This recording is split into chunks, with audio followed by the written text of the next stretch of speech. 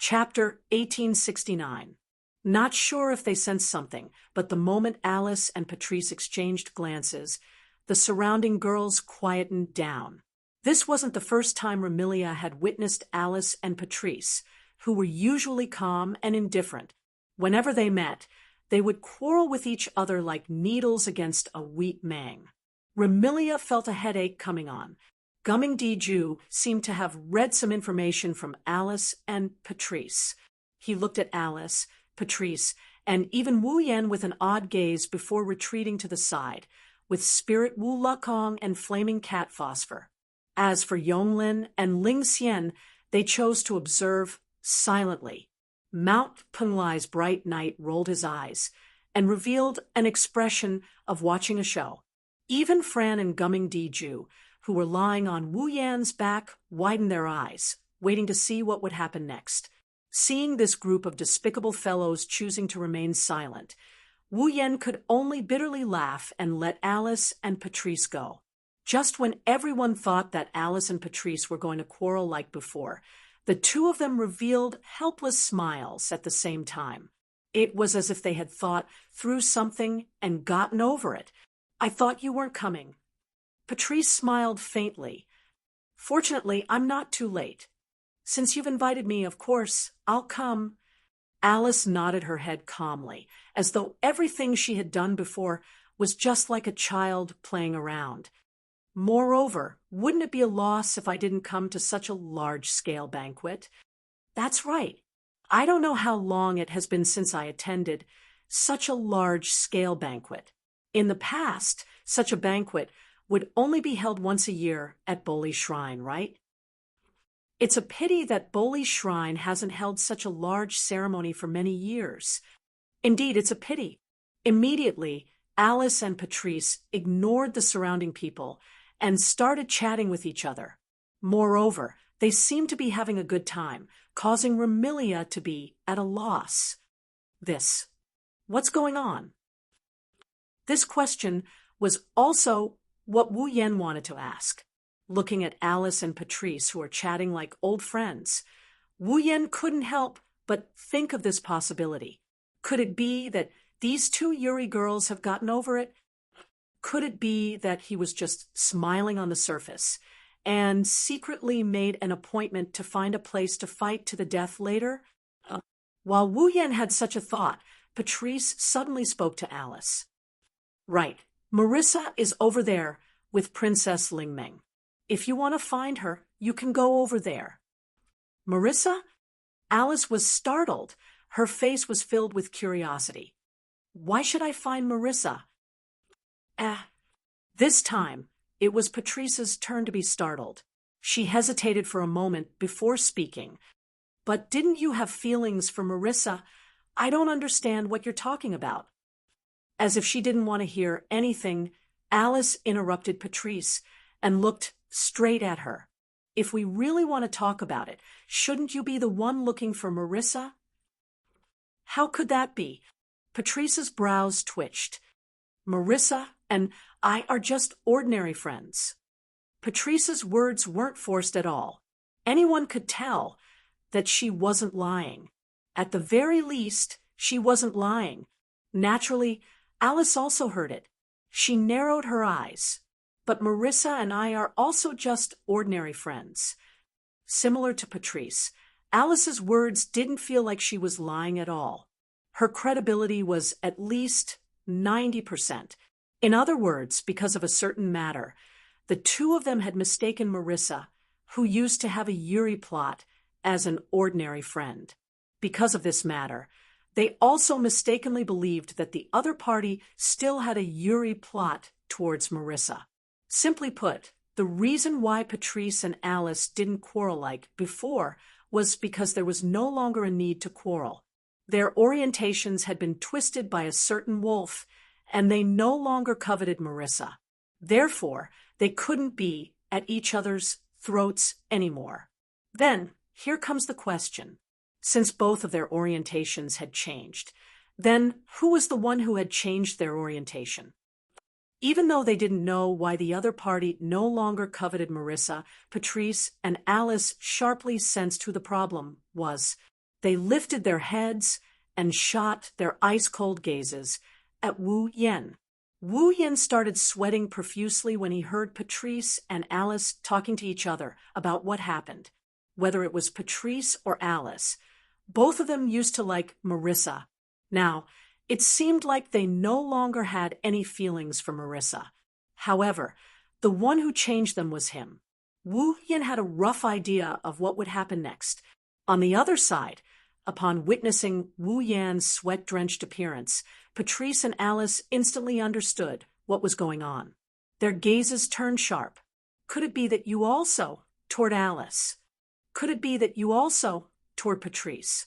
These two sentences came out of Patrice and Alice's mouth at almost the same time.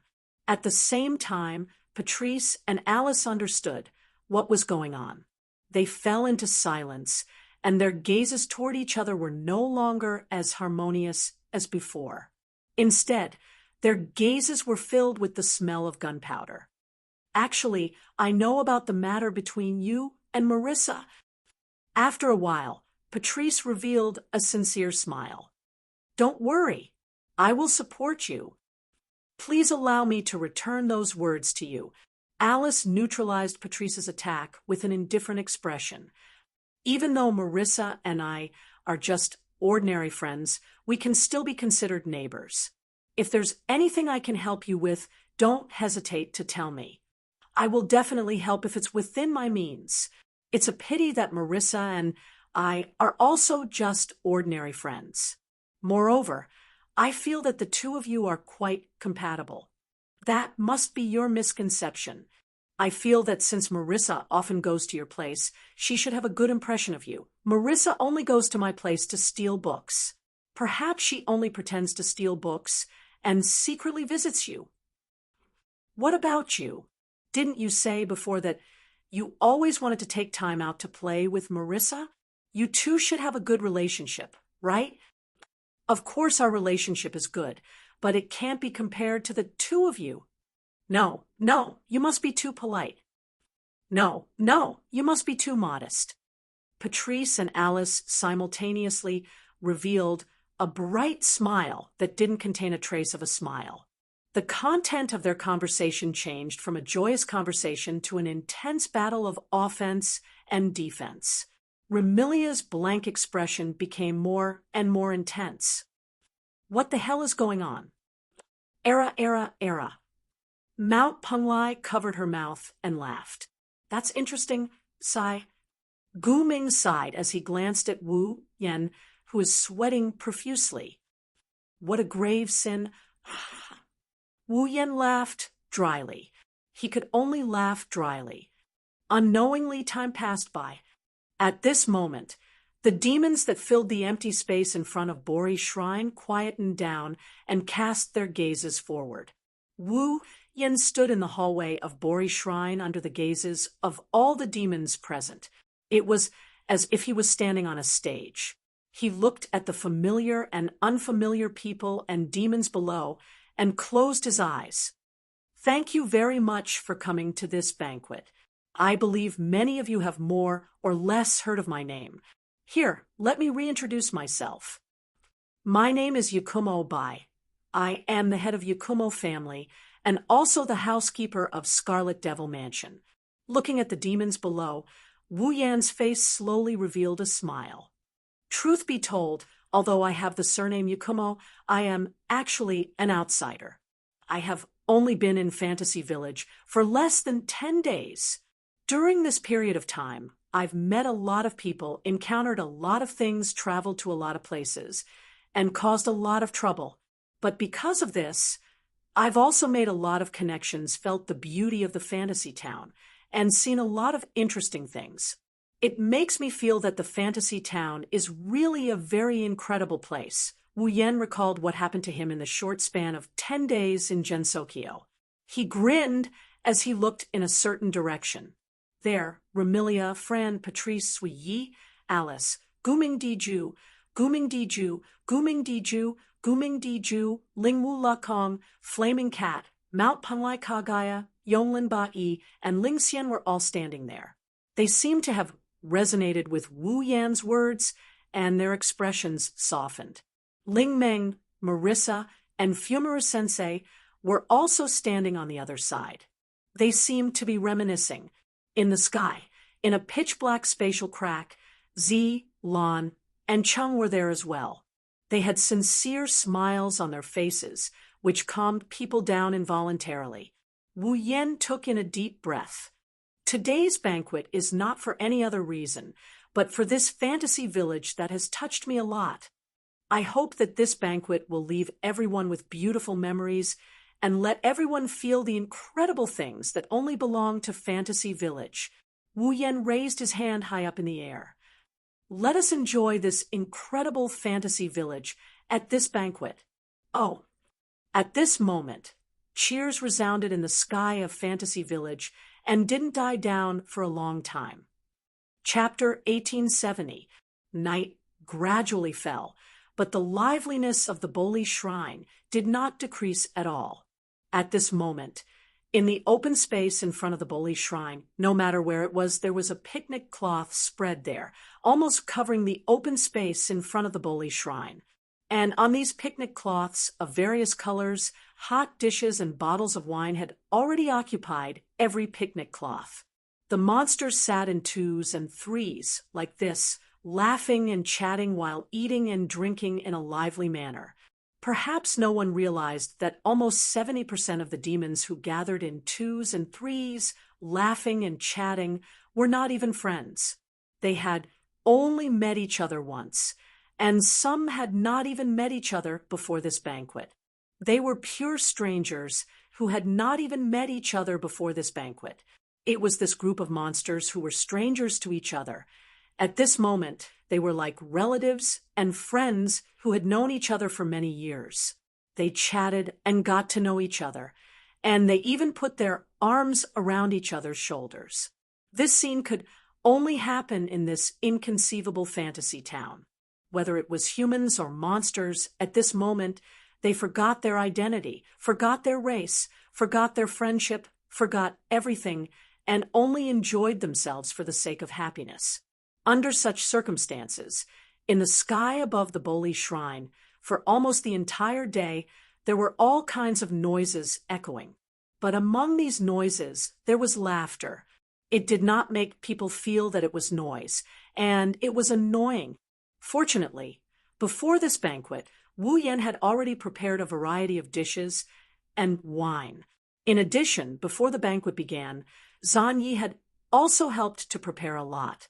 Even though there were many monsters who came to the banquet, there was always enough food, and it did not dampen everyone's spirits. Of course, no matter how abundant it was, even if food was provided infinitely, the stomachs of the people who came to the banquet were limited. Even the monsters with special physiques were the same. Thus, when night fell, the sky turned dark. In the open space in front of the Boli Shrine, there were already many monsters with bitter faces. They held their big bellies and looked like they could not take it anymore. And those who were laughing and chatting with those who were full, but still had energy to spare, simply stood up. He allowed them to rest as he walked towards the tablecloths below. He continued to drink in big gulps and laughed loudly. He was having a great time. In addition to food, drinking was also a problem. They had been drinking since the morning, and by noon, many of them had already collapsed to the ground with flushed faces. They even burped from time to time, as if they were in a drunken stupor. There was even a silly smile on their faces. Those who were still awake continued to play, from noon until late at night. Some people who woke up in the middle of the night continued to drink, and naturally they were going to faint anyway, so they might as well just get drunk. In this place, some people liked the atmosphere of drinking, some people liked to be drunk, some people just kept drinking, some people simply lay down on the ground and fell into a deep sleep. Wu Yan had already prepared for all of this before the banquet began. Moreover, in every banquet, there were bound to be people drunk all over the ground, and the way to deal with it had already been decided long ago. Thus, under Wu Yan's guidance, every time a drunk person passes out, The Yoshi maids of Scarlet Devil Mansion would bring thick clothes or blankets and cover the drunk person or monster on the ground. Then, they would let the drunk person go to sleep. In any case, most of the people who came to the banquet were monsters, and it was impossible for them to catch a cold or have a fever from sleeping on the ground for a night, right? Just like this. The banquet was still lively. Sitting in a corner, Wu Yan held a wine plate full of wine in his hand and took small sips as he looked around. Oh, come, continue drinking. Lying on Wu Yan's left were Remilia and Guming Dijua. These two girls were at odds from the beginning, as if they wanted to continue the battle that day, and kept drinking, and in the end, naturally they fell there drunk and could not get up again. Big Brother. On Wu Yan's right, Furan and Guming Dijua were also lying down, sleeping very comfortably with faint smiles on their faces. Unlike her elder sister, these two girls were only tired because they had been running around the banquet hall all day. I won't lose. Look at my power. On the side, Patrice and Alice also laid down, looking at their flushed faces. It seems like they drank quite a bit as well. Moreover, they were also competing, even more so than Remilia and Guming Dijua. As for Spirit Crow Lu Kong and Flame Cat Lin, they were also unable to bear the effects of the alcohol and had been lying down since noon, sleeping soundly until now. Only Sakuya was left alone, looking at the drunk eldest miss, the tired second miss, and the drunk Patrice. He had a conflicted expression. He seemed to want to bid farewell to his mistress and return home to rest. But before he could say anything, he was pulled away by Marissa and Sensei Marumi. Right now, Zuiyi is still being persuaded to drink by Princess Lingmeng, Marissa, and Fumaru. Looking at his swaying appearance, he should not be drunk for long. Sigh. Wu Yan helplessly shook his head as he looked at this pitiful scene.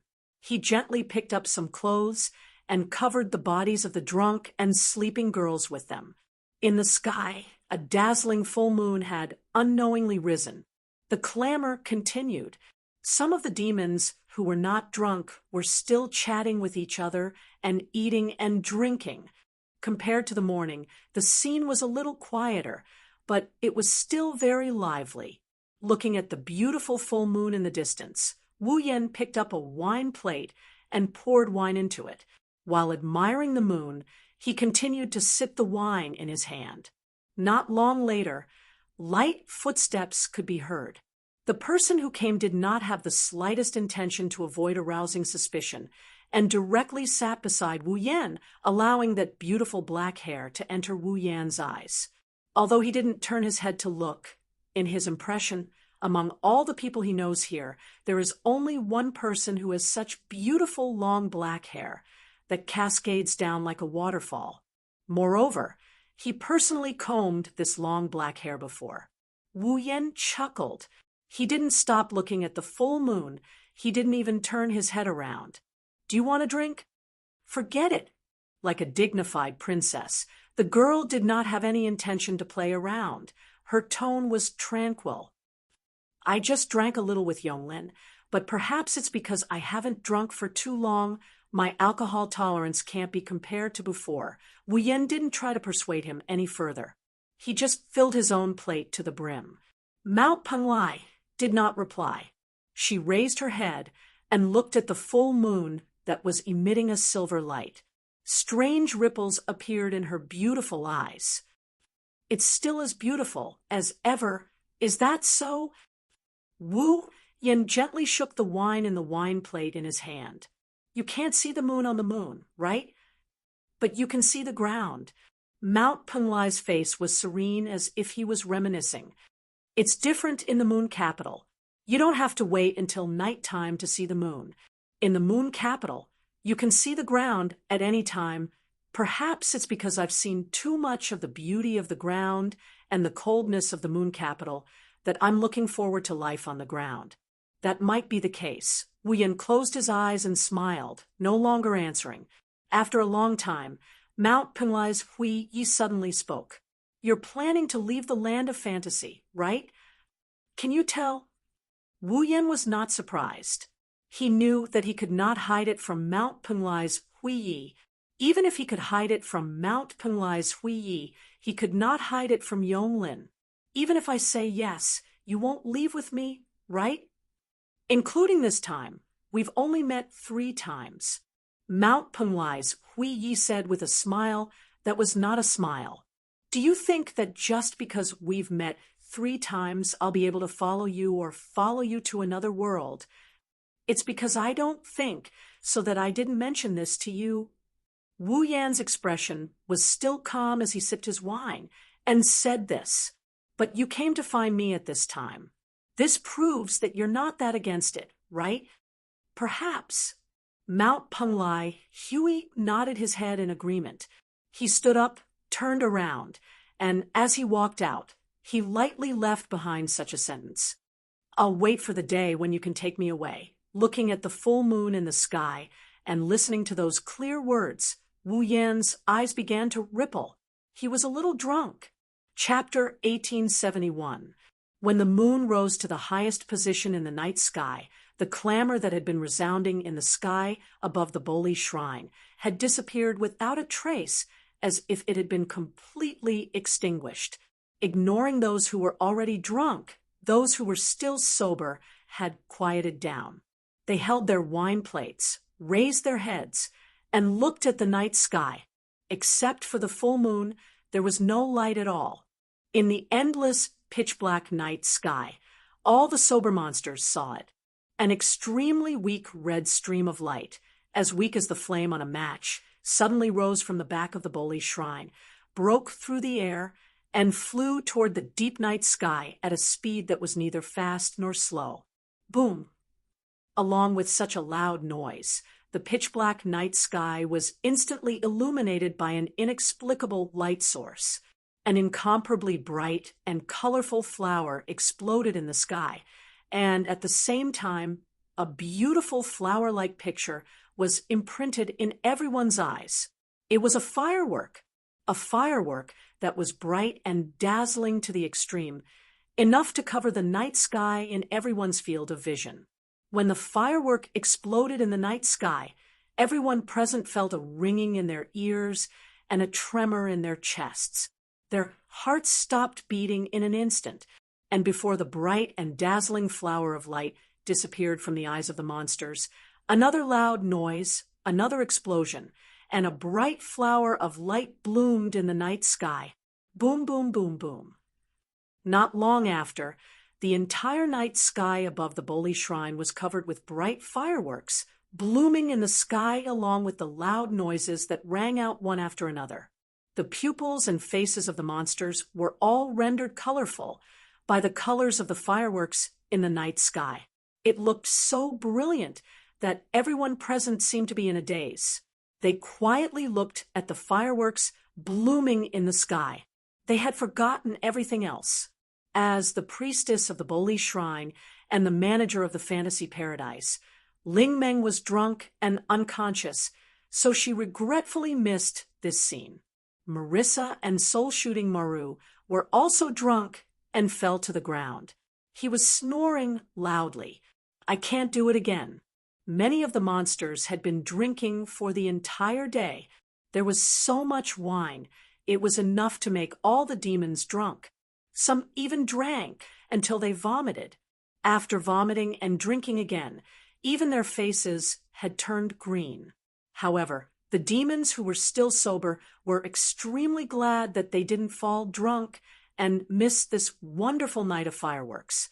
These fireworks were also the signal that announced the end of the banquet. At some point in time, the fireworks ended.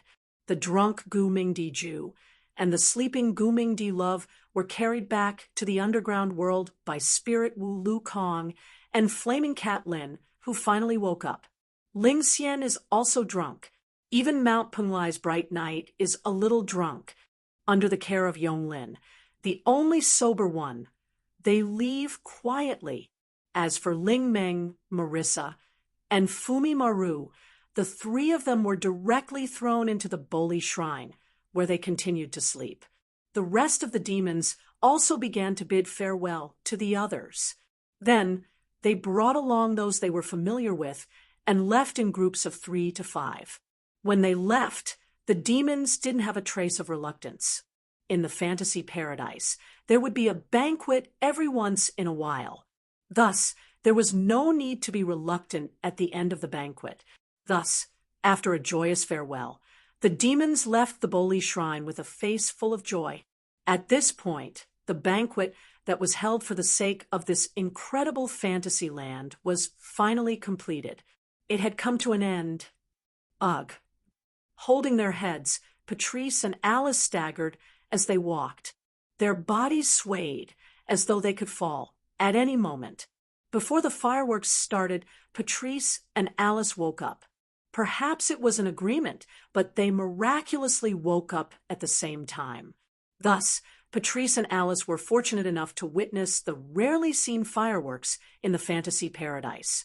However, even after waking up, the hangover headache still affected Patrice and Alice. The two of them could barely walk and couldn't fly as they trudged forward step by step.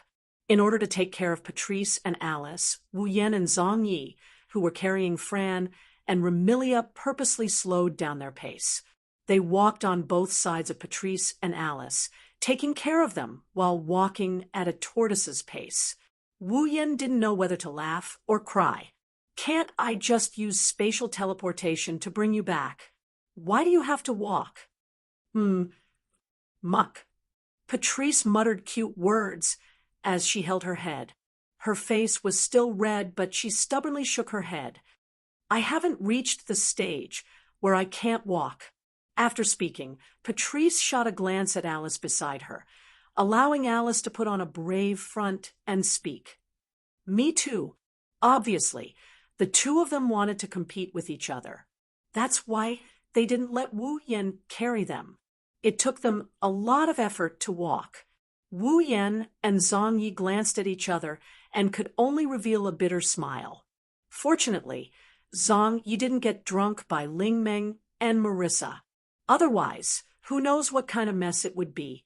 Looking at Patrice and Alice wobbling as they walk, Wu Ye's delicate face is flushed red. Wu Yan thought for a bit before he spoke up. "Let's go." "Oh, right, let me tell you something." Alice and Sakuya looked at Wu Yan in confusion. Patrice rolled her eyes at Wu Yan, which is a rare sight to see. "Don't tell me you're going to consume some troublesome medicine to obtain someone's blood and destroy their home?" "Blood." Alice knitted her brows in confusion. However, Wu Yan, Patrice, and Zhang Yi didn't explain anything to her, because Wu Yan's next sentence caused everyone's heart to tremble. It should be the opposite. Wu Yan looked ahead and didn't look at Patrice, Alice, and Zhang Yi's expressions. "I have found the 5 drops of blood essence with mystical powers. It is time to leave Fantasyland." "Leave Fantasyland." Patrice, Alice, and Zhang Yi stopped in their tracks. Wu Yan also stopped in his tracks, but didn't look at the girls' expressions. He looked ahead, as though he didn't want to see a trace of sadness on their faces. On the other hand, Patrice, Alice, and Zhou Ye's expressions were constantly changing. Their emotions were fluctuating up and down. None of them said a word, causing the scene to become strangely silent. Phew. In the end, it was Patrice who returned to her usual self and nodded nonchalantly. "Are you coming back?" Alice and Raven Knight didn't say anything, but both of them became alert in an instant. Under the gazes of the 3 girls, Wu Yan nodded his head with an unquestionable attitude. "Of course." Then, Zhang Yi hesitated for a moment before asking, "How long will Lord Bai be away?" "I'm not sure." Wu Yan shook his head, "But it won't exceed a year. I will definitely return within a year." Penglai Mountain's bright night was Wu Yan's summon. Since Penglai Mountain's bright night didn't follow Wu Yan to the Spalier world and chose to stay in this world, the time in this world wouldn't be completely frozen. Instead, it would be 100 times slower than the time in Wu Yan's world. No matter how long Wu Yan spent in another world, the barrier in Fantasyland would disappear after a year. At that time, Wu Yan wouldn't just sit by and watch. He would definitely return to Fantasyland. Therefore, a year was the longest time limit. A year? Patrice, Alice, and Zhang Yi heaved a sigh of relief. A year wasn't too long for Patrice, who had lived for at least 100 years, and Alice, who had a long lifespan. As for Zhang Yi, he was an ordinary human and didn't have as long a lifespan as Alice and Patrice. However, a year wasn't considered long in a human's lifespan. Therefore, a year wasn't something he couldn't accept. Seeing the three girls heaving a sigh of relief, Wu Yan also heaved a sigh of relief. Patchouli, Alice, and Bei were happy that he didn't make them sad. Chapter 1872. Fantasy Village, Red Devil Mansion. Passing through the long corridor of the Red Devil Mansion that was surrounded by bright red without many windows, Ruo Yi came to the front of a staircase. Ruo Yi directly climbed up the stairs, walked out of the Red Devil Mansion, and came to the roof of the Red Devil Mansion. Ding dong, ding dong, ding dong, ding dong, ding dong. Just as she reached the roof, before the night wind could blow on Ruo Yi's body, the high bell tower that belonged to the Red Devil Mansion sounded midnight, representing the passing of a day and the arrival of a new day. The pleasant sound of the bell mixed with the sound of the wind and spread in all directions. Only then did the slightly cold night wind gently blow on Ruo Yi's body, causing her bright silver hair to flutter. The skirt of the maid dress also rose and fell with the arrival of the wind, and the corners of the skirt swayed in a beautiful circle. This scene could not be described as not beautiful. At this moment, the soul-stirring beauty Ruo Yi reached out her hand and casually pushed the hair that fluttered up and down in front of her eyes behind her ear. She raised her eyes and looked forward. There, after coming to the Red Devil Mansion, he had been wearing a suit that could be used as both casual clothes and formal clothes. Wu Yan, who had changed into an ordinary black shirt, trousers, and a black coat, stood there with his back to Ruo Yi. As if he did not notice Ruo Yi's arrival, he looked into the distance.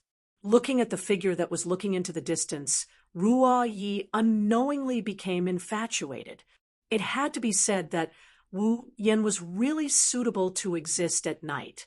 This was not to say that Wu Yan's character was darker and shameful, but that Wu Yan's body emitted a deep and mysterious aura from time to time. Under the influence of the night, he was like the king of the night.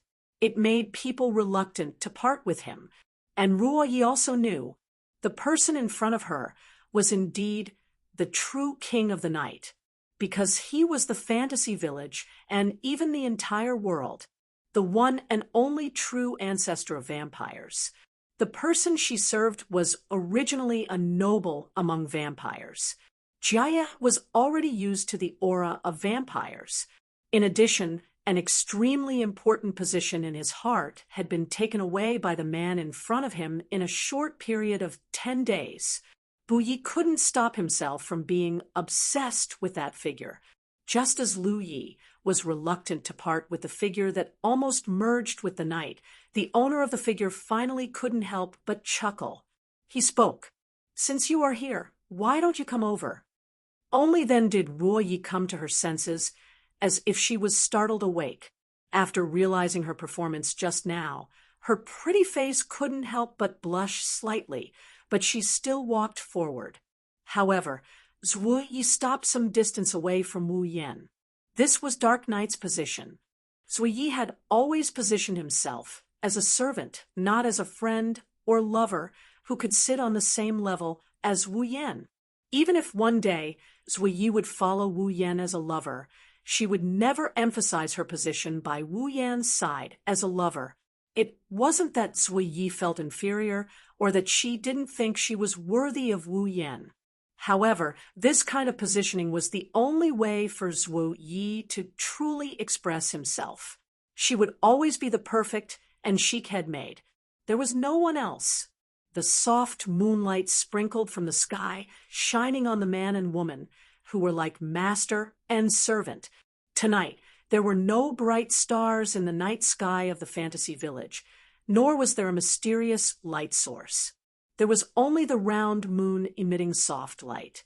The cool night breeze was like a cold breath drilling into the noses of Wu Yan and Zuo Yi, but both of them were staring at the night scene in front of them.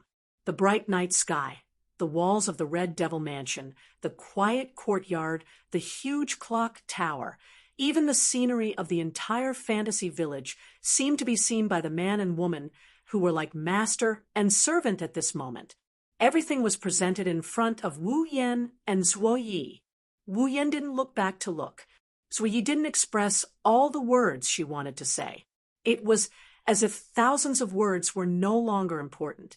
On this night of parting, Zuo Yi spat out these words. "Don't you want to tell Miss and Miss?" With Remilia's current good impression of Wu Yan, if she knew that Wu Yan left without saying goodbye, she would definitely be furious or even depressed for a while. According to Wu Yan himself, this time he wouldn't take Fran with him. In other words, Wu Yan would let Fran stay by Remilia's side. Otherwise, if her most important brother and sister left at the same time, Remilia wouldn't be sitting in the Red Devil Mansion. It was more likely that she would cause a ruckus in the fantasy village and look for Wu Yan and Fran. In any case, Penglai Mountain's Hui Yi was also here and couldn't be taken away. Letting Fran stay might not be a bad choice. But at the same time, if she knew that Wu Yan left without saying goodbye, wouldn't Fran cause a huge ruckus? Those two girls definitely won't let me go so easily. Wu Yan sighed faintly. I will be back in a year. It's not like I won't come back. Before I leave, I don't want those two girls to be too sad. Ji Yi was silent for a short while before he spoke again. Then what about Miss Patrice and Miss Alice? Don't you want to say goodbye to them before leaving? What about Miss Ling Meng and Miss Marissa? What about Lord Bai's friends in Earth Spirit Hall? Don't you plan on informing them? Since I don't plan on telling those two girls, I naturally can't favor one and discriminate against the other. Otherwise, Remy and Fran will definitely feel unbalanced. Wu Yan couldn't help but smile. So I'll have to trouble you to inform them. Yes. Zuo Yi thought for a while before nodding. Zuo Yi understands. After saying this, there was another indescribable silence. It wasn't that Wu Yan had nothing to say to Zuo Yi, nor that Zuo Yi didn't want to say anything to Wu Yan. It was just that the two of them had the same thought.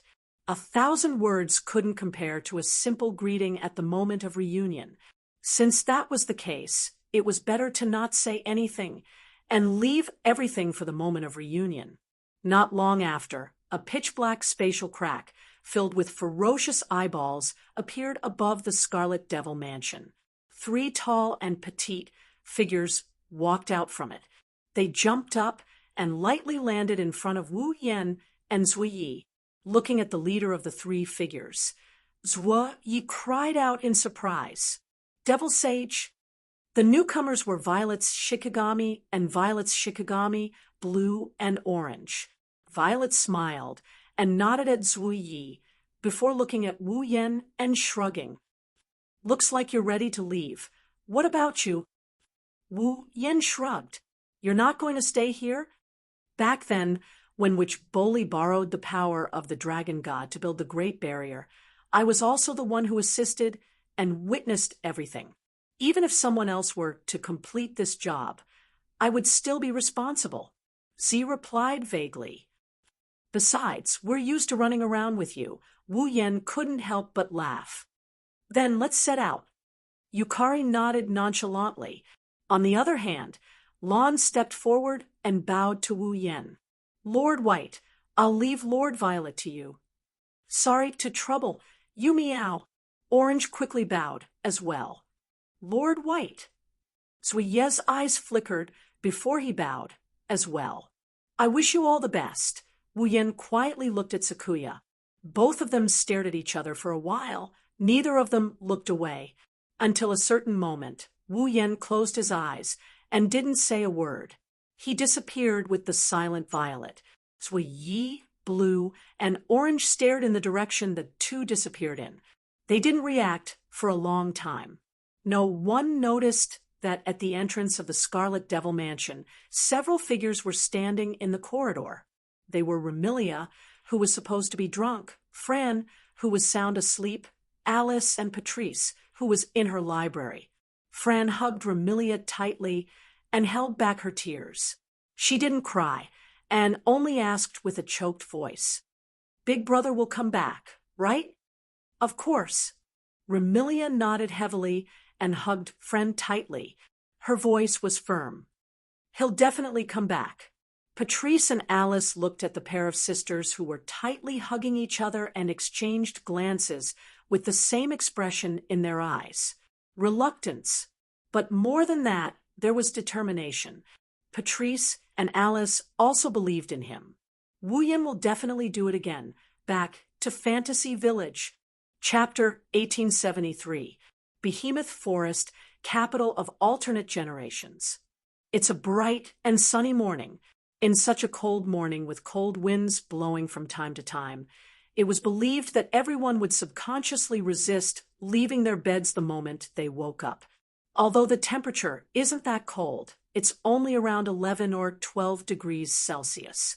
In such a temperature, ordinary people might have to wear some clothes to resist the cold before they could walk outside.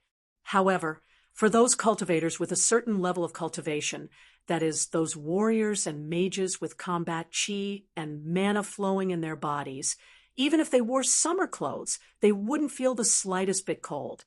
After all, when fighting aura and magic power flowed through the body of the user to a certain extent, they would provide some protection to the body.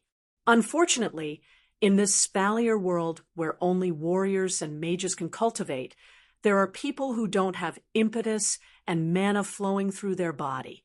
They aren't warriors or mages, but they have power that ordinary warriors and mages can't match. Thus, all of them gathered in the mystical capital of a different generation. The barrier of the capital of alternate generations would provide a certain level of protection to the city within. For example, the barrier allows the capital of alternate generations to maintain a relatively warm temperature. It allows the temperature in the capital of alternate generations to not fluctuate too much. If the sun is too strong, the light will be controlled to a suitable range. But 11 or 12 degrees Celsius isn't that cold. Therefore, the barrier covering the entire capital of otherworldly beings didn't undergo much adjustment, causing the entire capital of otherworldly beings to be filled with a chilly air. Under such circumstances, the Misaka sisters who came to the streets put on their autumn clothes and went out to continue their lives in the capital of otherworldly beings. Of course, in this relatively cold weather, the weather was very cold. In the morning, many of the Misaka sisters chose to lie in their beds and didn't want to come out. It's the same phenomenon. It's also happening in the heart of alternate generations. While the rest of the girls were still on the roof of the heart of alternate generations undergoing their transformations. In the heart of alternate generations, only a handful of 4 girls who had completed their transformation could move. The president of the student council of the White Emperor College from the world of the whirlwind butler, Gue Chuju, hailing from the world of magical porn, Tokuwadai's electric princess, Miss Saka Mikoto. It came from the world of heavenly objects, the strongest strategic angel in history, Ikaros. There was also Astrea, the all-purpose angel, who came from the world of heavenly object. It was these 4 girls who could be said to be famous to a certain extent, but at this time, their actions were quite shocking. A certain president, whose swordsmanship had already reached the level of a god, was half awake and half asleep. He wrapped himself in a blanket like a dumpling, vexed because he didn't know where to find autumn clothes to wear.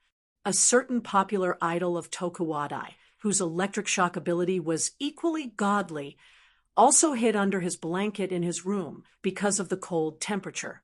Like a tortoise, he refused to come out for a long time. A certain natural all-purpose angel, who wasn't afraid of the cold, sat on the bed in her room. The ahogue on her head swayed back and forth as she stared blankly at the sky outside the window. No one knew what she was thinking. As for the last one, a certain glutton who could never be full, she was the only one who came out of her room in the heart of alternate generations and came to the living room. However, the king of gluttony, who could never be full, indicated that he was also distressed, because she was squatting in a corner of the living room with her hands on her knees, staring at a square object in front of her. She pouted, and her delicate body was trembling. In the living room, there was a fridge used by Wu Yan and the girls to store drinks, desserts, and snacks. Now, Astrea was squatting there, staring at the open fridge. Her eyes were filled with struggle. Taking a closer look, the usual drinks, desserts, and snacks in the fridge had all been used up. Only a round object was left, sitting alone in the fridge. A watermelon. A very ordinary watermelon. This ordinary watermelon was the only thing left in the fridge. Astrea was starving, so she ran out of her room to look for something to eat. When she opened the fridge and saw the watermelon, her eyes were glued to it. Her eyes were filled with desire and struggle as she stared at the watermelon. Astrea's delicate body trembled. Even her lips were trembling. Can I eat it? At first glance, it sounded like nonsense. But if someone in the know knew about this, they would be shocked that the glutton Astrea was able to resist eating the food placed in front of her when she was hungry. By the time they realized what was going on, they would have a look of understanding on their face. There was no other reason. This watermelon is Ikaro's favorite. Ikaros has a strange hobby. She likes watermelons. It's not because she likes the taste. It's also not because she likes its existence. It's just because she likes the round watermelon. The watermelon in front of her was placed in the fridge last night because Ikaros didn't want it to rot. Now, it's the thing that Astrea is struggling with. Eat it. Ikaros is bound to get angry. And when she gets angry, other than Wu Yan, no one can stop her. She might even go on a rampage and destroy the gen's heart. Don't eat it? But Astrea is hungry. Unconsciously, Astrea reached out her trembling hand towards the watermelon in the fridge. Just as she was about to touch the watermelon, she pulled her hand back as if she was frightened. She shook her head vigorously. No, I can't. Ikaro-senpai will kill me. Astrea tried to close the fridge after she said that. But rumble, a drawn-out voice came from Astrea's stomach. Astrea's resolute expression crumbled. She looked at Watermelon with teary eyes. She seemed to be wavering. If it's just a whiff, it should be fine, right? Astrea gulped. She didn't think about the taste of the watermelon. She slowly reached her trembling hand towards the fridge. Just as she was about to touch the watermelon, the image of Ikaros entering Sky Empress mode, after knowing her watermelon was destroyed, surfaced in Astrea's mind. She couldn't help but twitch a little. No, I can't. I'll die. I'll definitely die. Astrea couldn't control her body anymore.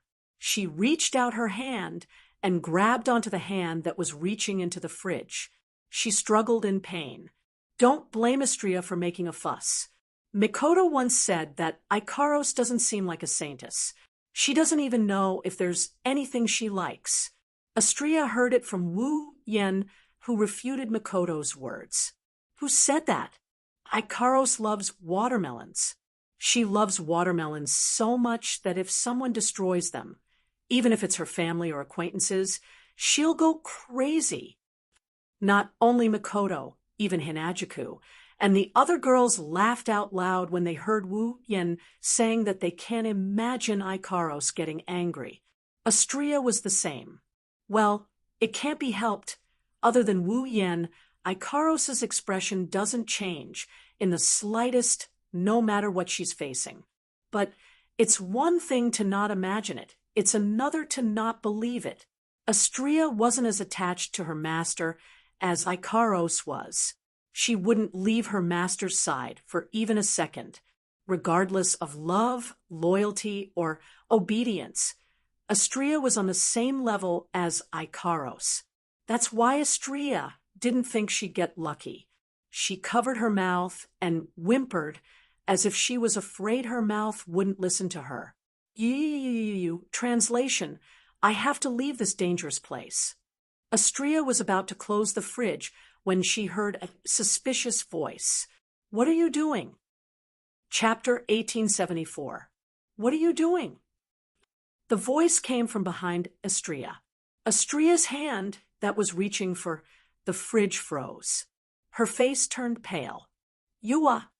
As expected, Astrea, who thought she was captured, let out a sorrowful cry. The pure white wings on her back flapped, and she fell to the ground like she was paralyzed. But before Astrea could fall to the ground, a hand reached out from the side and wrapped around Astrea's slender waist. After that, the voice that was filled with doubt earlier was now filled with helplessness. What the hell are you doing?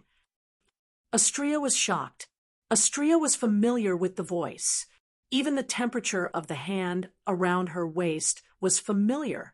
Astrea recognized the owner of the hand. Astrea raised her head in fear. She saw a pair of wine-red eyes filled with helplessness and helplessness. A face she would never forget. Astrea's pale face was replaced with joy. Master, do you still remember that I am your master? Wu Yin said in an annoyed tone. You looked like you saw a ghost when you heard my voice. I thought you didn't recognize me anymore. Then, Wu Yin helped Astrea up so that she wouldn't fall down again. Then, he let go of Astrea.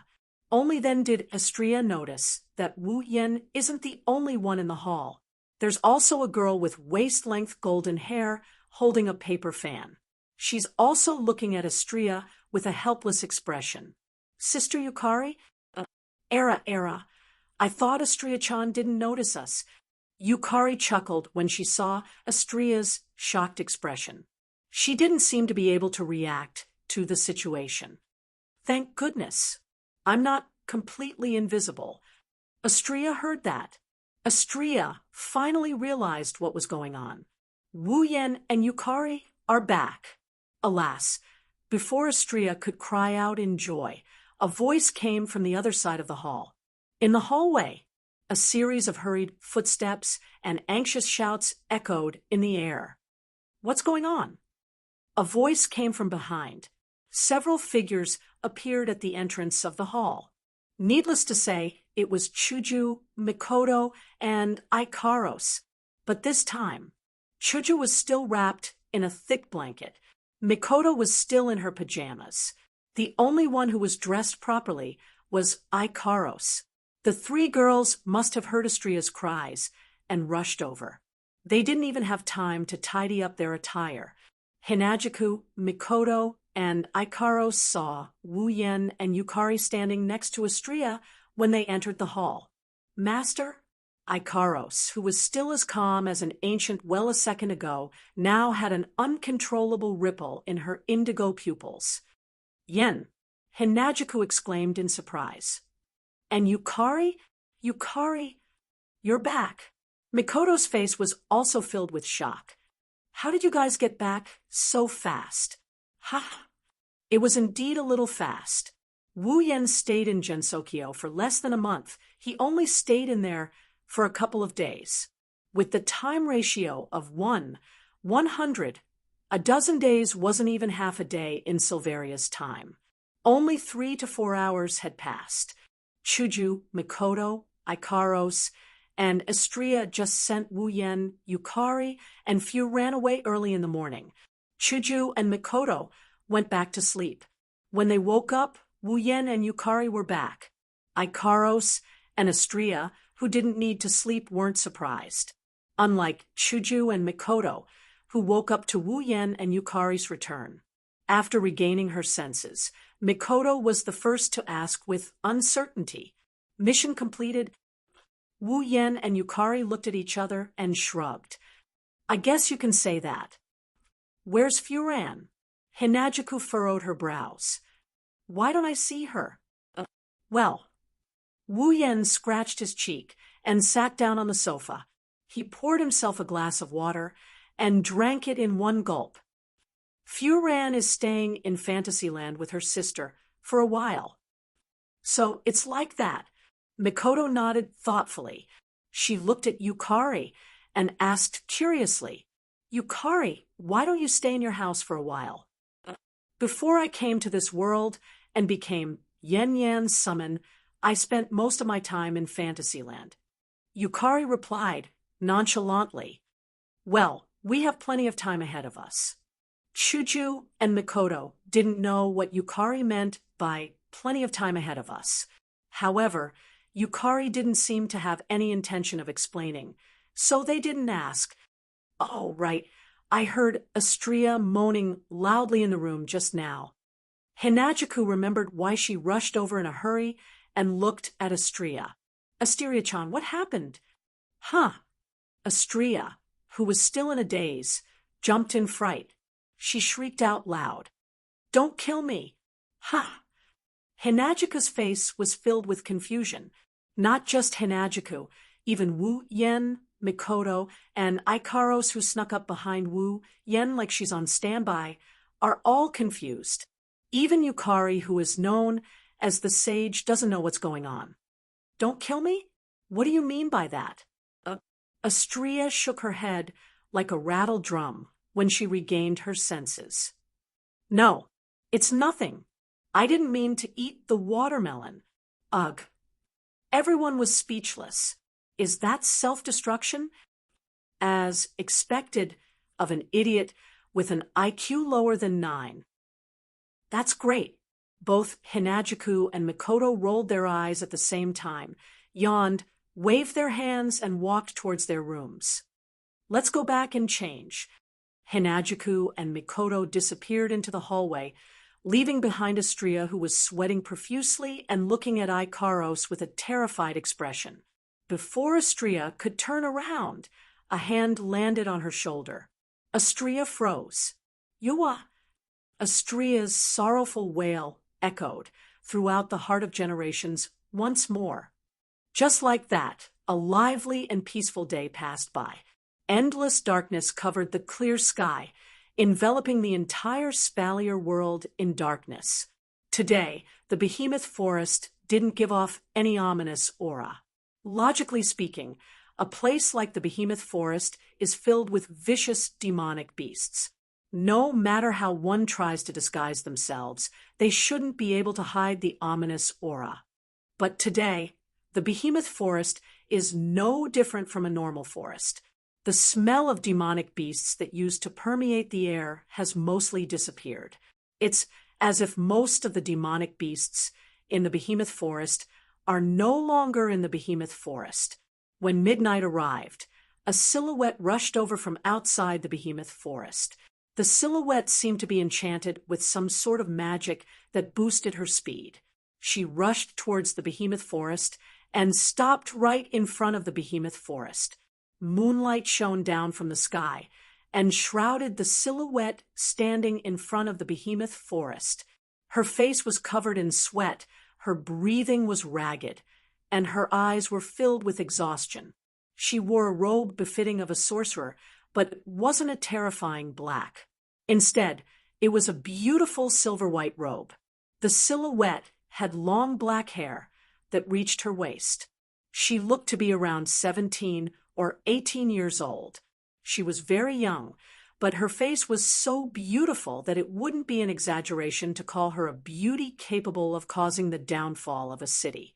If Wu Yan and the other girls were here, they would definitely recognize this girl. Meililu? Lori, the only daughter of the Ailu Empire's #1 family, the Lori family. It's Lulu, the girl who is still studying at the Spalier World Academy. However, on Lulu's delicate face, there was not only a strong sense of anxiety, but also a great sense of fear. I must find him quickly. Raising her eyes and looking at the eerily silent forest, Lulu mustered her courage, wiped her sweat and tears, and without hesitation rushed into this dangerous place. Chapter 1875. Behemoth Forest. The lush green forest was shrouded in a layer of haze due to the darkness of the night. The shadows cast by the tall trees and bushes were the only things that could be seen. In these shadows, no one knew if there was a ferocious beast that ate human bodies hiding in them, and if anyone passed by, it would pounce out and bring them to hell. Therefore, even though most of the dangerous aura in the giant beast forest had disappeared for some unknown reason, the feeling of fear that came from the bottom of one's heart was still unavoidable. This caused the atmosphere to become a little tense. However, it was in this frightening and tense forest that a beautiful girl with pure white wings was flying at an extremely slow speed. She didn't rise into the air and just flew between the dense trees, sobbing as she flew. So scary. Aikaro-senpai is so scary when she's angry. It's Astrea who escaped from the capital of alternate generations to avoid Ikaros. The capital of alternate generations might be covered by Yukari's barrier, but it has a very human-like design, similar to the boundary between illusion and reality in Fantasy Village. Although the barrier covering the capital of alternate generations would not automatically attract monsters or whatnot, it could identify those who entered and left. As long as the barrier remembered the presence, it was not difficult to enter and exit the capital of alternate generations at will. Of course, only Wu Yen and the girls living in the heart of alternate generations have this privilege. The Misaka sisters don't have this privilege. After all, with the number of Misaka sisters and their unpredictable personalities, it wouldn't be strange for one or two of them to go missing at any time. It would be troublesome if that happened. That's why only Wu Yen and his summons can enter and leave the capital of alternate generations as they please. He didn't know what kind of torture Ikaros inflicted on Astrea. Astrea didn't look any different on the surface, but her crimson eyes flashed with fear from time to time. Astrea didn't dare to stop for a second. I wonder if Aikaro-senpai is still angry. She turned around. Astrea grumbled pitifully as she looked at the direction of the capital of alternate generations. I want to be with Master. I want to eat Master's cooking. While Astrea was hesitating on whether she should go back or not, in the forest not far away, some noises resounded in the air. Astrea looked at him with a confused expression. She was surprised. That's... Ha! Ha! Ha! Among the dense trees. On the ground, Lulu was drenched in sweat. She was panting as she ran. Her face was filled with anxiety. Behind Lulu, several magical beasts as large as elephants, some in the form of wolves, some in the form of dogs, and some in the form of elephants, were nimbly flitting through the trees, roaring as they chased after Lulu. Lulu turned around and saw the demonic beasts chasing after her. Her face turned even paler. It wasn't that Lulu was afraid of these magical beasts. These magical beasts looked terrifying, but they were only around the 5th or 6th order.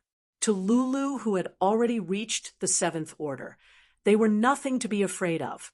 There are two reasons why Lulu's face turned pale. First, if these demonic beasts catch up to her, she might be able to defeat them, but she will waste a lot of time. As for Lulu, she didn't have much time to waste. As for the other reason, according to Lulu's knowledge, there shouldn't be many magic beasts left in the giant beasts forest. Most of the magic beasts that were left were rank 1, 2, and 3 magic beasts. Most of the magic beasts that were left were already gone. Rank 5 and 6 demonic beasts aren't that high, but there shouldn't be many left in the behemoth forest. Lulu didn't expect that she would be so unlucky to encounter these demonic beasts when she was in a hurry. Seeing that the demonic beasts were getting closer, Lulu gritted her teeth and turned around. Magical powers gushed out from her body, and a staff appeared in her hand. The gem on the tip of the staff lit up. Shortly after, a few huge icicles with a diameter of 2 meters fell from the sky and smashed onto the demonic beasts, who couldn't react in time. Boom! In a muffled sound, crimson blood flowed from the bottom of the huge icicles and stained the ground red. The few demonic beasts were smashed into minced meat. Oh! The rest of the magical beasts didn't even bother to pay attention to their dead brethren. They continued to charge forward without slowing down and quickly surrounded Lulu. Swish! In an instant, 2 of the demonic beasts that surrounded Lulu couldn't wait any longer. They burst out and slashed their razor-sharp claws at Lulu. Clang! 2 ice walls suddenly rose from the ground. The claws of the 2 magic beasts didn't hit Lulu, who was behind the ice walls. Instead, they smashed into the ice walls with a burst of sparks, creating 2 huge holes in the thick ice walls. Lulu's gaze was fixed on the 2 magic beasts in front of her. Her lips were still biting hard as she circulated the magic power in her body to the extreme. The ice blue magic power was like a mist that wrapped around Lulu's body. Roar! Just as Lulu was about to end the battle cleanly, a loud roar echoed in the forest. Upon hearing the roar, Lulu sulked and lifted her head abruptly. On top of a huge tree in front of them, a huge black shadow was standing there, roaring angrily. It was a tiger-shaped demonic beast. To be exact, it should be described as a tiger-shaped demonic beast that walked on 2 legs like a human. The tiger-shaped demonic beast stood on a branch of the tree. It exuded an aura that was much stronger than all the other demonic beasts on the scene. The surrounding air rippled and split apart like waves. Lulu's face finally revealed a look of shock. That was actually a Class 7 demonic beast. Even though Lulu had advanced to Class 7, Lulu had only just advanced. She was level 60 and was the weakest among Class 7 demonic beasts. Even though this Class 7 demonic beast was also at level 60, it was generally impossible for humans to defeat demonic beasts of the same level due to its powerful physical capabilities and magical powers that were much stronger than humans of the same level. Furthermore, Lulu clearly sensed the aura emanating from the tiger-shaped demonic beast. This tiger-shaped demonic beast definitely wasn't just Class 7. It was at least Class 7 intermediate. Roar! The tiger-shaped demonic beast abruptly roared and stomped its feet. The branches and trees under its feet were instantly crushed by the huge impact. The tiger-shaped demonic beast burst forward and stretched out its sharp claws, aiming for Lulu's heart without hesitation. But Lulu didn't dare to be negligent. She hurriedly waved the staff in her hand, and a gust of cold air gushed in from all directions and condensed into a tiger-shaped demonic beast that was exactly the same as the tiger-shaped demonic beast. The Ice Tiger Man bent his claws, and a rich white magical power emerged on the sharp claws. Finally, all of the white magical power gathered on the sharp claws, and with traces of ice-cold air, he directly attacked the Tiger Man. Clang! In the sound of metal clashing, Lulu's ice tiger-shaped demonic beast trembled. In less than a second, the ice tiger-shaped demonic beast's claws shattered into pieces. Boom! In the end, even the Ice Tiger Man exploded into ice shards under the attack of the Tiger Man magical beast. The tiger-shaped demonic beast's claws continued to reach for Lulu. Swish! Just when Lulu's face was filled with horror and despair, an air-piercing sound suddenly resounded in the forest. A streak of light flitted past every demonic beast at the scene, including the tiger-shaped demonic beast. Poochie! Lulu only saw a blur in front of her eyes. Then, one by one, blood blossomed on the bodies of the demonic beasts. All the demonic beasts at the scene were slashed into two halves, including the Class 7 demonic beast that almost killed Lulu. Lulu didn't have time to react, and all the demonic beasts at the scene were slashed into two halves. Then, a young lady with a pair of pure white wings and a laser sword in her hand appeared in Lulu's vision. Although she couldn't understand what had happened, Lulu recognized this angelic girl. She immediately revealed a look of ecstasy, and the taut strings in her head loosened. Lulu's vision turned black, and she fell to the ground. "Sister Lulu." This was the last sound Lulu heard before she lost consciousness. Chapter 1876.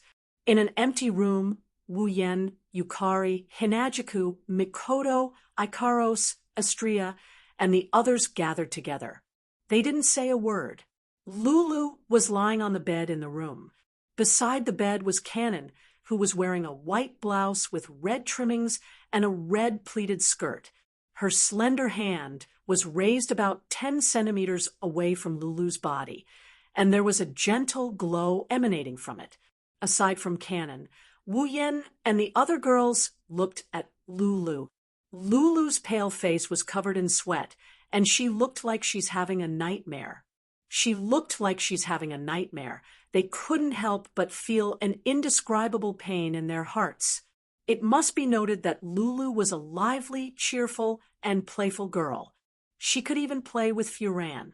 She was naive, romantic, and a little natural. A girl like this, in the past, in front of Wu Yen and Co., she would always act like a clown. She would always giggle and throw a tantrum. When has she ever laid on the bed with a pained expression on her face? Hinajiku and Mikoto, who were the closest to Lulu, couldn't help but bite their lips so hard that they almost bled. Astria couldn't bear to look at Lulu anymore. Even Yukari furrowed her brows. Even the other girls were in such a state. Wu Yen didn't know what to feel. Lulu is the first person Wu Yen met, and the first person he met in Silveria since he came to this world without any family or friends. Lulu's cheerful personality and the way she protected and cared for Wu Yen. Lulu's position in Wu Yan's heart was second only to the other girls. Wu Yen didn't say anything when he saw Lulu in such a state.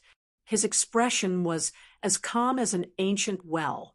She clenched her fists so tightly that her nails dug into her palms. Blood dripped out of her palms. In this heavy atmosphere, Kanon's treatment continued in an orderly manner. Until a certain moment, the gentle light on Kanon's palm dimmed. Kanon saw this. Shoujo, Mikoto, and Astria perked up.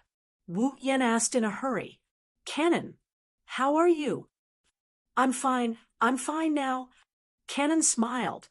She looked like a devout saint. She answered Wu Yan's question with a clear and gentle voice. "Actually, Lulu-san isn't injured at all." "Not injured?" Hinajiku, Mikoto, and Astria froze at the same time. "Not injured?" Wu Yen was also surprised by this. Then why did Lulu faint? Lulu-san fainted due to exhaustion and exhaustion of mana. She wasn't injured. Kanon shook her head.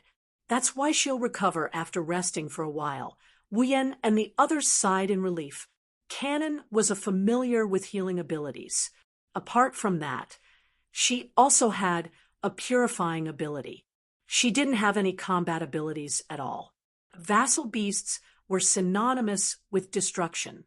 It was hard to imagine a vassal beast without any fighting prowess.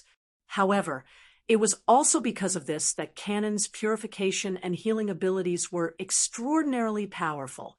In addition, due to her purification and healing abilities, Kanon also knew how to deal with foul energy such as curses and the physical condition of the target she needed to heal.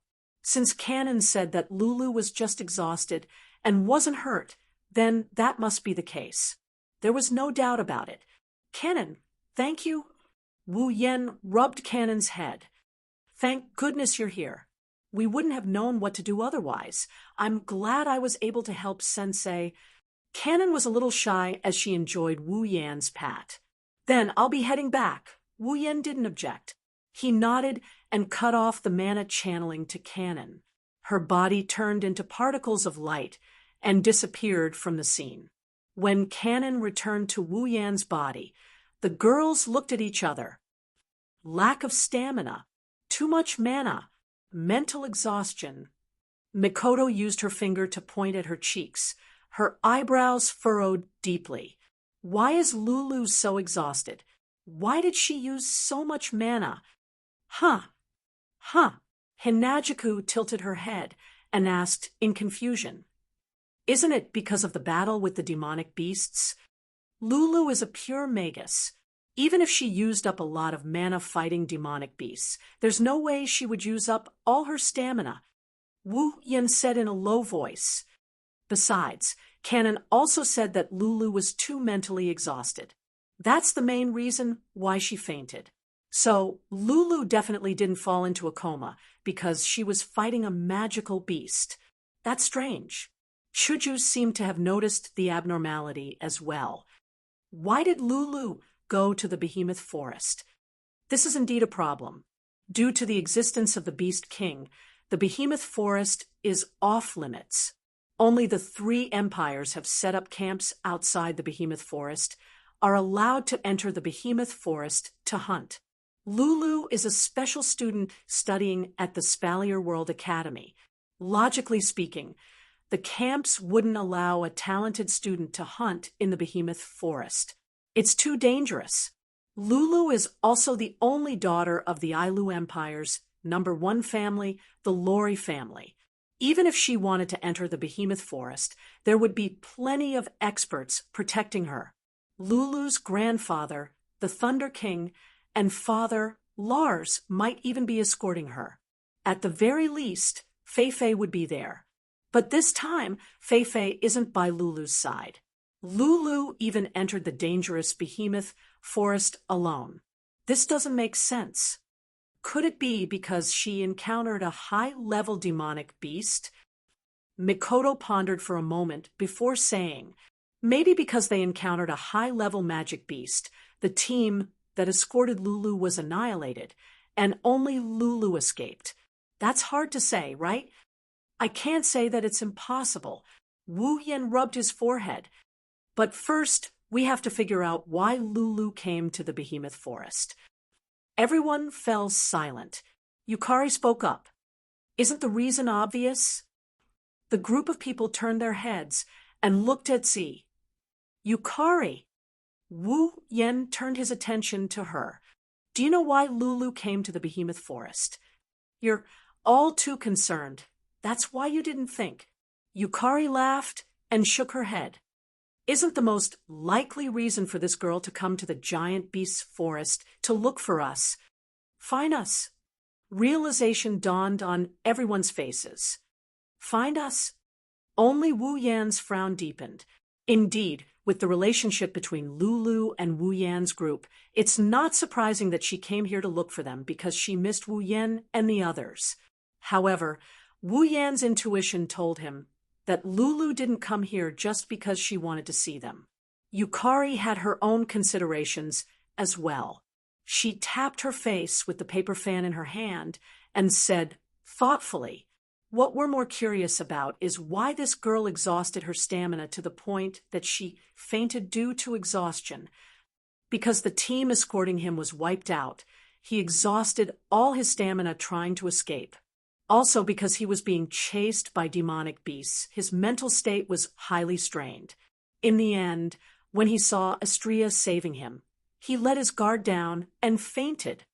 Mikoto suggested, "Isn't that the case?" "Is that so?" Violet said with a smile. She didn't deny it.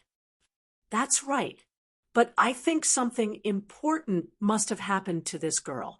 She rushed all the way to the Behemoth Forest to look for us. That's why she fainted due to exhaustion." Everyone present shuddered at the thought of this. Lulu, who was lying on the bed, suddenly moaned. Her eyelids trembled, and she slowly opened her eyes. Lulu, Wu Yan, and the others were overjoyed. They rushed forward. Lulu also saw Wu Yan and company. Her eyes, which were still a bit unfocused, focused, and then they turned red. Tears flowed down her cheeks as she stood up and threw herself at Wu Yan. Yan, what's wrong? Wu Yan and the others were shocked. What happened? Yan. Lulu hugged Wu Yan tightly. She cried as if she was hugging a life-saving straw. She shouted at the top of her lungs. The Ailu Empire is about to be destroyed. Chapter 1877. Time returned to the morning. In the Spalier world, there was an academy. It was the only academy in the Spalier world. It was founded by the Ailu, Baruba, and Fea empires. Since the academy was established by the three empires, it was located in the middle of the three empires. It was close to the giant beast forest, which occupied a corner of the three empires' borders. This academy was called the Spalier World Academy. Every youngster in the Spalier world yearned to enroll in the Spalier World Academy. It wasn't just because Silveria World Institute was the only institute in the entire Silveria world, nor was it because it was founded by the three empires. It was because the geniuses from all over the world were gathered in this institute, and they grew together. In other words, as long as you entered the Spalier World Academy, you would be hailed as a genius no matter where you went, even if you were just a normal student. Everyone in the Spalier world knew that no matter if you were born in one of the three empires or one of the 9 great houses, you couldn't be called a true genius no matter how talented you were. Only the students of the Spalier World Academy could be called a true genius. In addition, the Spalier World Academy was provided with cultivation resources by the three empires. It was the cradle of geniuses in the world. It was a holy land for cultivation. No one didn't yearn to enroll in the Spalier World Academy. Unfortunately, only the true geniuses could enroll in the Spalier World Academy. Mediocre people didn't even have the right to step through the gates. Looking down from the sky, the Spalier World Academy looked like a city. It was surrounded by tall walls. The entire Spalier World Academy was surrounded. At the center of the academy, the arena tower towered into the clouds. It was a magnificent sight. In the academy, the students were only responsible for cultivation. The teachers were responsible for teaching and cooperating with the academy's enforcement team. They were responsible for the safety and management of the academy, for a place as important as the Spalier World Academy. Naturally, there was no lack of guards at the door.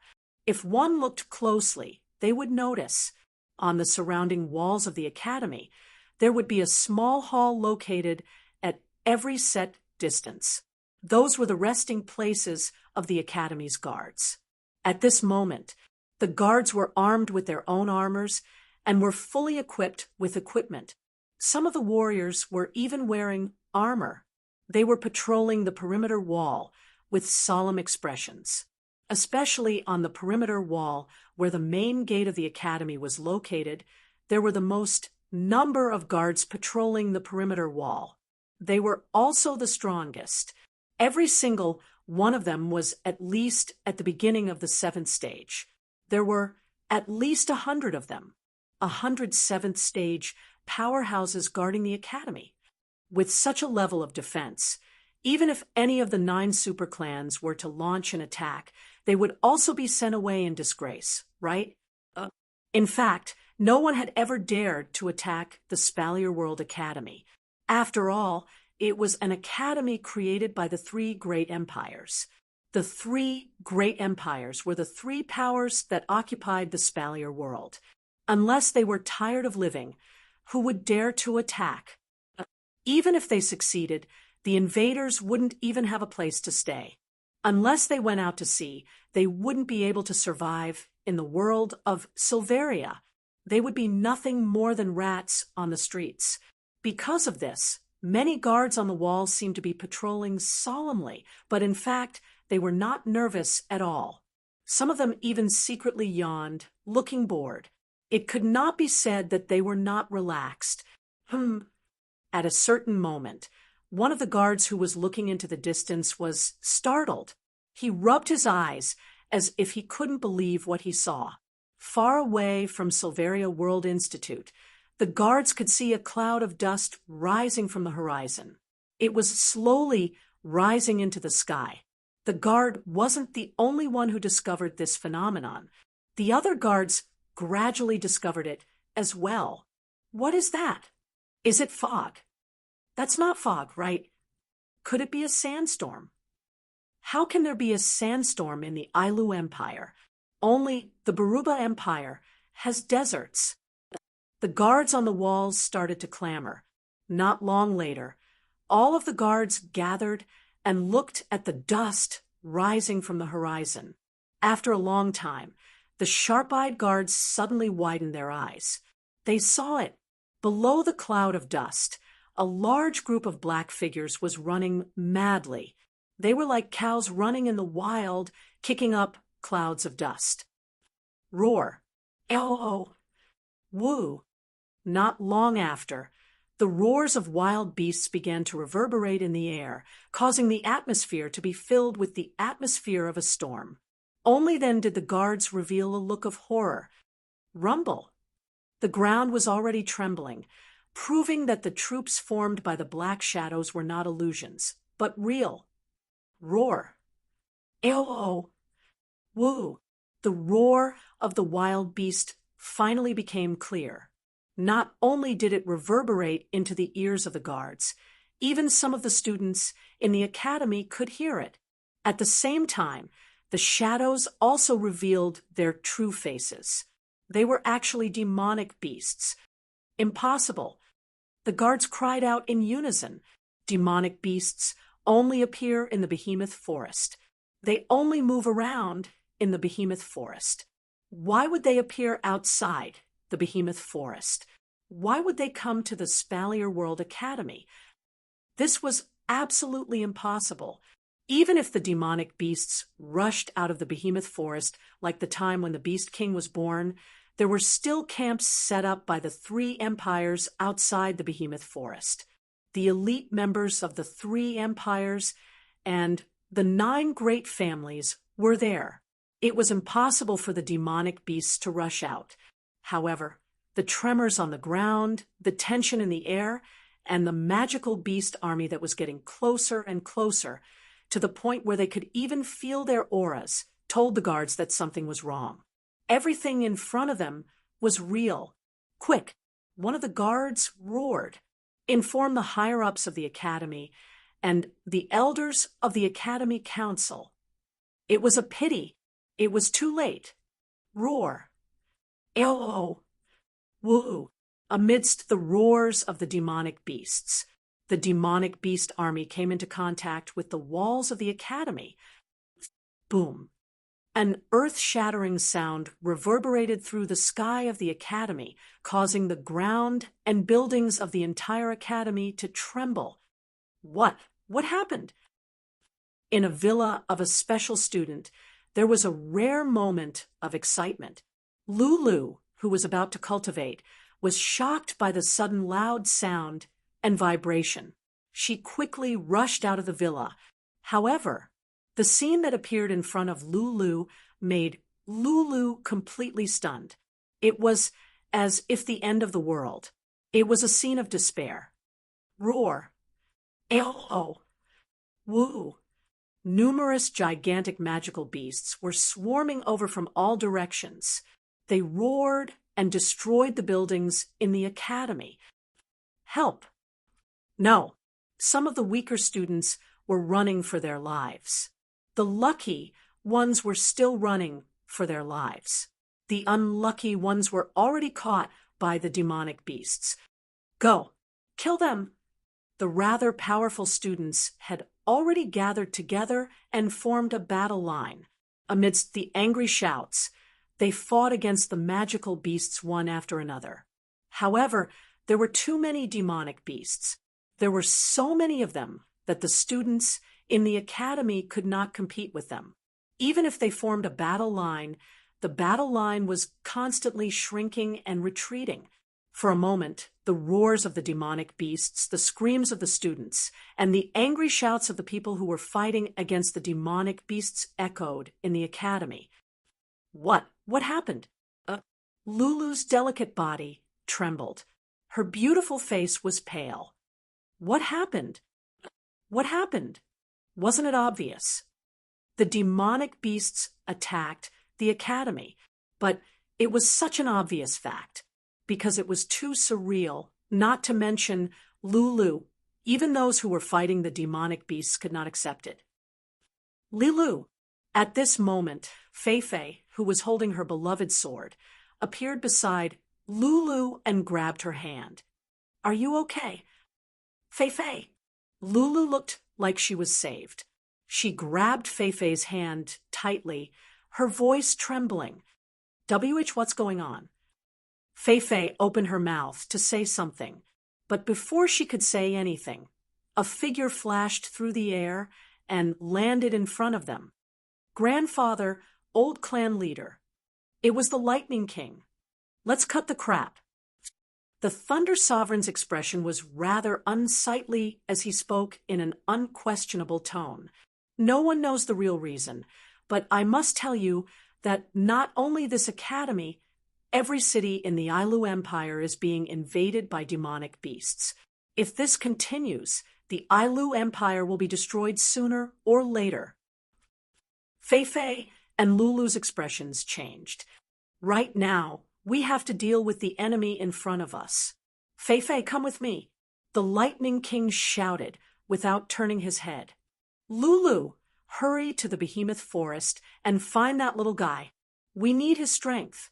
Grandfather, go. In the next moment, the Lightning King, Fei, and Lulu's voices were drowned out by the demonic beast's roars. Chapter 1878. Silence, an indescribable silence. A deathly stillness seemed to have merged with the air, filling every corner of the room, making it difficult to breathe. In the entire room, only Lulu's sobbing could be heard. She had just explained the whole thing from beginning to end. Other than Lulu, everyone else was silent. Now, Lulu had brought 3 pieces of information to everyone. 1. Due to unknown reasons, demonic beasts attacked the Spalier World Academy. 2. Due to the demonic beasts' attack, Lei Wang, Fei, and the Academy's students were fighting back.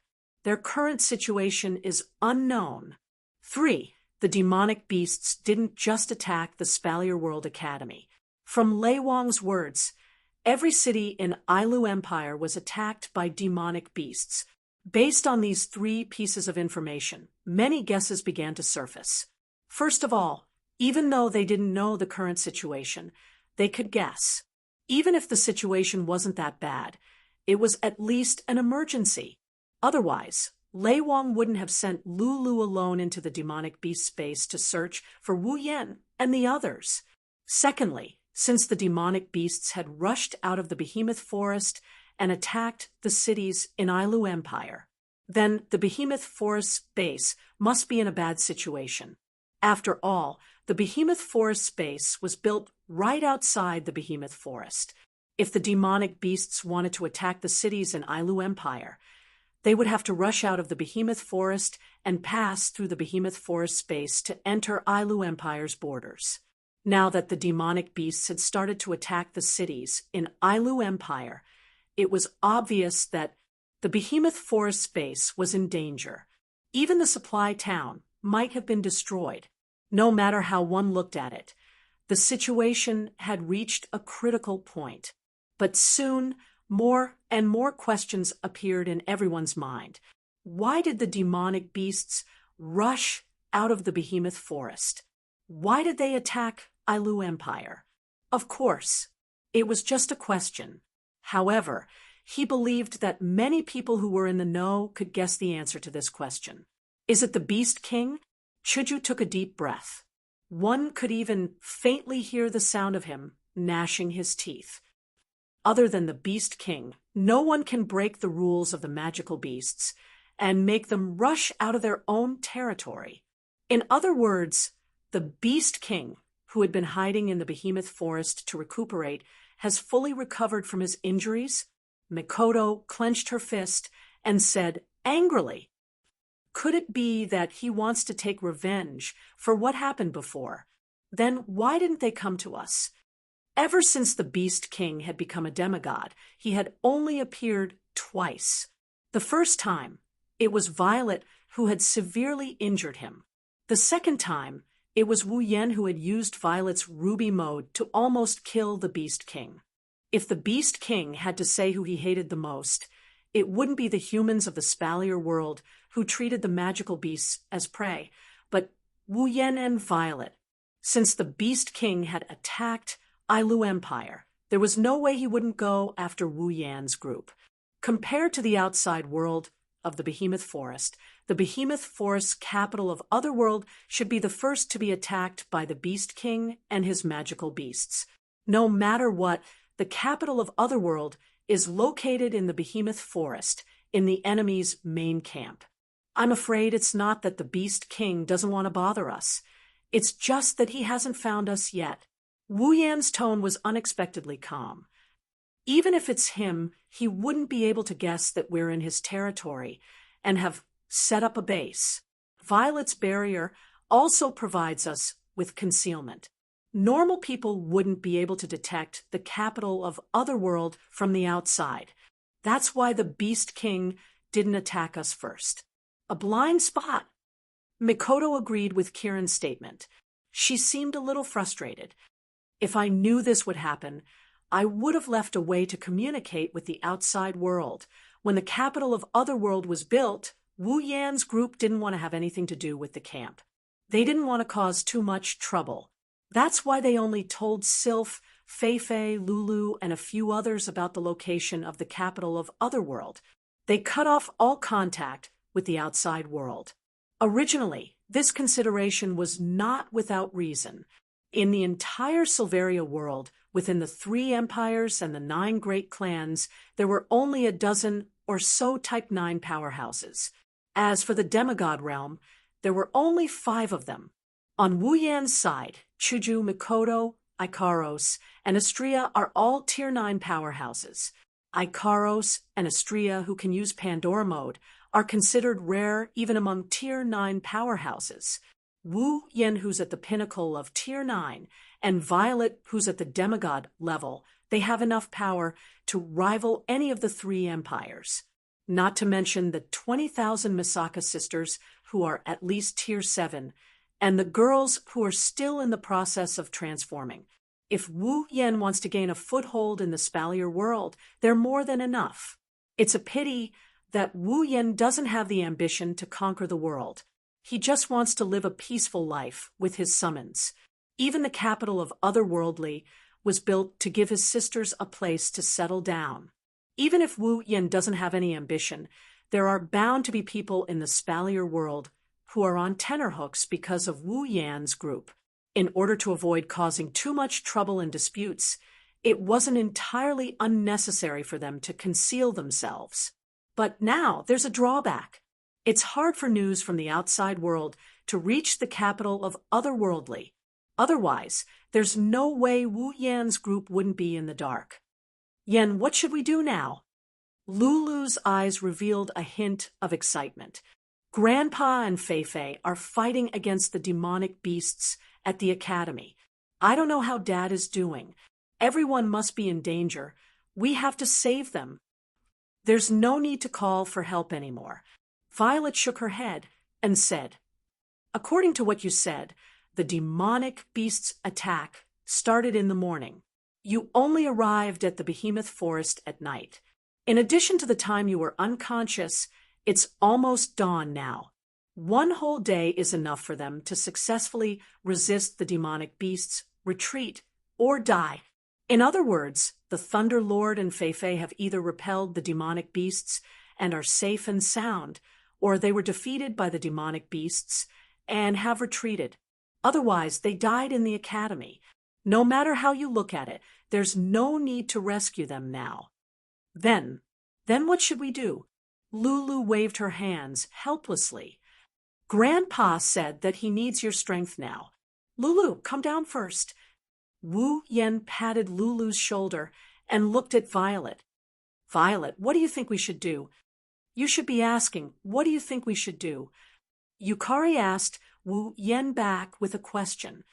The Behemoth Forest is in the middle of the three empires. If the demonic beasts attacked the Ailu Empire, the Baruba Empire and Fea Empire would be attacked as well. In other words, the entire world is under attack by the demonic beasts. Do you only want to save the people you know? Or save the entire Ailu Empire? Or save the entire Spalier world? Wu Yen was speechless.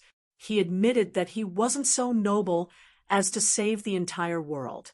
However, he still wanted to save the people he knew. However, the people Wu Yen wanted to save would definitely not allow the Spalier world to fall into the hands of the demonic beasts. They would definitely fight back. When that happens, Wu Yan's group would be dragged into the mess. That's why Violet was asking Wu Yen if he wanted to be dragged into this mess or take the initiative to solve this crisis, or he could just stay out of this mess. The girls seemed to understand Violet's meaning. They all looked at Wu Yen. Other than Lulu, who was looking forward to it, Shoujo, Mikoto, Ikaros, and Astria all expressed one thing. That is, no matter what Wu Yen chooses, the girls will stay by his side. Wu Yen felt warmth in his heart. He looked at Violet. When Wu Yen was about to make a decision, Violet's calm expression froze for a moment before a smile appeared on her face. It seems like they don't intend to give us a choice. Chapter 1879. At the same time, in one of the open spaces in the Behemoth Forest, a scene like this was playing out around this desolate open space. In the trees and bushes, pairs of scarlet and green eyes suddenly flashed one after another. They were like wild wolves lying in ambush in the bushes, waiting for an opportunity to strike, causing the air to be filled with a dangerous aura. Who, in the sky, the sound of wings flapping could be heard. Along with the sound of the wind, it reverberated in the area. Following that, huge black shadows approached from all directions, as if they were surrounding something. They gradually attacked the empty space. Looking carefully, it was actually a huge wild bird flying in the sky. Birds with the appearance of dragons and birds, giant pythons with wings, fluffy lions with eagle wings, and lone wolves without wings, etc., etc. All of them were magical beasts that could fly. The entire open space was filled with these huge flying magical beasts, slowly surrounding the entire open space, causing shadows to appear in the sky and on the ground. Almost at the same time, when the flying magical beasts surrounded this open space, in the trees and bushes around the open space, the owners of the scarlet and green eyes slowly revealed their true forms. Of course, they were all magical beasts. These magical beasts did not have a fixed group, and their appearances were all different, almost all of them. Their numbers were densely packed, numbering in the tens of thousands. Furthermore, they seemed to have locked onto some sort of prey. They did not roar or charge forward, but were slowly surrounding the empty space. Just looking at this scene would cause one to be terrified. If it was just this, then it would be fine, but the most frightening thing was the size of these magical beasts could only be described as covering the sky and the sun. Their height was comparable to a building, and with the densely packed numbers and various appearances, anyone who saw it would tremble. After all, among these magical beasts, there were also some dragons. Of course, these were not real dragons, but magical beasts that only had the appearance of dragons. These magical beasts that had the appearance of dragons were mainly divided into two types. One type was dragons with wings, like the Western lizard dragon. Their colors were green, red, silver, black, and even gold. Together with other magical beasts, they surrounded the open space in the sky. The other type was naturally the wingless dragons. They had the appearance of dinosaurs, stegosauruses, tyrannosauruses, and other dragon-shaped magical beasts. Together with the magical beasts that couldn't fly, they surrounded the open space on the ground. If someone were to identify these magical beasts, they would be horrified to find out. Among the magical beasts that surrounded this open space, regardless of whether it was the flying magical beasts in the sky or on the ground, the weakest one was a rank 7 magical beast. In other words, there were at least 10,000 rank 7 magical beasts here. As for the rank 8 magical beasts, if there were not 1,000 of them, there were at least hundreds of them. 10,000 rank 7 magical beasts. Hundreds of them 8 magical beasts. Who could stop such a magical beast army? Even if the Ailu Empire's strongest knight regiment came, their chances of victory wouldn't be higher than 30%. However, the most terrifying of all were the dozen or so magical beasts that occupied the front of the magical beast army, as if they were the leaders of the magical beasts. These magical beasts were all rank 9 magical beasts. Under the lead of the dozen or so class 9 magical beasts, this terrifying army of magical beasts slowly surrounded the empty space. They only stopped when they were 100 meters away from the empty space. Then, the magical beasts that surrounded the open space suddenly parted to form a path. A figure slowly emerged from the path and walked to the front of the magical beast army. It was a person, a man in his 20s with a devilish appearance. His body was wrapped in clothes made of animal skin, his entire body exuding a murderous aura that made people tremble. The moment the devilish man appeared, the magical beasts in the sky and on the ground lowered their heads as if they were worshipping him. However, the devilish man did not even spare them a glance.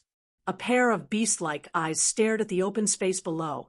A cold glint flashed in his eyes. So that's how it is. Hiding here? After finishing his sentence, a violent magical power surged from the devilish man's body. However, this magical power seemed to be possessed by a vengeful spirit. It was like a black fog that seemed to contain a demon's roar. It gave off a feeling of ruthlessness and negative emotions when one looked at it. The magical beasts that were closer to the devilish man began to let out low growls of fear.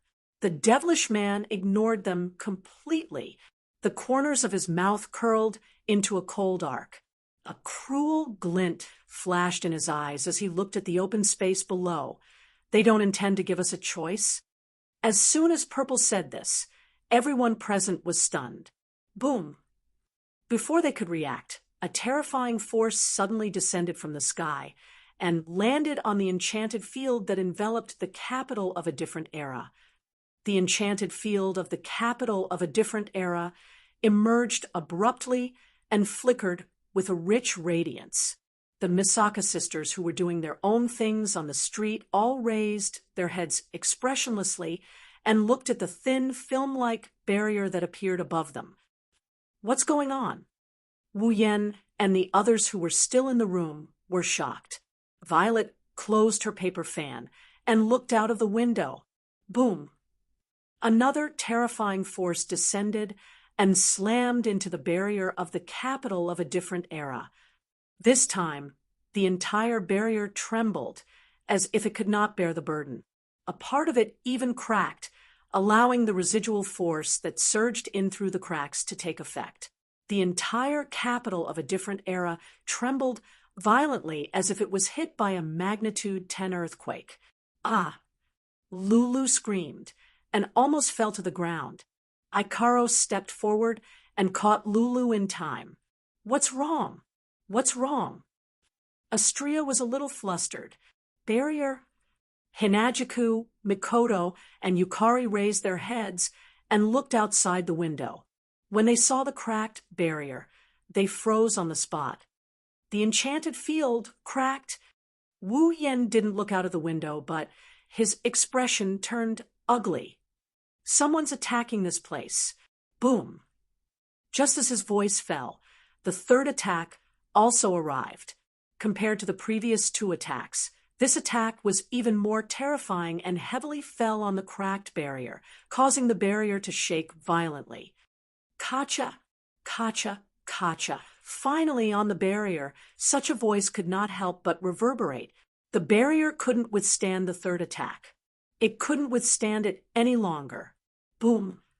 Amidst the sound of glass shattering, the barrier that covered the entire capital of a different era completely crumbled and shattered. Everyone in the capital of a different era, including the Misaka sisters, finally saw what happened. The sky above the capital of a different era was filled with an army of demonic beasts. They roared at the ground. Roar! Roar! Roar! The roars of the demonic beasts reverberated throughout the capital of a different era. Wu Yen and the 20,000 Misaka sisters knew what kind of enemy they were facing. Through the window, Hinajuku and Lulu's expressions changed drastically as they saw the army of flying magical beasts covering the sky. Mikoto even cried out in fear. Not good. Sisters. No, it's not just the sisters.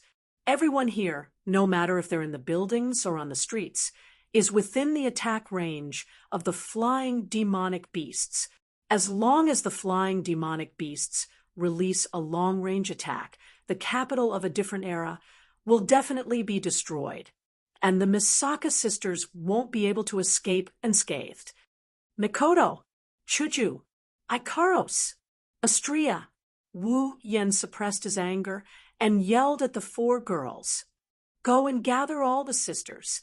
Mikoto, Shoujo, Ikaros, and Astria knew that this wasn't the time to hesitate. They rushed out of the room without any hesitation. Ikaros even brought along Lulu. At this moment, a loud voice echoed in the sky above the capital of a different era. Wu Yen, Yakumo Yukari, come out. Chapter 1880. Wu Yen, Yakumo Yukari, come out. Her voice reverberated through the air. Not only did it reach Wu Yen and Yukari's ears, it also reached Hinajuku, Mikoto, Ikaros, Astria, and Lulu, who rushed into the street to gather the Misaka sisters. Shoujo, Mikoto, Ikaros, and Astria have heard this voice before. It's the Beast King's voice. I knew it. Shoujo gritted her teeth. It's the Beast King. He's looking for Master, and Yukari Nei-san. Astria started to get anxious. Shoujo, Nei-san, Mikoto Nei-san, Ikaros senpai, shouldn't we go help Master and Yukari? Wait. Wait a little longer. Mikoto's face was full of struggle, but in the end she still chose to look at the bigger picture. Let's gather the sisters first. This way, we'll have an advantage whether we fight or retreat. With Yukari and Yan's ruby mode, we'll be fine. Shoujo and Astria hesitated for a moment before nodding. Lulu couldn't make the decision, so she followed the girls. Only Ikaros turned her head and looked at the sky. Master. On the other side, Wu Yen and Yukari, who are still in the room, also recognized the owner of this voice. They exchanged glances with each other. Be careful. Yukari nodded, as if she knew what Wu Yen was thinking. If the Beast King dares to come looking for us, he must have the confidence to defeat us. Since we don't know what the Beast King has up his sleeves, we need to buy as much time as we can. Wu Yen nodded.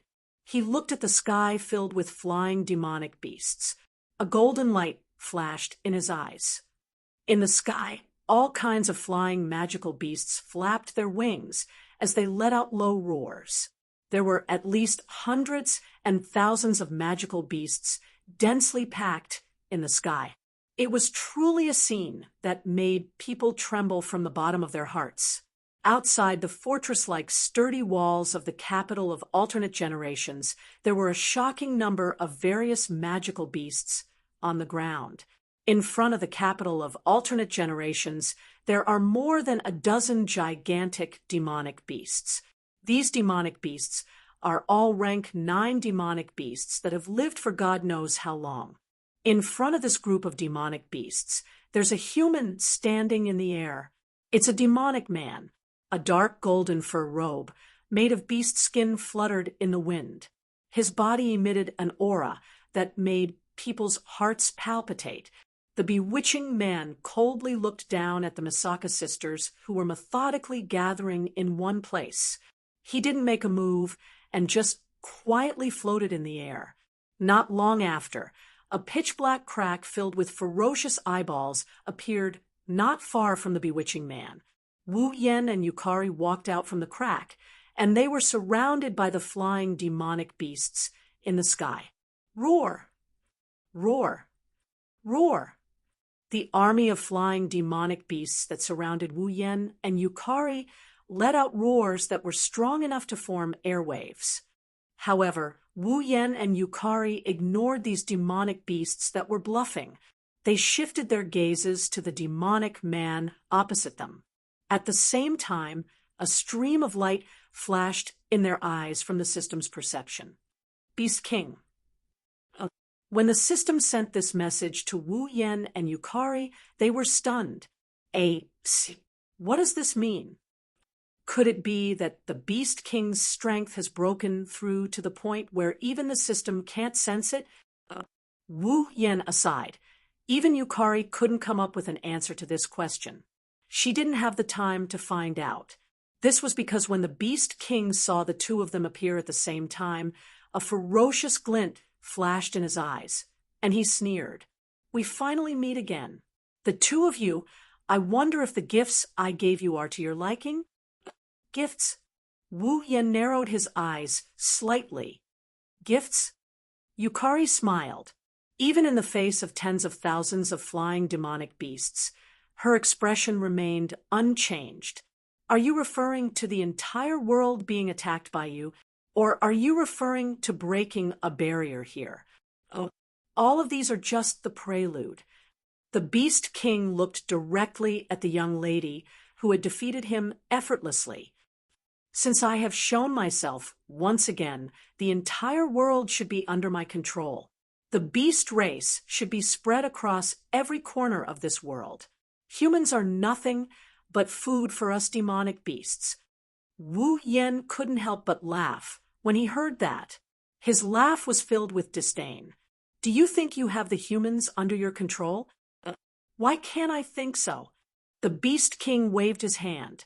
The demonic beasts behind him all roared in unison, their voices deafening to the ears. Compared to us demonic beasts, how are the humans superior? Humans have 9th grade demonic beasts, but so do we. The humans have Class 8 powerhouses, but the beasts also have Class 8 magical beasts, and they have far more than the humans. In terms of numbers, we demonic beasts may have been holed up in this forest for a long time, but our reproductive ability is strong, and our numbers are no less than that of humans. In terms of strength, demonic beasts are born with strong physique and magic power. Compared to humans of the same level, demonic beasts have an absolute advantage. That is why I can attack all 3 empires of the Spalier world at the same time. In just one day, we demonic beasts have conquered 1/3 of the Ailu Empire, 1/3 of the Baruba Empire, and 1/3 of the Fea Empire. It won't be long before the human world, the continent of Silveria, falls under the control of us magical beasts. The Beast King clenched his fist. A victorious smile appeared on his face. Tell me, why wouldn't I think I have the humans under my control? Yes, demonic beasts are generally stronger than humans in terms of both numbers and strength. The 3 empires and the 9 great clans only have a dozen 9th grade demonic beasts. Even if the other 9th grade demonic beasts are included, the total number won't exceed 30. Demonic beasts have a long lifespan. Those that have lived for a very long time are all 9th grade demonic beasts. Disregarding the others, when the Beast King was born, there were a dozen 9th grade demonic beasts guarding him. In addition to the other demonic beasts scattered around, there are at least 59th grade demonic beasts. Demonic beasts can't even compare to 9th grade demonic beasts, let alone 7th and 8th grade demonic beasts. With their reproductive ability, there are definitely more demonic beasts than humans. As for the 1st, 2nd, and 3rd grade demonic beasts, there are so many of them that it's impossible to count them all. Thus, if one were to compare the demonic beasts with the humans, the demonic beasts would generally win. But you've forgotten, a true omnipotent can control everything. Wu Yen continued. Humans have 5 demigods, but the demonic beasts only have you. As long as you are defeated, no matter how much advantage the demonic beasts have, they will all be chased back to the behemoth forest. Hearing this, the Beast King lowered his head.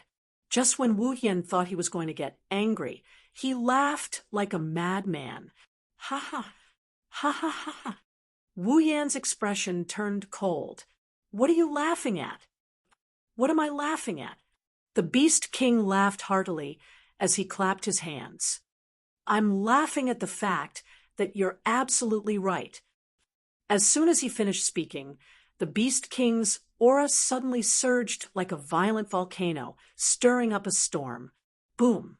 The ferocious shockwaves swept out in all directions, pushing the flying, magical beasts around the Beast King a distance away.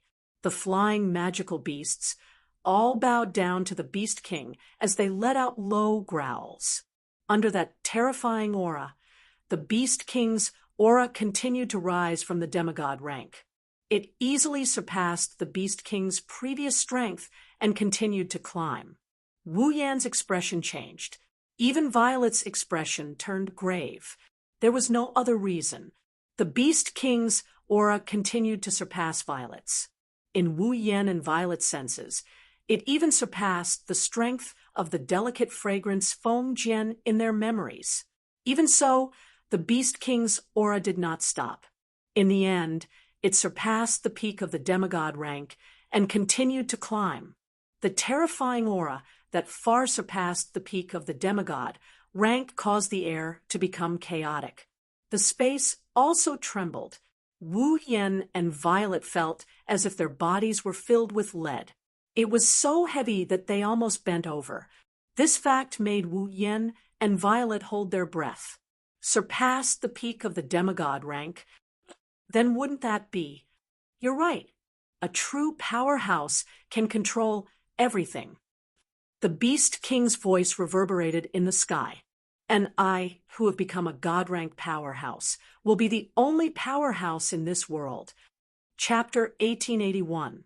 Just like the calm before the storm, the Beast King's terrifying aura was like a volcanic eruption, and the magical beasts all let out excited and fearful roars.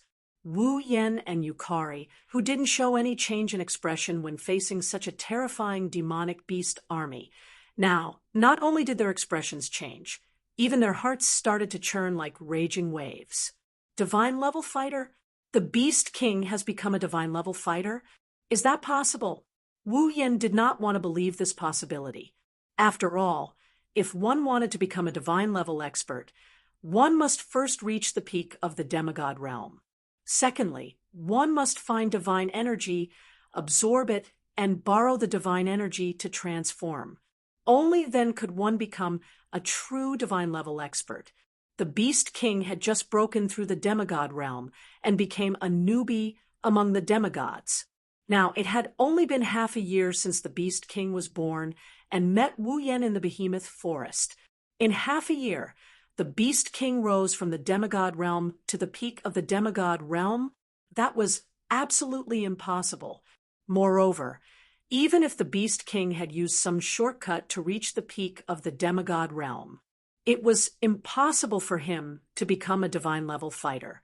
The divine power that could allow a peak demigod fighter to reach the divine level had disappeared along with the disappearance of the only mythical armament in the Spalier world. Because of this, the Spalier world had never produced a 5th divine-level fighter other than Silveria, Ailu, Balba, and Phil. Without the divine power, How could the Beast King become a divine-level fighter? However, the Beast King's aura had surpassed the peak of the demigod realm and reached a level that was impossible for a demigod realm fighter.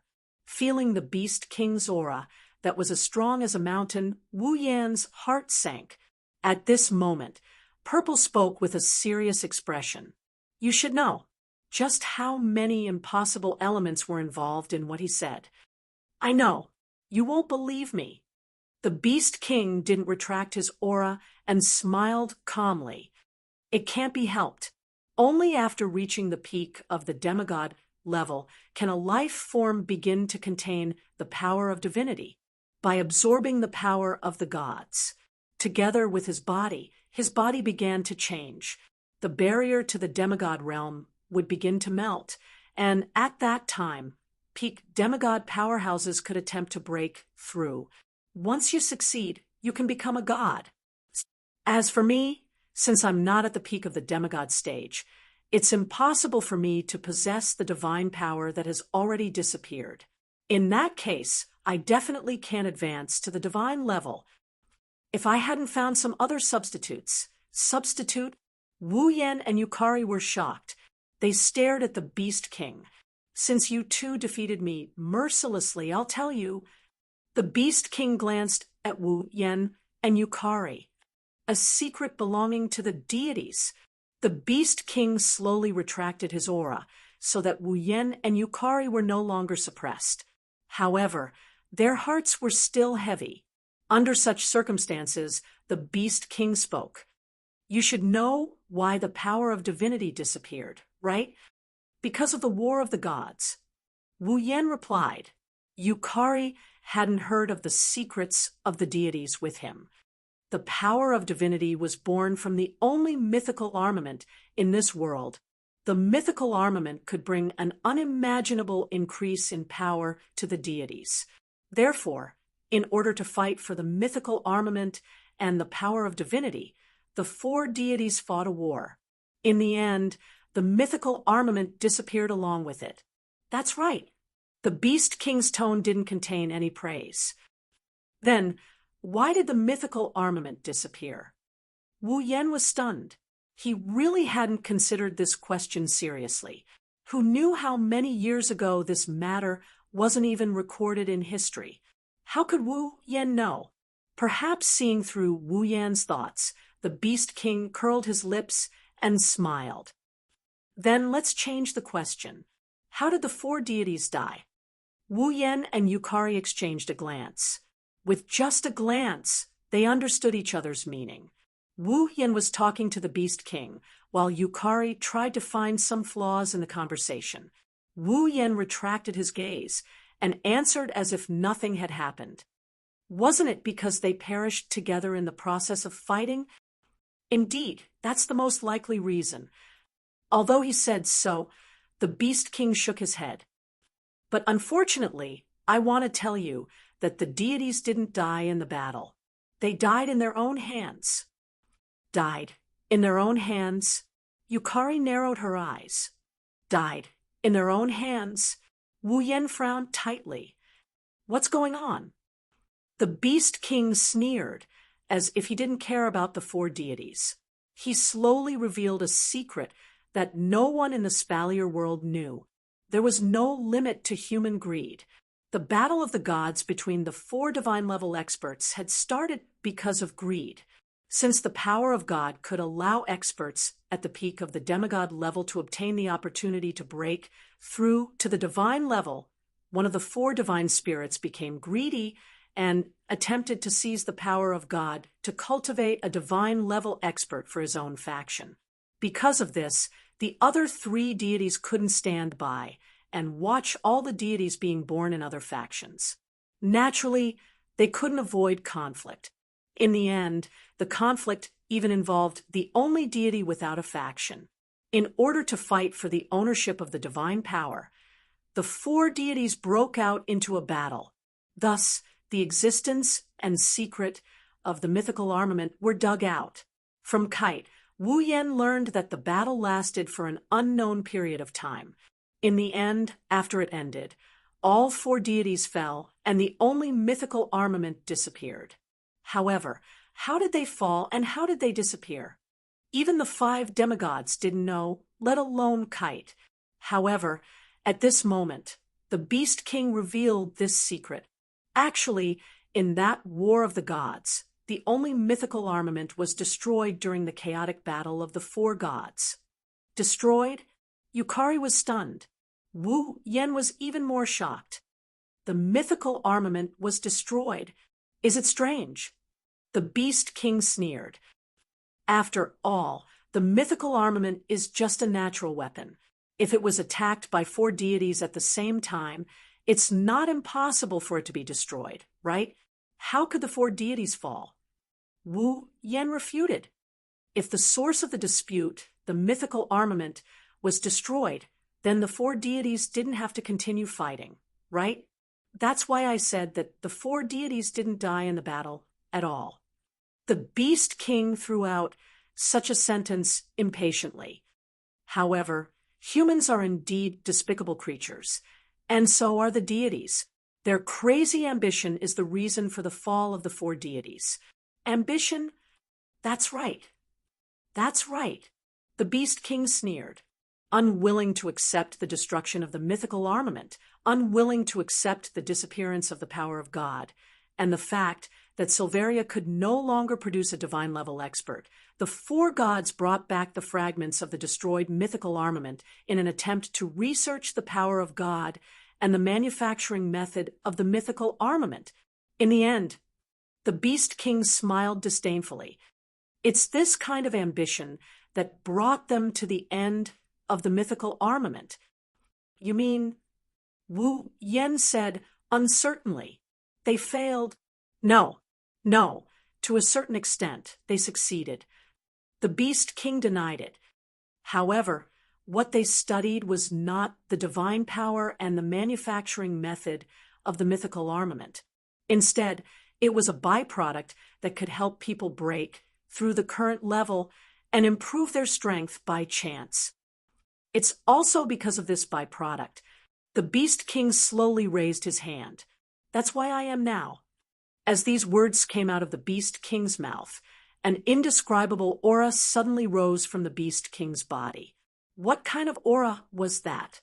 Cold, decay, insidious, corrosion. All the negative words that could be used to describe bad things could be used to describe it. Under the influence of this dark aura, the Beast King slowly raised his hand, and a black, clump-like object actually rose up into the air. It was a black fog, and in the black fog, there were traces of disgusting black light that looked like rotten insects twisting their bodies.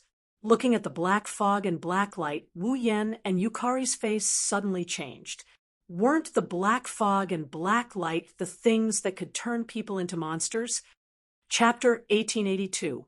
Once upon a time, Marcus from the second family of the Shoujo family had absorbed a strange black light.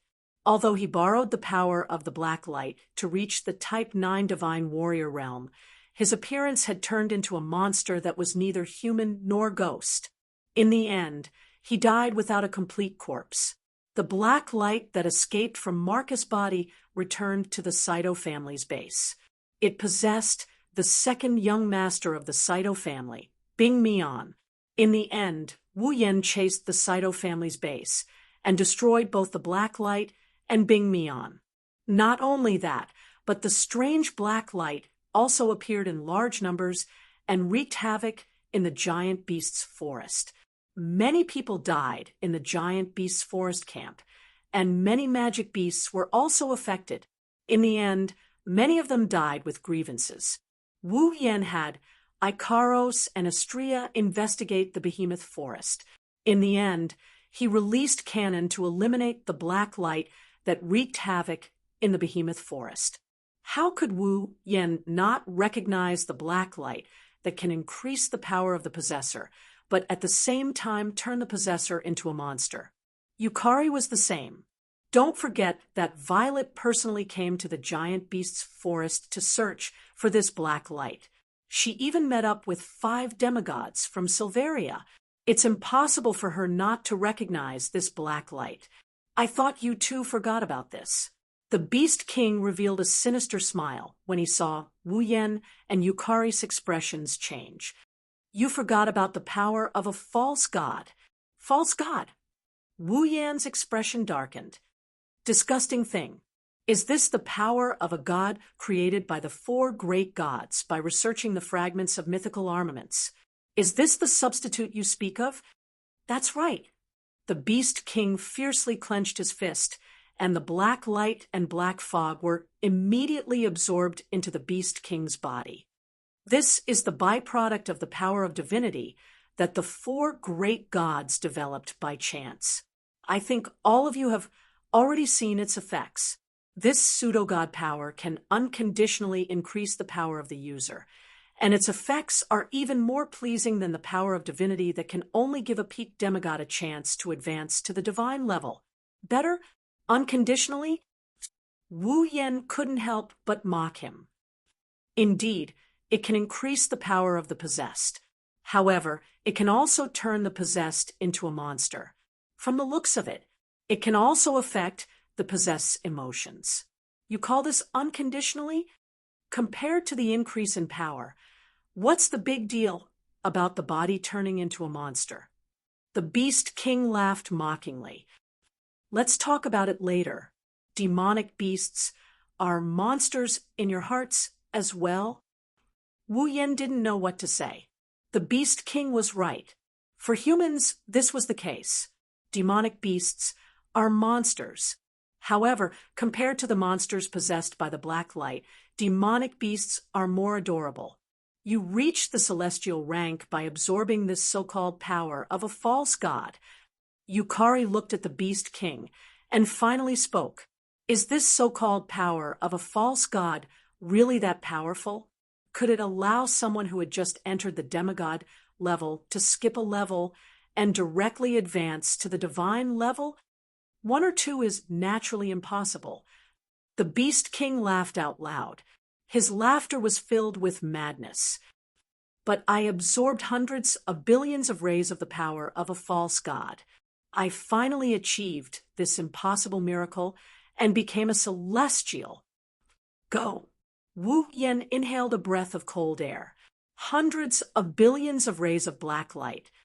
To be more precise, it's all the power of a false god created by the four great gods. The Beast King did not hide his joy. You don't know this, but back then, as soon as the power of the false gods was created, the four gods used it on a group of people. As a result, those people all turned into monsters. Some of them even lost their minds and attacked their own people.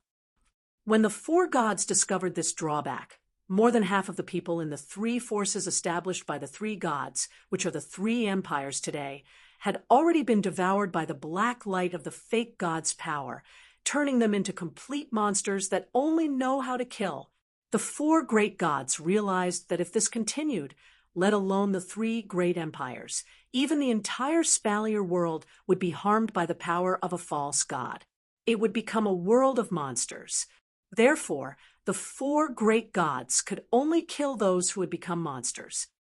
In order to prevent the power of a false god from harming the entire Spalier world, the four great gods chose to seal all the power of a false god into their own bodies. They used their own divine power to suppress the power of a false god.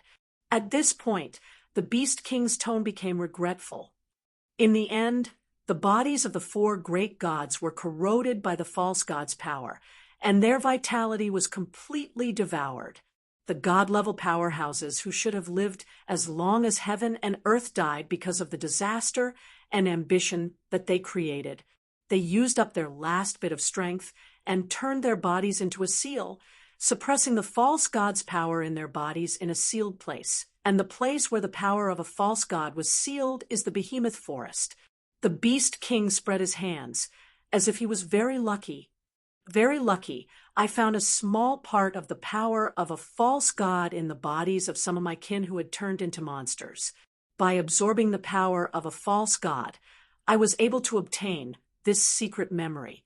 From there, I found the place where the power of a false god was sealed.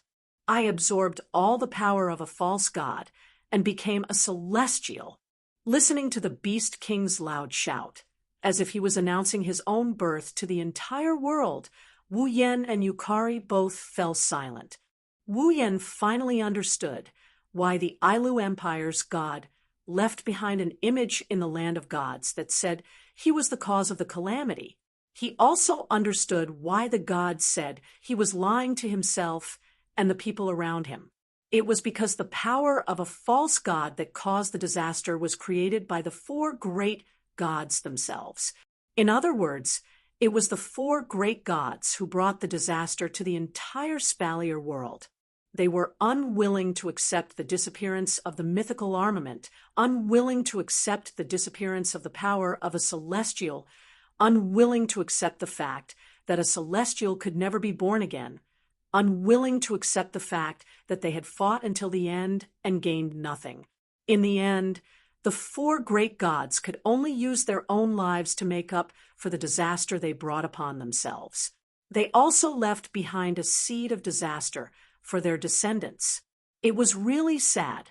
Yukari also seemed to be a little sad that the four great gods of the Spalier world had disappeared in this way.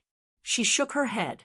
Since the four great gods used their lives to create the seal, why did the power of a false god break out of the seal?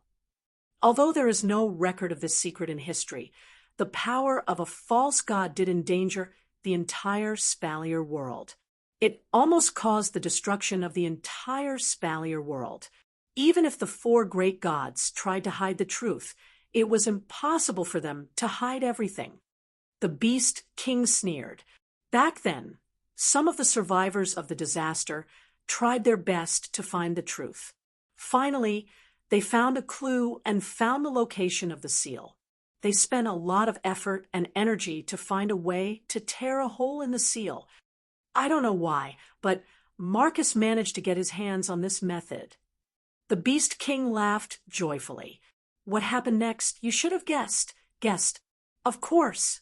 With Marcus' sinister personality, he must have used this method to tear open the seal and obtain the power of a false god in order to take revenge on Wu Yen. As a result, the power of a false god leaked out and was obtained by the Beast King. The Beast King, who obtained this secret memory from the power of the false god, found the place where it was sealed. He completely shattered the seal that had been torn apart and absorbed all the power of the false god. With the endless power of the false god, he broke through the level of his own power. In the end, the Beast King became a god. To you, the power of the false god is a disaster, but to me, the power of the false god is the best tonic. The Beast King laughed out loud again. When magical beasts advance to demigod Beast King, they will shed their original body and take on human form. When they advance to deity beast god, they will also get a chance to transform their body. Therefore, I abandoned the body that had absorbed the power of a false god and turned into a monster. It was not affected in the slightest. Now, I am no longer the Beast King of the past. The former king of beasts declared loudly, I am the new beast god of the Beast Clan. Chapter 1883. Beast God. That was a title only beasts who had ascended to the celestial rank. In the past, there had been a demigod beast king in the behemoth forest who had obtained the power of a god and broken through to become a beast god. However, because the beast god had ruled over the beasts to resist the human gods had joined forces to kill the beast god and beast king, who had the power to rule over the beasts. Since then, the behemoth forest had never given birth to another beast king or beast god. It was only now that the beast king, a demigod, had been born. Now, this newly born beast king had become the new beast deity. In terms of numbers, we beasts outnumber the humans by leaps and bounds. In terms of strength, none of us beasts lose to the humans. Now, in terms of combat power, we have me. The Beast King's eyes burned with a cruel light. In front of me, who has become the Beast God, Even if all 5 of the human demigods were to stand in front of me, it would not take much effort to kill them. This world is destined to fall into my hands. The Beast King raised his eyes and looked at Wu Yen and Violet, who were floating in front of him. He extended his hand to them. So, do you want to come with me? Hearing this, Wu Yen and Violet were stunned.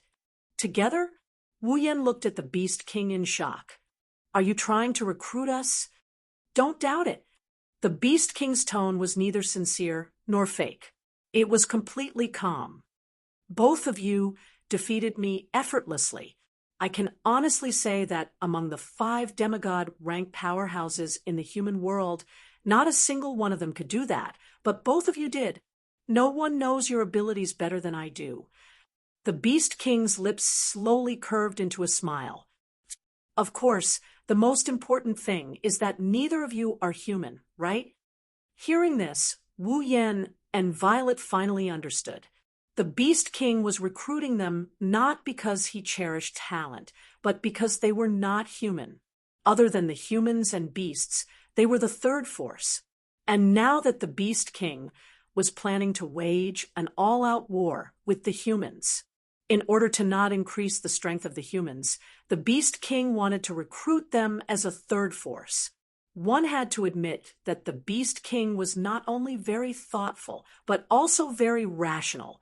After all, Wu Yen and Violet had almost sent the Beast King to hell. Now, the Beast King chose to give up on revenge for the sake of the big picture, as expected of the King of the Beasts. However, the Beast King had obviously overlooked a problem. Violet aside, Wu Yen was not as magnanimous as the Beast King had imagined. Recruit? Wu Yen sighed and cast his cold eyes on the Beast King. You surrounded my capital of alternate generations with your magical beast army, and even brazenly attacked the barrier, almost injuring my people. Now, you actually want to recruit me? You also know that my magical beast army has surrounded your so-called capital of a different era? The Beast King's expression remained unchanged as he continued to extend his arm. Then, you should also know that if you refuse to stand on the same side as me, I won't mind letting them attack directly, right? Coercion and bribery. Wu Yen let out a sarcastic laugh. Unfortunately, I can't stand being threatened. The Beast King fell silent. I see. The Beast King retracted his arm and nodded. In that case, I don't need to keep you any longer. However, as soon as the Beast King finished his sentence, and before he could make his next move, a pitch-black crack filled with eyeballs appeared behind him. Swish! Immediately afterwards, an extremely dense beam of black light shot out from the pitch-black cracks that were filled with eyeballs. It tore through the air and viciously struck the Beast King's back. The Beast King didn't expect the other party to take the initiative to attack in this situation and was momentarily sluggish. It was during this moment of sluggishness that the beam of black light shot out from the pitch-black crack filled with eyeballs and landed heavily on the Beast King's back. Boom! With a loud, muffled sound, the huge impact exploded on the Beast King's back, causing it to let out a muffled groan. Light smoke rose from its back, and a trace of blood could be faintly seen dripping down from its back. Looking at this scene, the Beast Kings who were about to attack the capital of alternate generations at any time felt as though their roars were choked and stuck in their throats. On the other side, Wu Yen also didn't expect this development. He turned to Purple, who extended her paper fan toward the Beast King. Purple? That's right. The attack just now was launched by Purple on his own initiative. The Beast King slowly raised his head as wisps of smoke rose from his back. Drops of dark red blood dripped from his body as he stared fixedly at Z. His voice was extremely gloomy, as if it had come from the depths of the abyss. It seems like you're tired of living. Along with this sentence, a terrifying aura erupted from the Beast King's body. violent, murderous aura spread all of a sudden, shrouding the entire place and locking onto Purple. However, under the lock of the aura that even a peak demigod could not compare to, not only did Purple not reveal the slightest bit of panic, but she even smiled very happily. "You're injured," and a ruthless glint flashed in the Beast King's eyes. "Do you think this little injury can do anything to me?" "No, I'm praising you. I used all my strength in that attack, just now, coupled with a sneak attack. You only suffered a little injury, as expected of someone who surpassed the peak of the demigod realm." Purple's gaze seemed to be able to see through all disguises and fixed on the Beast King. "But I'm finally certain that you're definitely not a god-level expert, Beast King." When these words came out of Purple's mouth, all the sounds in the world disappeared. Not a god-level expert. Wu Yan's eyes lit up. Although he didn't know why Violet said this, it wasn't impossible since Violet said so. "Ha ha ha ha." The Beast King's lips curled into a smile, and it grew bigger and bigger until it was so big that it made him laugh wildly. "I thought you were going to say something. Is this all you want to say?" "That's right." In the face of the Beast King's terrifying laughter, Purple's expression was surprisingly calm. "I'm thinking, if a god-level expert were to receive an all-out attack from me, would he be injured?" The Beast King's laughter came to an abrupt halt, and his expression darkened. "Just because I was injured by your attack, I'm not a god-level expert? You don't have to continue bluffing." Purple ignored the Beast King's gloomy expression, and a smile slowly appeared on his face. "To tell you the truth, both Little Yen and I have an ability that allows us to sense the strength of others." The ability to sense the strength of others? Purple must be talking about the system's perception, right? This perception ability can determine a person's current strength in detail, and it can differentiate them by 10 levels per level. Purple met the Beast King's gaze. Level 0 to 9 is the first level, level 10 to 19 is the second level, level 20 to 29 is the third level, and so on. Level 80 to 89 is the ninth level, level 90 to 99 is the demigod realm, and level 100 is the demigod realm. But with this perception ability, your level is a series of question marks, and you don't even have a specific level. Don't you think that's strange? Purple raised the paper fan in his hand and pointed it at the Beast King. "After all, if you were a divine level expert, then my sensory ability should have shown your level, which is level 100, but the result was a series of question marks. Then you claimed that you were a divine level expert, so from then on, I started to suspect that you weren't a divine level expert." Hearing Purple's words, Wu Yen came to a realization. Isn't that right? Since the Beast King is a god-level expert, then the system's perception should show him a level of 100. Why is there a series of question marks? You said that the 4 gods used the fragments of the mythical armament to research and create a substitute for the power of the gods, which is the black light, the power of the false gods. Purple smiled confidently. "So, I wondered if you're actually a false divine surpassing the peak of demigod, but not a god-level expert." Chapter 1884. He surpassed the peak of demigod, but failed to reach celestial rank. That's why he's a false god. That's why the system perception displayed a series of question marks. If the Beast King is really a fake god, then everything makes sense. The Beast King's expression turned uglier every time Violet mentioned her conjecture. When she mentioned the fake god, the Beast King's expression turned uglier. Yukari's smile widened when she saw the Beast King's ugly expression. "Looks like I was right." Wu Yen smiled. "How strong is a celestial rank?" Currently, no one should be able to answer this question. However, the difference between the ranks was huge, and the higher the rank, the greater the difference between the ranks. As the pinnacle of level 100 god tier, it's easy to imagine how much stronger it is compared to a demigod. At the very least, Wu Yen doesn't think he and Yukari, who aren't even at the pinnacle of demigods, can challenge a pinnacle god tier. That's why Wu Yen decided to stall for time with Yukari. Shoujo, Mikoto, Ikaros, Estrella, and the others will retreat with the girls and Misaka sisters. He and Yukari will think of a way to escape. If the Beast King isn't a celestial rank, but a false god, they might be able to find an opening and defeat the Beast King. It's a pity that Wu Yan's hopes are a little too high. The Beast King took a deep breath. His ugly expression slowly returned to normal. It didn't take long for him to return to his initial indifference. I have to say, Yakumo Yukari, you really are an outstanding fighter in all aspects. You're right, I haven't reached celestial rank yet. The Beast King said coldly. That's just a byproduct of coincidental research. Even if it can increase the user's power, it can't break through the limits of life and reach celestial rank. No matter how much I absorb, I can only surpass the peak of demigod rank. I can't reach celestial rank. In your words, I should be a false god. The Beast King sneered. But so what?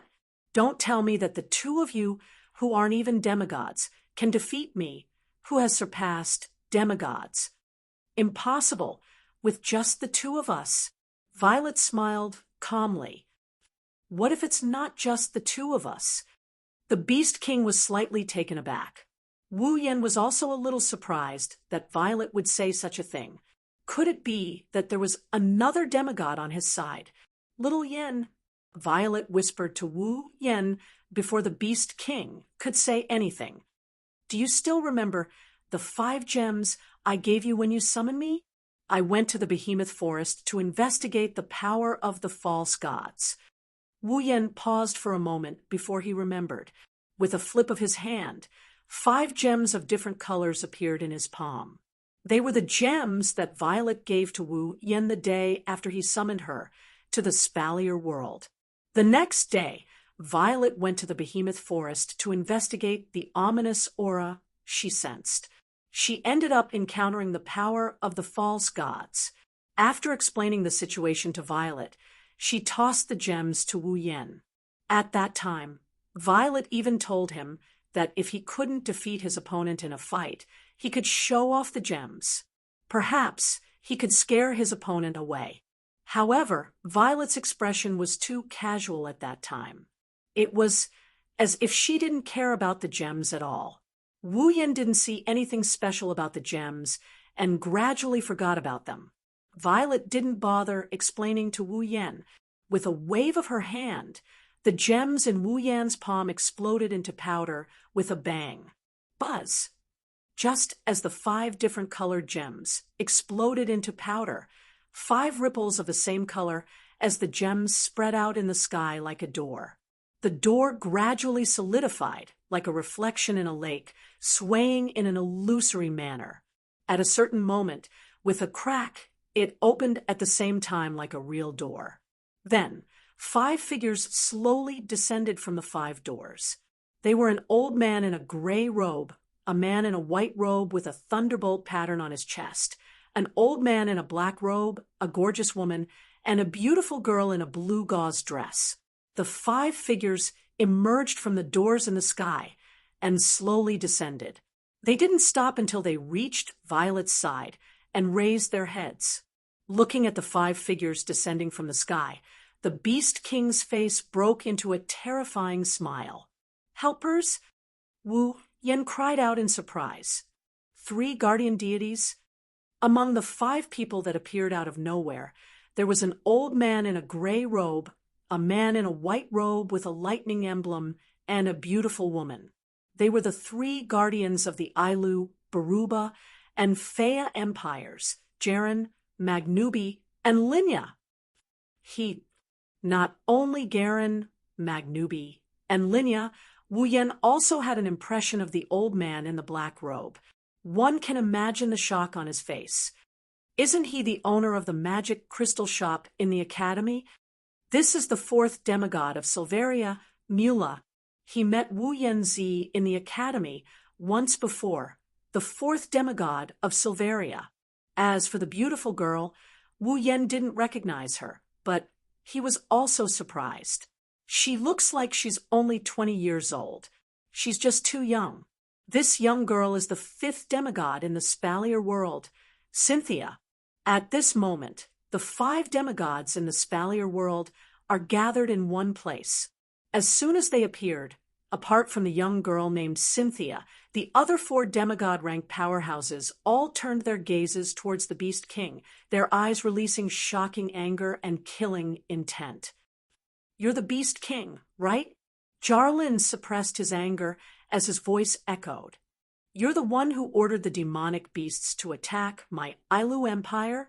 You're the one who caused my Ailu Empire to fall into an abyss of suffering? So the Ailu Empire was also attacked by demonic beasts." Magnubi clenched his fists. His voice was filled with anger. "My Baruba Empire was also attacked by demonic beasts. Even the Imperial Palace has collapsed. It's not just the Ailu and Baruba empires." Linya's expression was cold. "The Fea Empire was also attacked by demonic beasts. Even the Emperor is leading his men to fight. Is it you?" Mu La roared as a terrifying fighting chi burst out from his body. "Are you the one who ordered the beasts to attack the Spalier World Academy and almost destroyed it?" Cynthia wasn't as furious as the other 4 demigods, but her eyes were cold as she looked at the Beast King. "Ha ha, ha ha ha." The Beast King was neither afraid nor panicked in the face of the 5 demigods attacking him at the same time. Instead, he burst into unbridled laughter. "5 human demigod-rank powerhouses, you've come at the right time. Saves me the trouble of finding you all personally and killing all of you. What did you say?" Not to mention the 4 demigod rank experts. Even Cynthia had a trace of anger on her face when she heard that. Dealing with 5 demigod rank powerhouses alone, no matter how one looked at it, it seemed like he was spouting nonsense. However, Violet knew that the Beast King wasn't just boasting. "All of you better be careful," Violet said calmly. "He's no longer the Beast King who just entered demigod rank. He's now beyond peak demigod rank and has touched the divine rank. He's an unprecedented false god rank powerhouse." False god rank powerhouse. Even the 5 demigods hadn't heard of this term before. Of course, not knowing what a false god rank powerhouse was didn't mean that they didn't know what it meant to surpass peak demigod rank. The 5 demigods sucked in a breath of cold air at the same time. Surpass peak demigod rank?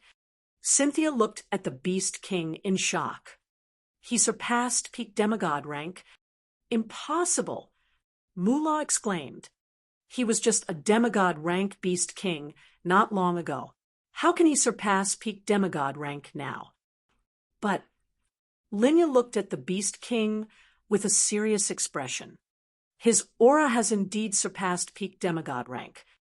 False god rank? Magnubi's face was filled with bewilderment. What rank is that?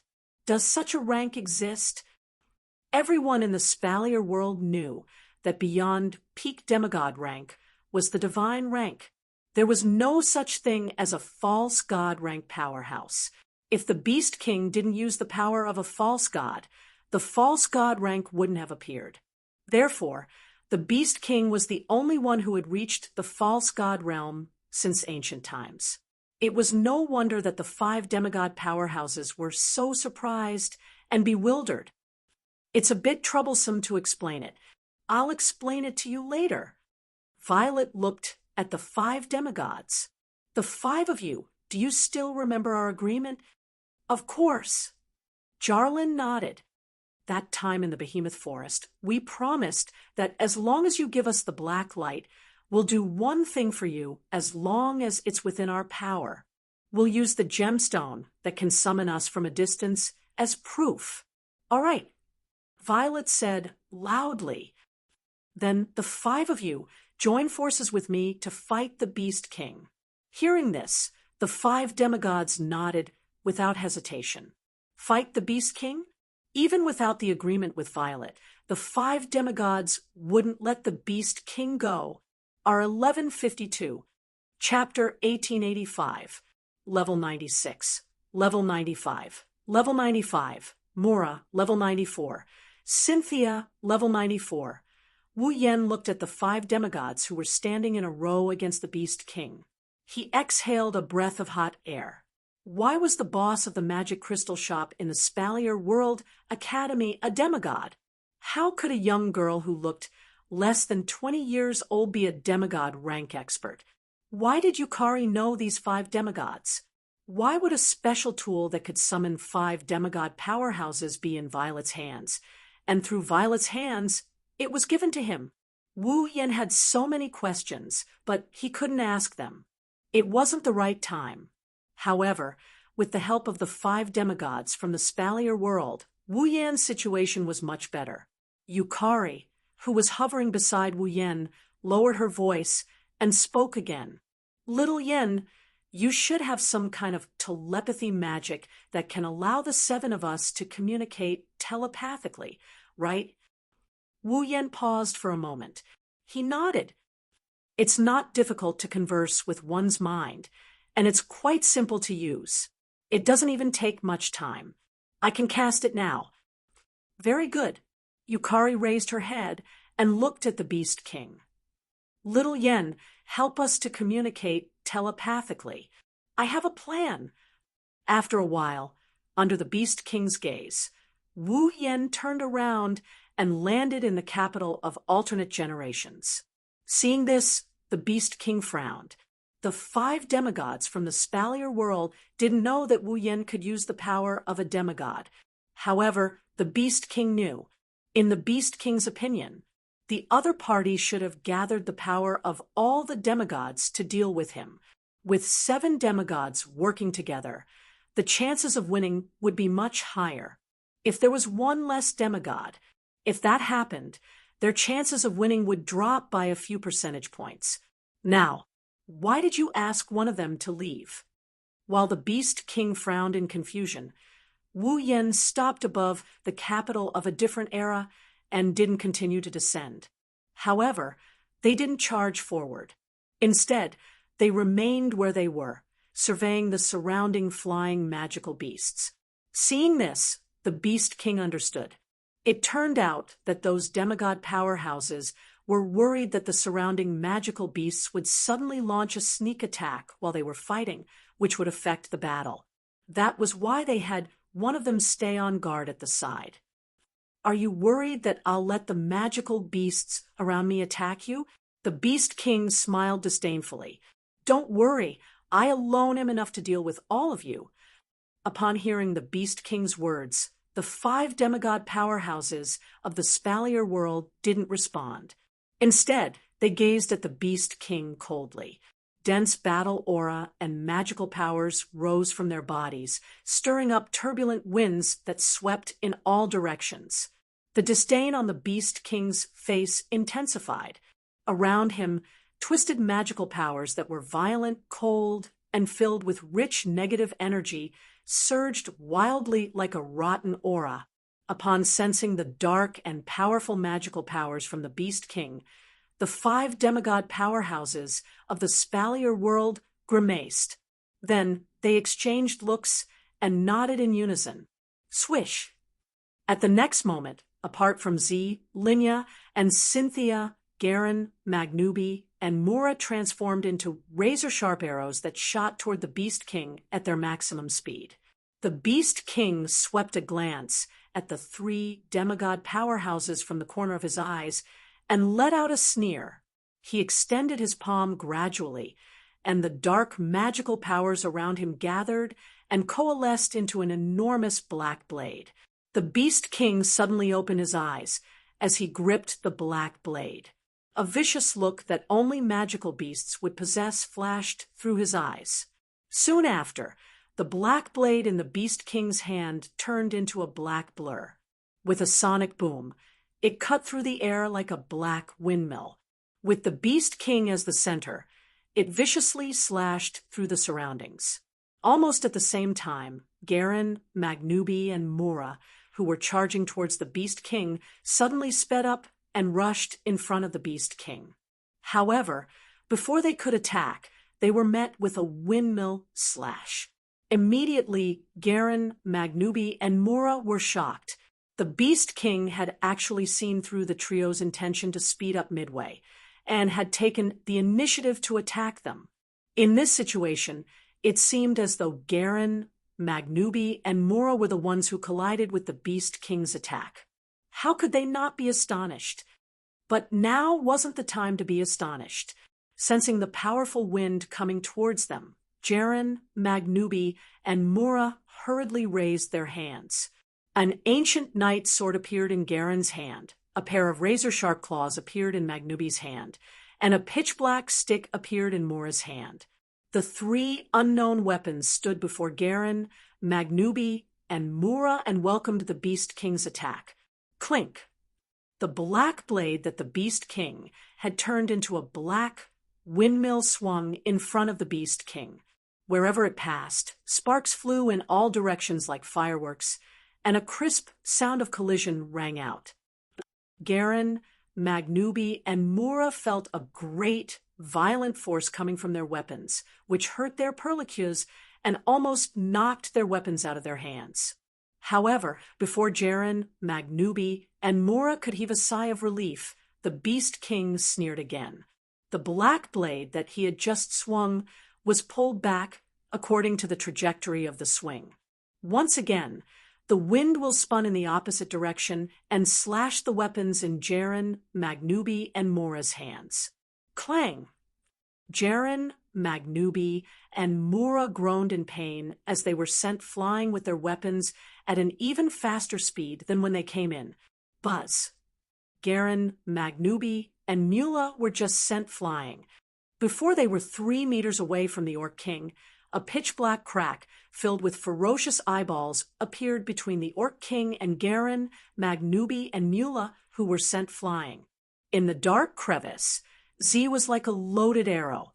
Demonic power that the Beast King could not identify surged around him. He flew out of the dark crevice, and his body turned into a blurry shadow. In the blink of an eye, he was right in front of the Beast King. This time, it was the Beast King's turn to be astonished. If the Beast King had predicted that Garen, Magnubi, and Mura would speed up and rush to his front and launched an attack in advance, it would look like that Garen, Magnubi, and Mura had bumped into him. Wasn't the current situation the same?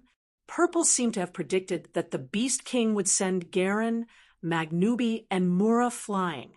Almost at the instant when Garen, Magnubi, and Mura were sent flying, she opened up a gap between the Beast King, Garen, Magnubi, and Mura.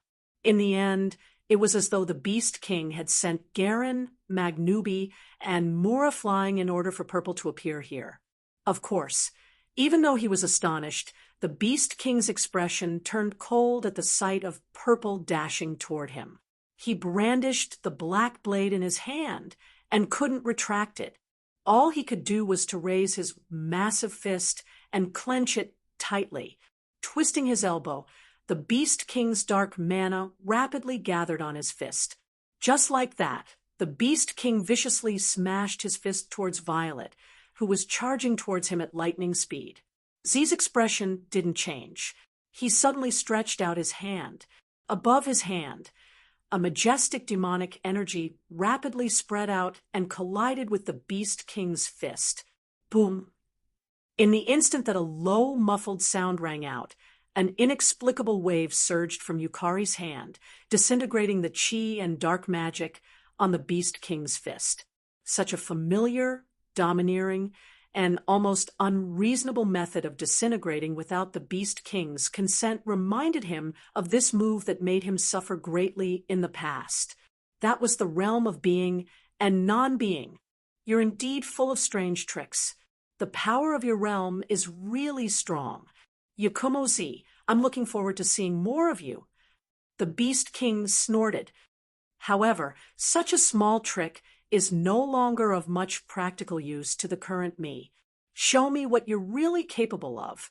As soon as he finished speaking, the dark magic surging on the Beast King's body suddenly twisted and formed a black fog. It descended and enveloped Violet's body. Chapter 1886. Whoosh! The black fog that suddenly descended from the sky caused Z to be slightly surprised. She lifted her head, and soon after, the thick black fog was like a gust of wind that rapidly magnified in Z's gem-like eyes. The black mist carried an extremely gloomy aura, and the curse-like power made Violet, who was used to seeing all kinds of powers, frown.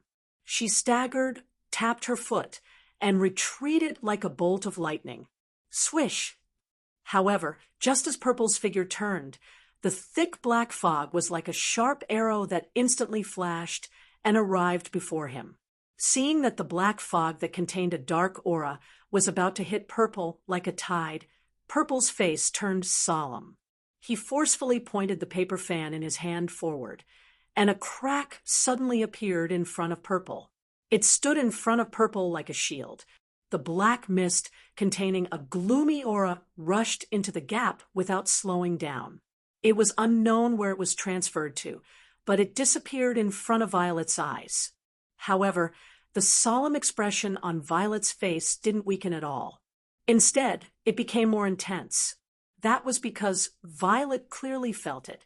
Amidst an extremely soft sound of something breaking through the air, a figure silently appeared behind her. Didn't I tell you?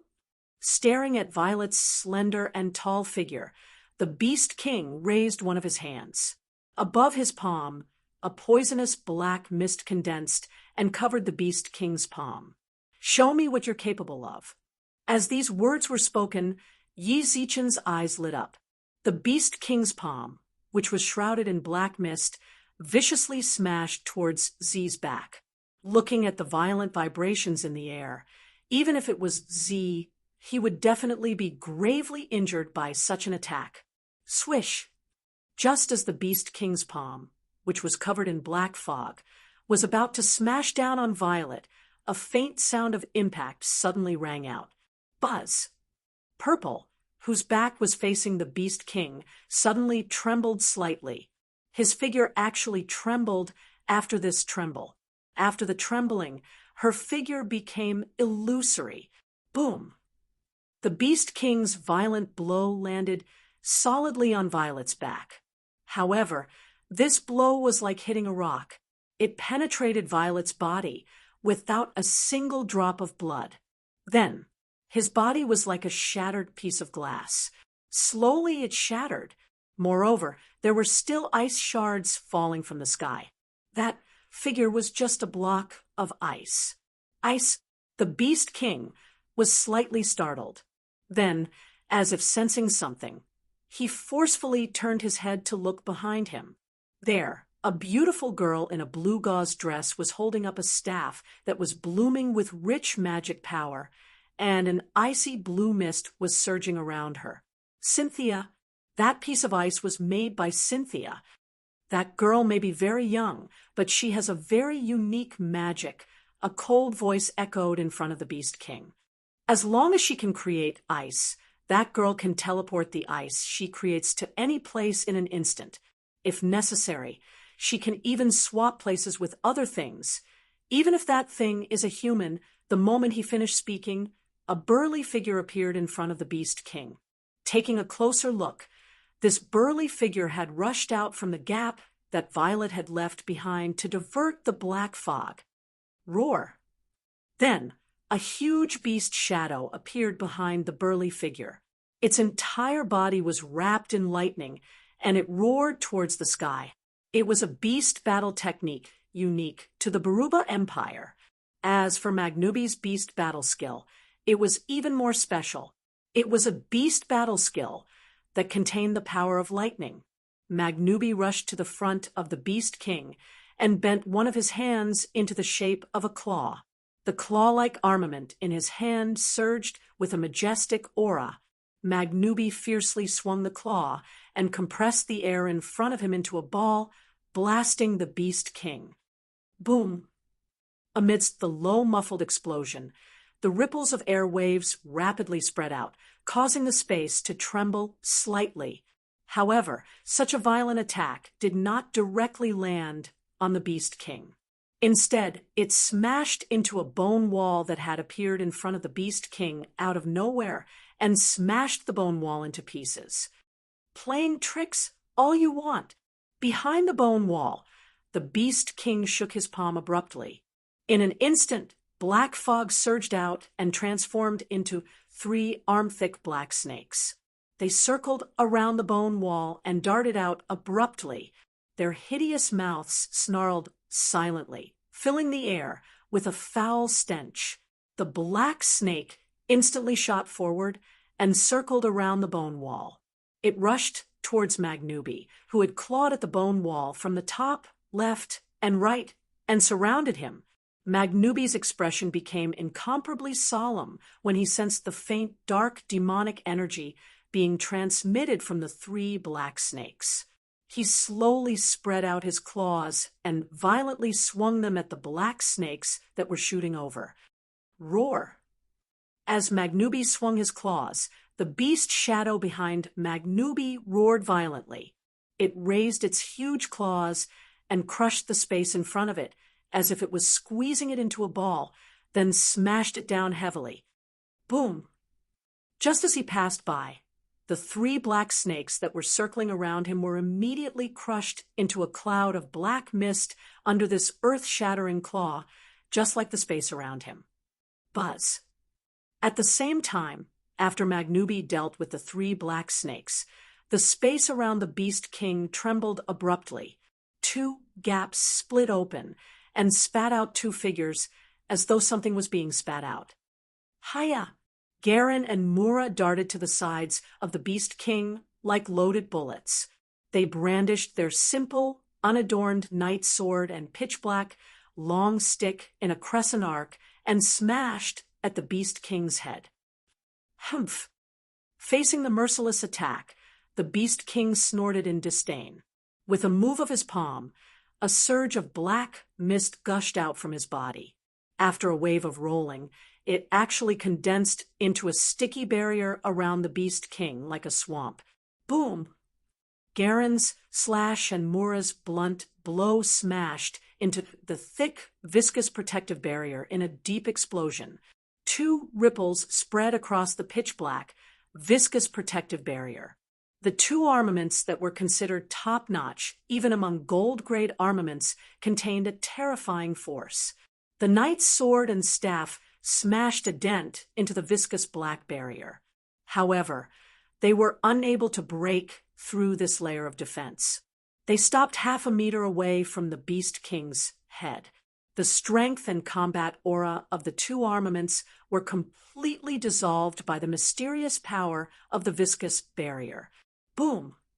Immediately after, the viscous barrier that had 2 dents on it fiercely bounced back and knocked away the armaments in Garland and Mura's hands. Roar! As if it had been planned, when Jarlin and Mura were sent flying, Magnubi bypassed the bone wall with his beast shadow. He flashed into the arms of the Beast King and waved his sharp claws. Streaks of claw shadows appeared and smashed towards the chest of the Beast King with violent electric arcs. Facing this attack, the Beast King remained disdainful, but he didn't completely ignore it. Got to say, the strength of lightning was indeed a kind of strength that contained righteousness and had a certain restraining effect on some evil beings.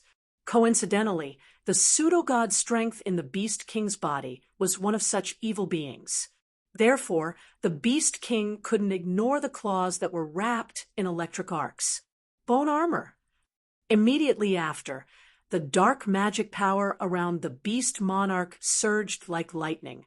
As the black chi surged, the Beast Monarch's body also trembled, and a suit of armor completely made of bones was formed around the Beast Monarch's body. Clang, clang, clang. The claw shadows that carried traces of electric arcs all smashed onto the thick and heavy bone armor. Waves of metal clashing sounds reverberated in the air like vibrating ripples.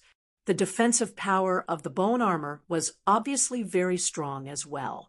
Under Magnubi's full power and storm-like attacks, there wasn't even the slightest crack on it. Of course, there wasn't a single crack on the bone armor. However, even though the bone armor had absorbed most of the impact, the remaining force from Magnubi's claws still forced the Beast King back. As a result, everyone could see that the Beast King's body was pushed back by the force exerted by Magnubi's claw attack. Clang, clang, clang. On the other hand, Magnubi continued to drive the Do-Chi in his body. Along with the huge beast's shadow, he continuously swung his claws, causing the clear sound of metal clashing to reverberate in the sky. Chapter 1887. Clang! Another claw attack that contained the power of thunder and lightning smashed heavily on the Beast King's bone armor. Kacha! Finally, after blocking an unknown number of claws, the Beast King's bone armor finally cracked with a crisp, cracking sound. A huge crack appeared on the surface of the armor. Originally, the Beast King had only used this bone armor because he thought that his power of the pseudo-god would be slightly restrained by the power of the lightning. However, one must not forget that the lightning power contained in Magnubi's beast battle skill was just a bonus. After all, it was a beast battle skill that was famous for its strength. After receiving so many attacks, even if the Beast King was a pseudo-god who had surpassed the peak of the demigod stage, it was impossible for his bone armor to not shatter. Judging from this situation, the bone armor would shatter completely after another 2 or 3 claw attacks. But it was a pity that even if Magnubi was aware of this, as the creator of the bone armor, the Beast King would definitely be aware of it. Boom! Before Magnubi could rejoice over the cracking of the bone armor, a surge of dense, dark magical power erupted from the Beast King's body. The dark magical power erupted like a violent storm and instantly transformed into a substantial impact that forced Magnubi back a few steps. Go to hell! Before Magnubi could react, the Beast King's deep and cold voice rang in his ears. His body was sent flying backward, and before he could react, the Beast King's cold voice rang in his ears. The instant the Beast King's voice sounded, Magnubi sensed it too. Above his head, a terrifying force was forming. Magnubi immediately lifted his head and looked above him. When he saw the scene above him, clearly his expression changed. Not far above Magnubi's head, a huge bone spear that was as long as 10 meters and as thick as a pillar appeared abruptly, amidst the chaotic hissing sound in the air. It landed heavily on the ground. Wind of dissolution. Just as the huge bone spear descended from the sky and was about to land on Magnubi's body, a clear and delicate shout rang out. Swish! A sharp sound of something breaking through the air echoed abruptly, accompanied by a violent, sharp tornado that swept across the sky. It shot into the sky. It crashed heavily into the huge bone spear that was descending from the sky. Boom! A thunderous explosion resounded through the sky. The surging wind spread out like an impact, and the huge bone spear was directly entangled by the sharp tornado.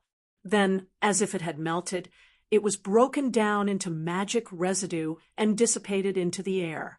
The Beast King was slightly taken aback when he saw that his attack was so easily neutralized. Then he saw it. Next to Cynthia, who had been holding her staff, Linya was also floating in the air. She was also holding a staff in her hand. Not only was the staff wrapped in magic power, but there were also traces of golden wind swirling around it. Dissolving wind. Only the direct descendants of the Fea Empire's royal family could learn this inherited magic. It had the effect of nullifying all energy attacks, including the bone spear made of magic. In order to deal with this move, one had to attack with pure physical strength. Otherwise, no matter if it was combat aura, magic power, or battle techniques, and spells made of combat aura and magic power, they would all be melted. Back then, Prince Kaya of the Fea Empire used this move against Wu Yen in the academy. Got to say, this was indeed a magical spell. If Linya cast it, even the Beast King's attack would be nullified. Of course, Cynthia had a spell that could move ice to any position and even exchange it with others. Linya had a spell that could dissolve any energy attacks. Magnubi also had a beast battle technique that contained the power of lightning. The other two demigod stage beings also had equally powerful trump cards. However, compared to Cynthia, Linya, and Magnubi, Garen and Mura's trump cards didn't have any magical effects. They only had pure offensive strength. Raging Wave Sword Dance. Black Flame Duel. Two silhouettes suddenly flashed to the sides of the Beast King. The Knight Sword and the long staff in their hands were wrapped in a dense fog of fighting aura. In the blink of an eye, the Knight's sword in Jarlin's hand was surrounded by rolling combat chi. The combat chi combined with the sword's body and turned into a powerful sword mark. Like a bolt of lightning, it shot towards the Beast King. At the same time, the staff burned with pitch-black flames that made it look even darker. Mura hurled the staff, and it streaked across the air toward the Beast King.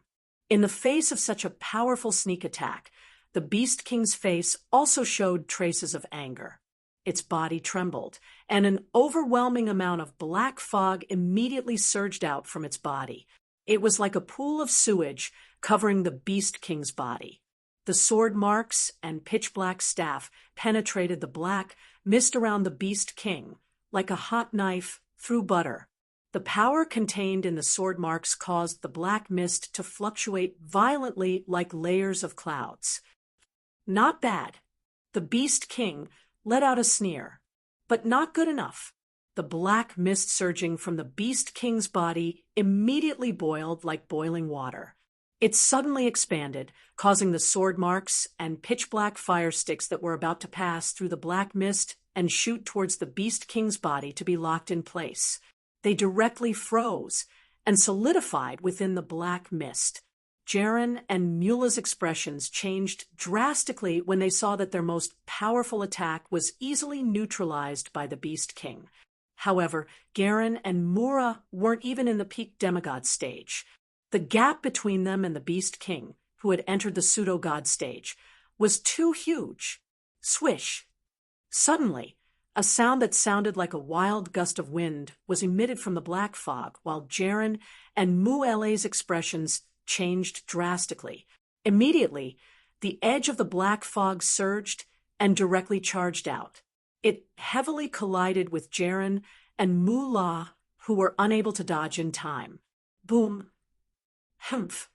Jarlin and Mula let out a muffled groan as their bodies were sent flying backward at the same time. Die! The Beast King didn't show any mercy at all. Ignoring the fact that Jaren and Mura were still flying backward, he formed two pitch-black bone spears with his dark magic power and shot them toward Jaren and Mura. The bone spears were terrifyingly fast. Garen and Mura had just been struck, and they could only watch helplessly as the bone spears flew toward them. Wind of Dissolution. Heavenly Chill. At this moment, two similarly cold and crisp cries resounded. As the two bone spears were about to hit Garen and Mura, a rotating tornado and a faint, invisible impact swept across from afar. One of the tornadoes wrapped around the bone spear that was launched at Garen, while the other struck Mura. Chi! Then, in the sound of something being corroded, the bone spear that was wrapped around by the tornado melted instantly. On the other hand, Mura, who was struck by the invisible impact, vanished and was replaced by a huge block of dry ice. Boom! The remaining bone spear directly smashed the huge dry ice into pieces, exploding into ice shards that filled the sky. On the other hand, Mura appeared beside the Beast King abruptly. She disregarded the pain in her body and grabbed one of the Beast King's hands. Caught you! Hearing this, the Beast King did not have time to react. Garland, who had stopped his flying backwards, dashed to the other side of the Beast King and reached out his hand, grabbing the other hand of the Beast King tightly. I caught you too. You're asking for it. The Beast King was infuriated. Just as he was about to deal a heavy blow to Garen and Mura, another burly figure appeared behind him along with an enormous beast shadow. It was none other than Magnubi. Roar! The beast shadow behind Magnubi roared as it directly stretched out its two huge palms and tightly grasped the Beast King, Jarlin, and Mura in its illusory palms. Under the restraint of the beast shadow, the Beast King, who couldn't move his hands, earlier couldn't even move his body anymore. At this moment, the corners of Magnubi's mouth curled up. "I caught you too, human!" The Beast King finally revealed an unconcealable rage and murderous aura. The dark, magical powers around him surged.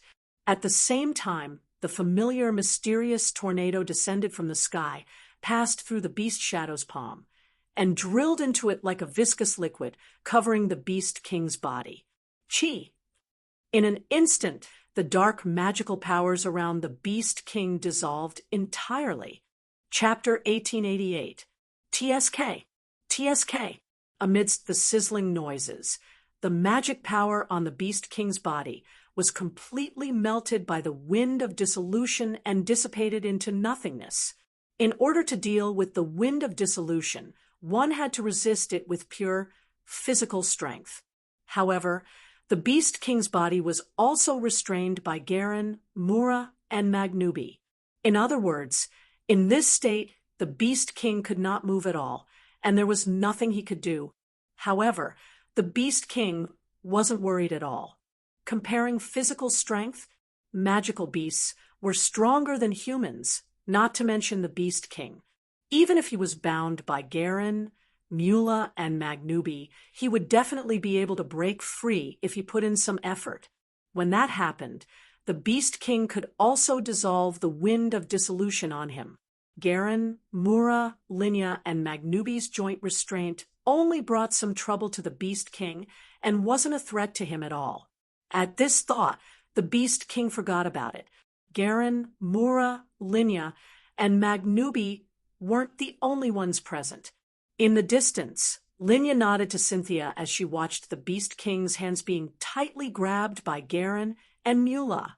His body was also bound by Magnubi's beast shadow and surrounded by a tornado that was dissolving magic power. Cynthia responded instantly and raised her staff. At the next moment, everyone on the scene, including the Beast King, was replaced by blocks of ice and vanished from the scene. The Beast King felt his vision blurring.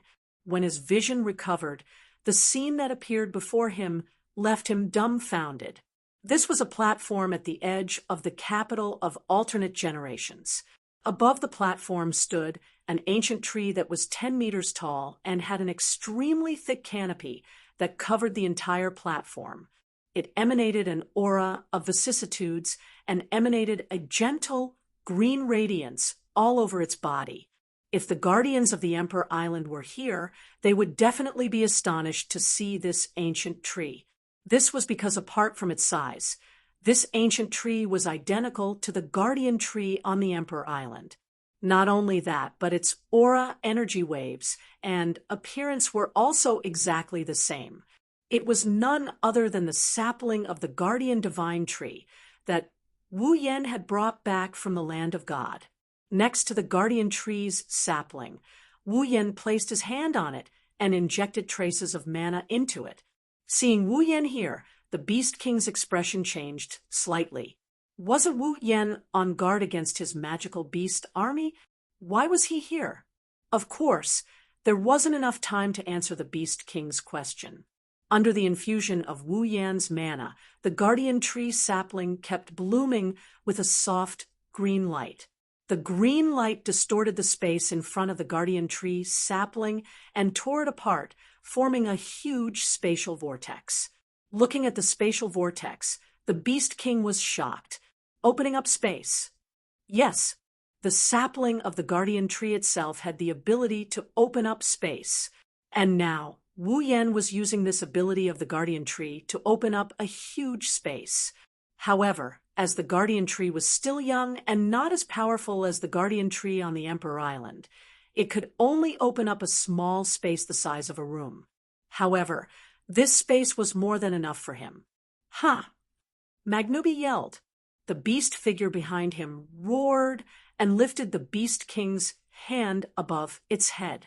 Then it threw the Beast King forcefully into the huge space opened up by the guardian tree sapling. Immediately, the Beast King, Jarlin, and Mura were thrown into the space vortex in front of the sapling as if they were pebbles. Subconsciously, the Beast King had an ominous premonition which made him want to get away from the space vortex. However, before the Beast King could move, Jaren and Mura, who were holding the Beast King tightly, suddenly kicked the Beast King's back heavily as if they had planned it beforehand. Boom! To the Beast King, this kick was no different from not being kicked at all. It did not cause any damage to the Beast King.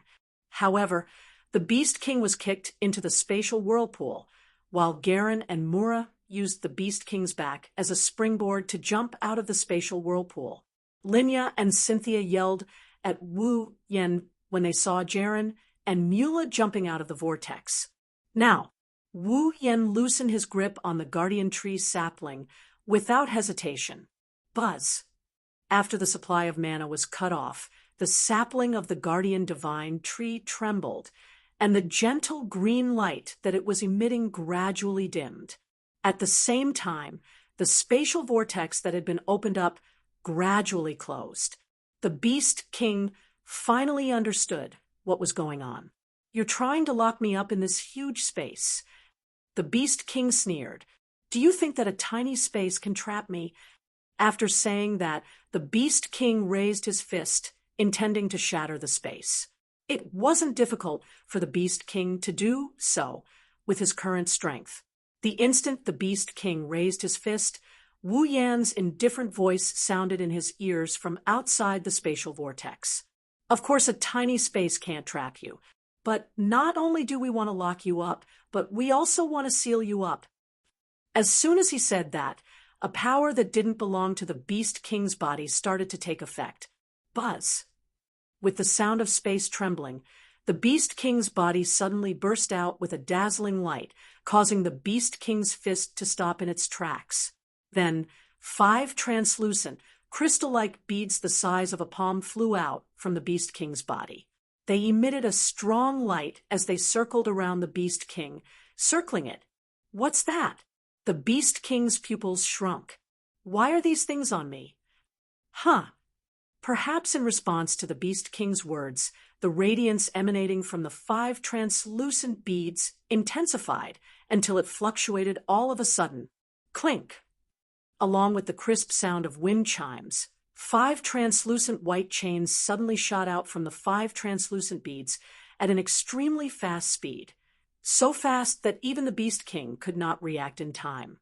In addition to the fact that the distance between them was extremely close, the 5 translucent white chains suddenly wound around the Beast King's body, then contracted and tightly bound the Beast King. No, they didn't just bind him.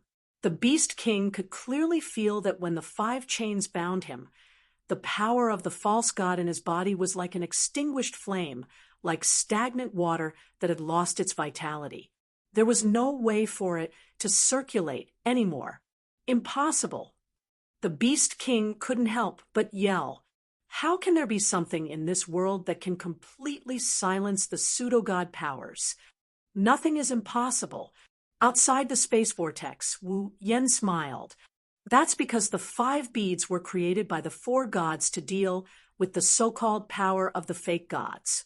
They were left for us to seal the power of the fake gods again. Impossible. The Beast King yelled again. Ordinary means can't seal the pseudo-god powers at all. Otherwise, the 4 gods wouldn't have had to use their own bodies to seal the pseudo-god powers. In the end, they turned their bodies into seals to suppress the pseudo-god powers. You're right. The pseudo-god powers can't be sealed by ordinary means. Violet walked out of a crack in the air and came to Wu Yan's side. She raised her eyes and looked at the Beast King. "When I first heard that these 5 beads could seal the power of the false god, I had my suspicions. But now, It seems that these 5 beads can indeed suppress the power of the false god. So, I guess that these 5 beads should be made from the fragments of the mythical armament. After hearing Violet's explanation, the Beast King understood. The mythical armament was a divine object that could create the power of divinity on its own. It could also store the power of divinity.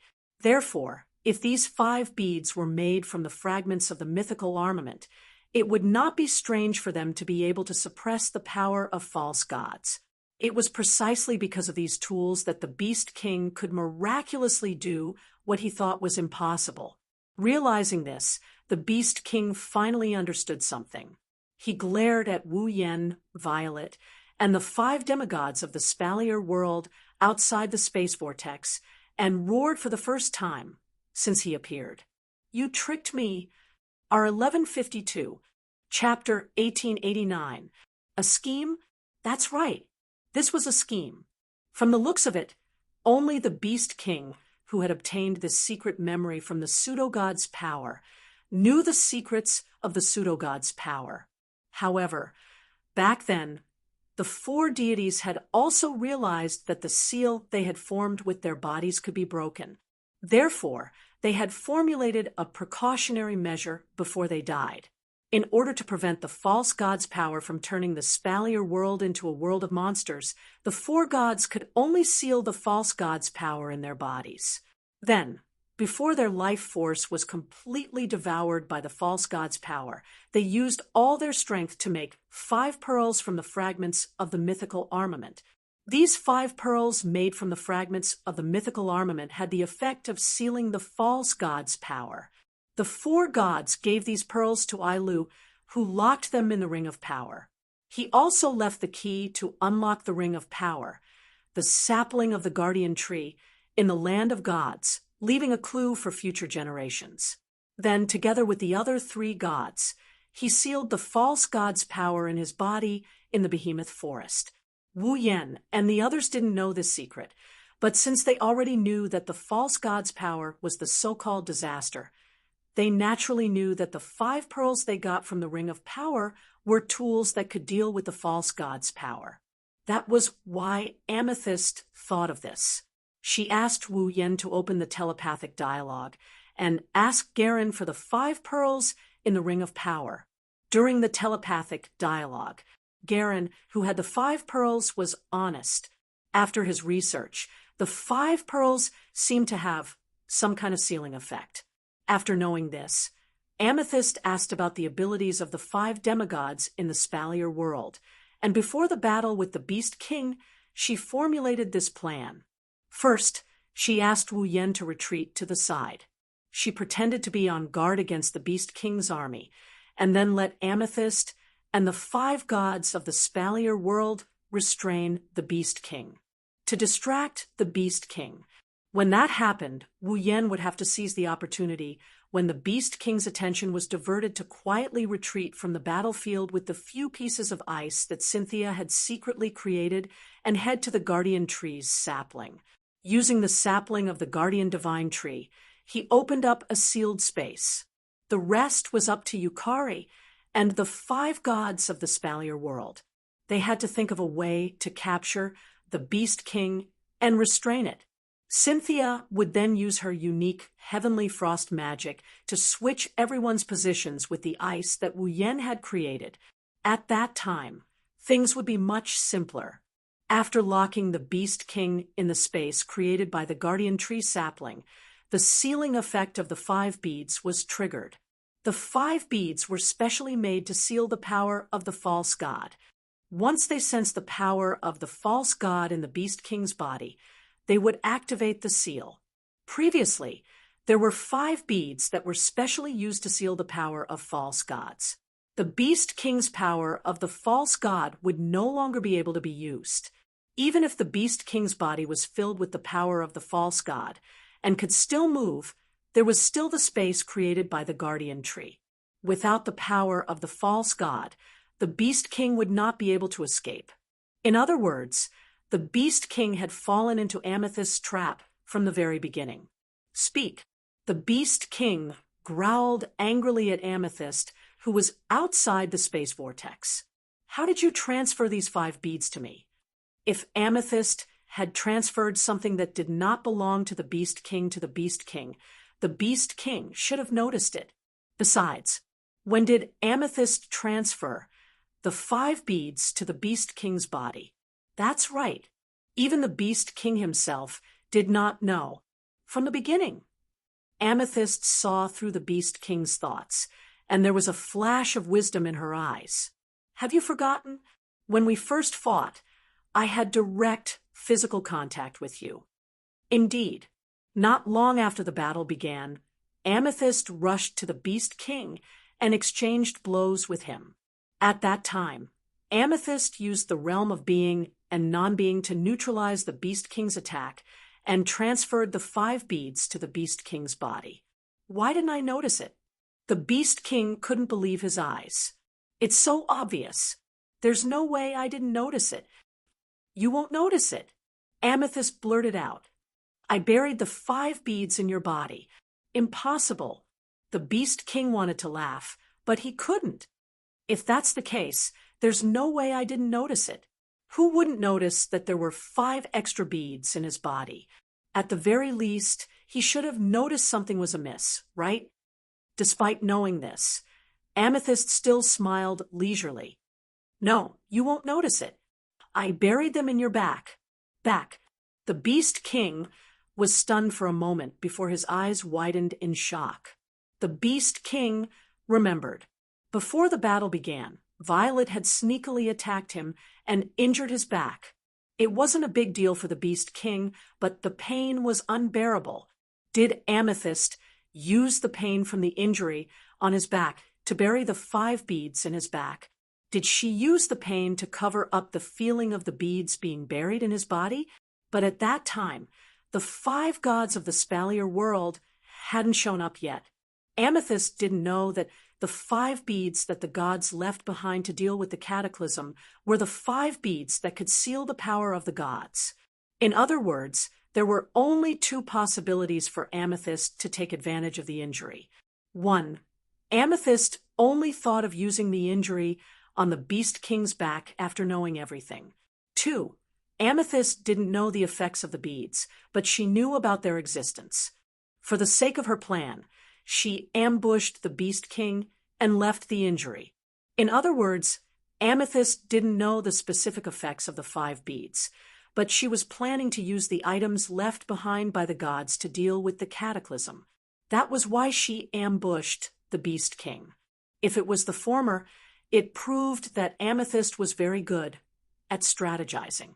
But if it was the latter, Amethyst sensed the Beast King's trembling, as if she wanted to stab him in the back.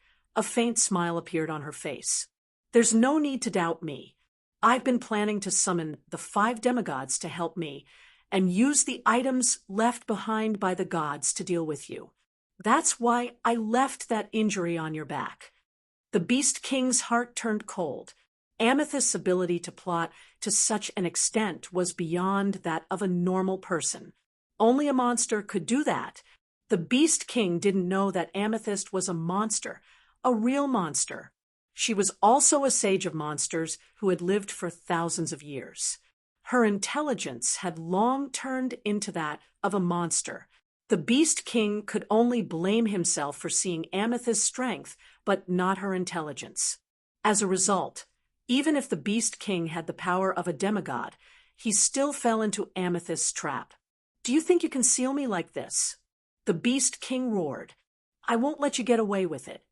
As the furious roar rang out, the veins on the Beast King's forehead bulged in the distorted space. It struggled madly as a violent energy erupted like a volcano. It squirmed wildly and surged out of the Beast King's body, rushing in all directions. Under the effect of that terrifying power, the spatial vortex that was about to close trembled as if it was being expanded. Even the white chains on the Beast King's body began to emit cracking sounds, as if they could not bear the weight of the pressure. Even Wu Yen and Amethyst's expressions changed when they saw this, let alone the 5 demigods from the Spalier world. He still has this kind of power. Under the pressure of the 5 pearls, the Beast King couldn't use his power of a demigod. Coupled with the suppression of the space vortex created by the Guardian Tree's sapling, the Beast King felt as if he had fallen into a swamp. But even so, the Beast King still had some strength left. Not only did he manage to open the entrance of the sealed space, but even the white chains that had the effect of sealing the power of the false god were trembling along with the body of the bead, as if they could break free at any time. It was only now that everyone realized what was going on. The Beast King hadn't used his full strength in the previous battle. So what if these 5 pearls can seal the demigod's power? The Beast King's low roar echoed throughout the space vortex. My demigod's power alone might not be able to escape the seal of these 5 pearls, but did the 4 demigods expect me to absorb all the demigod's power? With me as the vessel for the demigod's power, it won't be easy to seal me as long as I have the strength to do so. Chapter 1890. Hum, hum, hum. As the Beast King struggled violently, an invisible force kept attacking the space created by the Guardian Tree's sapling. The space created by the Guardian Tree's sapling trembled, and the spatial vortex at the entrance kept expanding. Everyone finally realized what was going on. The item left behind by the 4 gods was indeed used to seal the pseudo-god's power. Although it had the ability to suppress the pseudo-god's power, the pseudo-god's power wasn't just moving around. It already had a carrier. For example, it was like an item that could dispel spirits and souls. This item naturally had these effects, but the human body had souls to begin with. Could it be that this item could dispel the spirits and souls of people who were still alive? By the same logic, the pseudo-god's power was now like a soul that had a body. With a carrier, the effect was obviously much weaker. This was also the reason why Wu Yan didn't call for Canon to purify the pseudo-god's power when facing the Beast King. With Canon's omnipotent purification ability, she could purify the pseudo-god's power in a matter of minutes. However, the pseudo-god's power already had the Beast King as its carrier. Even Canon couldn't use her purification ability on the Beast King's body. Of course, these weren't the most important reasons. The most important reason was that the Beast King's power was beyond everyone's imagination. In fact, it made sense if one thought about it. Even Fengjian Fragrance, a superpower house who hadn't reached demigod pinnacle, could use pure strength to disperse the realm's power. How could the Beast King, who had surpassed demigod pinnacle and reached the pseudo-god realm, be affected by Violet's realm's power? Perhaps it was due to the fact that the Fengjian delicate fragrance was invincible in close combat, but the Beast King was the strongest among the magical beasts. Naturally, its physical ability was not bad, and its close combat ability was also the same. If it wanted to deal with the current Beast King, it would be difficult. If he could defeat the Beast King now, it would be easy. The Beast King could only blame himself for not expecting to fall into Violet's trap. In the end, Violet and the 5 demigods from the Spalier world found a flaw in his plan. Now, the Beast King's pseudo-god's power was suppressed, and his strength was reduced by at least 70%. However, if he used his full strength, he was actually able to shake the space created by the Guardian Tree's sapling. To even be able to shake the seal, it had to be said that the Beast King's strength had indeed exceeded everyone's expectations. Everyone could imagine, if the Beast King were to break out of its seal, what kind of disaster would it bring? Facing the enraged Beast King, even if there were 7 demigods present, they were still no match for the Beast King. Once all the demigods were wiped out by the Beast King, the Spalier world would truly become a world of demonic beasts. Humans would also become demonic beasts' food. This was something that absolutely could not be allowed to happen. You want to break the seal? Jaren, Linya, Mula, Cynthia, and Magnubi seemed to have reached a consensus. They flashed and stood at the 5 corners of the turbulent space, surrounding the space created by the sapling of the guardian tree. You should be the one who won't succeed. As the 5 demigods from the Spalier world spoke, Jaren, Linya, Mula, Cynthia, and Magnubi, who had surrounded the space created by the sapling of the guardian tree, took out an armament each. Compared to the armaments used by Garen, Linya, Mula, Cynthia, and Magnubi in the battle against the Orc King, the 5 armaments looked much more profound. In Jaren's hand was a huge sword with a twisted blade. The blade wasn't sharp, and the hilt was extremely dim. It looked like a twisted ruler was pieced together with the hilt. It had a very strange shape. In Linya's hand was a strange root-shaped object that looked like a stick. It was extremely slender, but there was a pearl inlaid at the tip. It looked like a magic staff. In Mula's hand was a black stick that resembled a pillar and seemed as though it would shatter at any moment. It was as big as a smaller pillar. In Magnubi's hand was a pair of gauntlets that seemed to have been chopped off from a wild beast. Even though there wasn't any blood, the gauntlets were covered in fur. As for Cynthia's hand, it was a piece of ice. It was translucent and sharp like a spike. There was a glittering ice crystal at the tip. The 5 armaments were strangely shaped, their uses were unknown, and one could barely tell what type of weapon they were.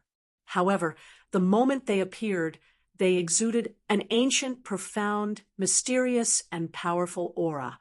Shockingly, they were all legendary armaments. 5 legendary armaments.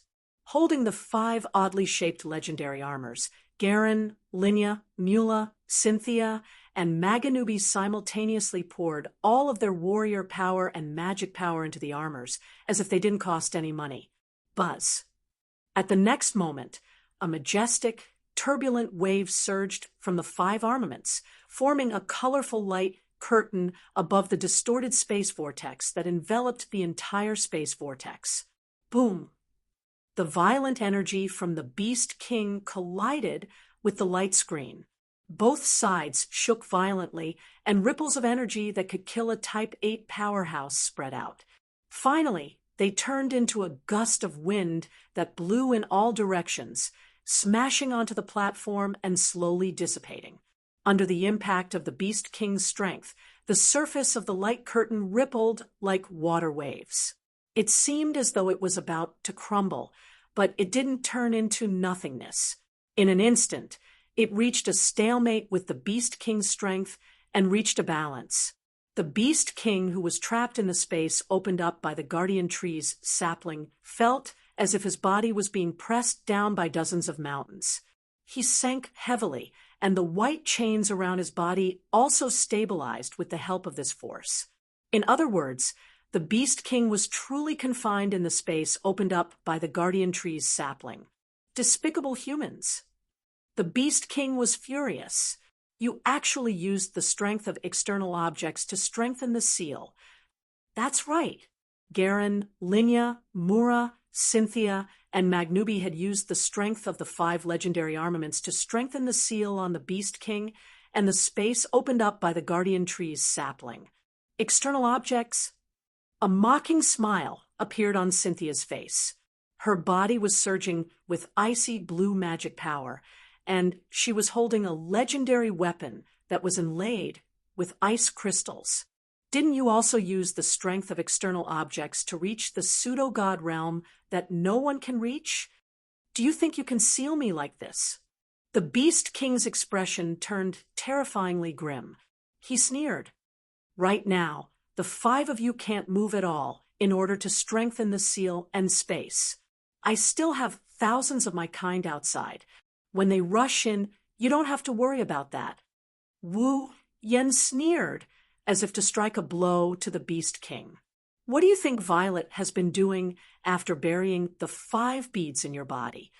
Hearing this, the Beast King felt an ominous premonition in his heart. Roar! Roar! Roar! On the other hand, the countless flying beasts in the sky above the capital of alternate generations snarled furiously as soon as they witnessed the scene of the Beast King being captured by the 5 demigod stage powerhouses of the Spalier world and being replaced by 5 blocks of ice. Roar! Roar! Roar! Driven by rage, every flying demon bellowed. Even the demons outside the capital of other worlds that could not fly and were surrounding the empty ground were spurred on, bellowing in rage, their frenzied, beastly cries echoing across the skies. Without the slightest hesitation, all the beasts were on the move. The beasts in the sky descended from the sky like sharp arrows, swooping down toward the capital of alternate generations from all directions. The beasts on the ground were like cannonballs that broke through bamboo, charging toward the capital of alternate generations with great momentum. In an instant, the sky roared and the ground trembled. One by one, the beasts rushed toward the fragile city, intending to flatten it. And yet, just as the magical beasts were about to charge into the capital of alternate generations, all of them vanished amidst a formless ripple as if they had sunk into water. Chapter 1891. If someone were to look down from the sky above the capital of otherworldly beings, they would be greeted with an unbelievable sight. The flying magical beasts that blanketed the skies like bees swooped down at the speed of arrows released from bowstrings. Finally, when they reached a certain spot in the capital of an alternate era, they immediately stirred up a circle of ripples as if they were diving into water before vanishing without a trace. The dense horde of magical beasts that resembled ants also charged forward at the speed of bullets. When they reached the sturdy walls of the capital of a different generation, the walls were like a lake, swallowing the magical beasts one by one and stirring up circles of ripples. In that very instant, the entire capital of alternate generations, be it its surroundings or its peak, rippled violently as if a torrential downpour had hit the surface of a lake. It only stopped after a while. When the ripples in the capital of otherworldly beings subsided, the monsters that surrounded the capital of otherworldly beings and were on standby on the ground, as well as the flying monsters with the ability to fly, had all disappeared from the spot. Of course, saying that they disappeared from the spot might be a little inaccurate. It should be said that the monsters that intended to charge into the capital of otherworldly beings had disappeared from this world. What's going on? The Beast King's expression changed. Where is my army of monsters? Locked up. Locked up for the time being. Zirao smiled meaningfully. Locked up in an illusory world. An illusory world. Or rather, it should be said that the magical beasts were all trapped in the realm of illusion and reality. After burying the 5 orbs into the Beast King's body, Violet found an opportunity to quietly leave the scene. Otherwise, there would be no need for Wu Yen to bring the ice that Cynthia created to the Guardian Tree's sapling. After the 5 demigods of the Spalier world captured the Beast King, Cynthia would cast her unique teleportation spell to bring the Beast King and everyone else to the Guardian Tree's sapling. If Violet was here, she wouldn't have to go through so much trouble. All she needed to do was open a gap, and she could easily bring the Beast King and the 5 demigods of the Spalier world to the sapling. The reason why Cynthia was needed was because Violet had her own matters to attend to. It was something that should have been done by Wu Yen around the capital of alternate generations. Violet used her ability to control her realm. He unleashed the realm of illusion and reality. It created an illusory world, just like the 2 sides of a mirror. Amethyst created a capital of a different era within the mirror. Therefore, the magical beasts that intended to charge into the capital of alternate generations had to reach the boundary between illusion and reality. They were all sucked into another illusory capital of a different era. Now, these magical beasts should be in the otherworldly capital inside the mirror. In order to find the Beast King, they were wantonly destroying everything, right? It seemed like the one who was truly wary of the magical beast army, brought by the Beast King, was not Wu Yen. It was Violet. From the beginning to the end, Violet had planned everything out. Before the battle even began, when she left a wound on the Beast King's back, she had already planned it all out. It was a pity that the Beast King, who had finally entered the realm of false divinity and become the strongest expert in the world, had fallen into Violet's trap before he had the chance to show off his true strength. He was completely suppressed by Violet. In the space vortex, the Beast King, who was surrounded by 5 pearls and bound by white chains, lowered his head and took a deep breath, as if trying to suppress the endless anger and murderous intent in his heart. After a long time, he let out a long sigh. This time it's my loss. Yakumo Violet, you do have something that I can't compare to. I admit defeat. When he raised his head again, the Beast King's face was as cold as ice. However, don't think that you have won just like this. Even if you can seal me for a while, you definitely won't be able to seal me forever. Now, the 5 demigods of the Spalier world had used legendary armaments to seal the Beast King in the space created by the Guardian Tree's sapling. In other words, once the 5 demigods of the Spalier world were not strong enough and the Beast King seized the opportunity, then the Beast King would be able to break out of the seal. In other words, the 5 demigods of the Spalier world were trapped on this small platform together with the Beast King, and there was no way for them to leave. The only difference was that one side was trapped in a cage, while the other side was guarding outside the cage. Could the 5 demigods of the Spalier world be able to seal the Beast King forever? The answer was, of course, no. As long as the Beast King could catch his breath and suppress the 5 demigods of the Spalier world, then the Beast King would be able to break out of the seal. On the other hand, when the 5 demigods of the Spalier world exhausted their strength, fighting aura, and magic power, the Beast King would also be able to break out of the seal. This period of time would definitely not be too long. When the Beast King reappeared in this world, then it would be time for the Spalier world to welcome a true disaster. Wu Yen, Violet, and the 5 demigods of the Spalier world were all very clear on this point. Therefore, not only did they not feel relieved after suppressing the Beast King, but they also felt a little heavy.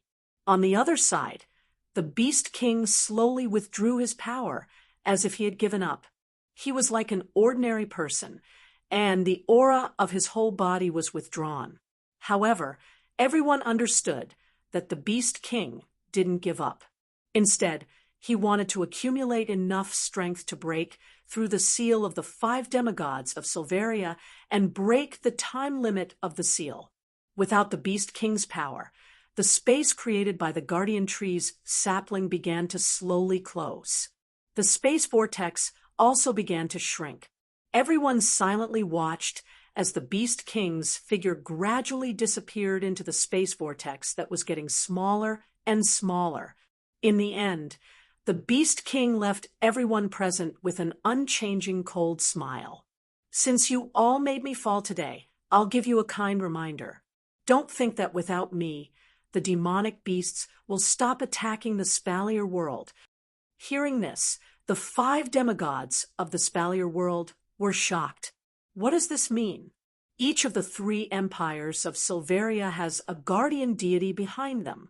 Knowing this, do you think I would come here with peace of mind and allow my army of beasts to invade the 3 empires? What do you think I'm relying on to do so? The Beast King sneered. Let me tell you, there is a Beast King in each of the 3 armies of demonic beasts attacking the 3 empires. Wah! Everyone's mind went blank. Beast King? There are Beast Kings among the demonic beasts, and there are 3 of them? Don't doubt it. Seeing the sudden change in everyone's expression, the Beast King finally couldn't help but laugh out loud. There are 3 peak 9th level demonic beasts in my beast clan. These 3 peak 9th level demonic beasts have received the power of the false gods that I have bestowed upon them. With their leadership, my army of demonic beasts will not give up on attacking the Spalier world. Originally, I had prepared these 3 beast kings to deal with the demigods of the 3 empires.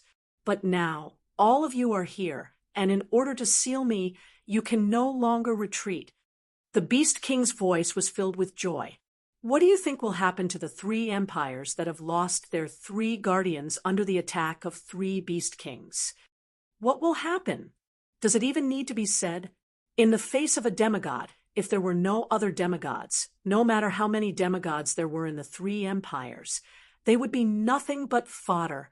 In the end, the 3 empires will not be able to escape the fate of destruction.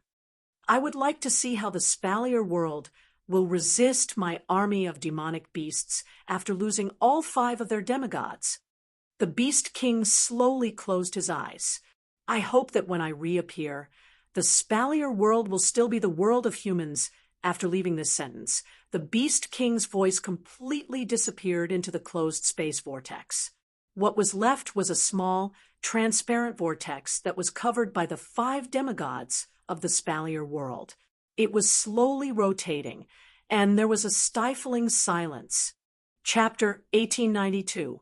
7 pairs of eyes focused on the transparent whirlpool in front of the guardian tree sapling, which was surrounded by a light screen, and remained silent for a long time.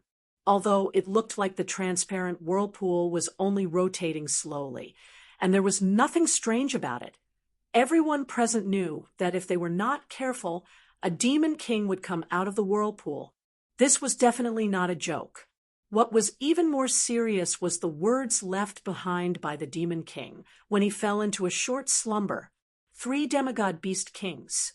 There were 3 demigod beast kings in the magical beast army that was attacking the 3 empires in the Spalier world. Originally, the beast kings had the ability to command the magical beasts that were below the demigod level. It was because of this ability that the 3 empires paid so much attention to the birth of the beast kings, and the magical beasts broke their own rules and ran out of their habitats. Without the orders of the beast kings, the magical beasts with low intelligence and territorial awareness would never run out of the behemoth forest and enter the human world. Not only that, the magical beasts lived in a world where the strong preyed on the weak. It was not uncommon for high-level magical beasts to treat low-level magical beasts as food, and low-level magical beasts to treat high-level magical beasts as their natural enemies. Under such circumstances, in a situation where there was food and natural enemies around them, they would not be able to survive. How could the magical beasts still unite and attack the humans? It was like putting a lion and a rabbit together. Both of them were animals, so who could make them attack the humans together? If there was such a situation, it would be the rabbit running away to avoid the lion, and the lion chasing after the rabbit to eat it. It would be impossible for the 2 to work together to hunt down the humans. However, the beast kings were able to do this. Therefore, if the beast kings were to be sealed here, they would lose their commander. The magical beasts would once again return to their normal state. They would not attack the 3 empires again. However, there were still 3 beast kings in the magical beast army. If what the beast kings said was true, then, with the 3 beast kings as their commander, even if the beast kings were to be sealed here, the magical beasts would still attack the 3 empires.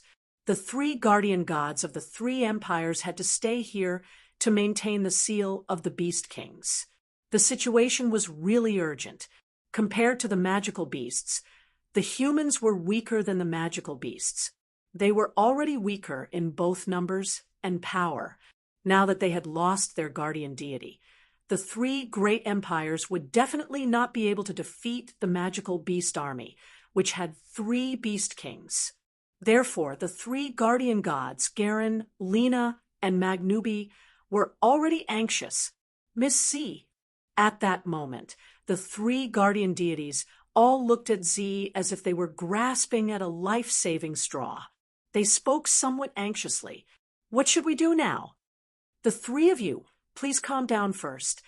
Cynthia tried to calm them down. Although the five of us can't leave, we still have Miss C on our side. With Miss C's strength, those three demigod-level magical beasts who borrowed the power of the pseudo-gods won't be able to cause any trouble. That's right. Even if there were three new beast kings among the magical beasts, these three beast kings had only just entered the demigod rank.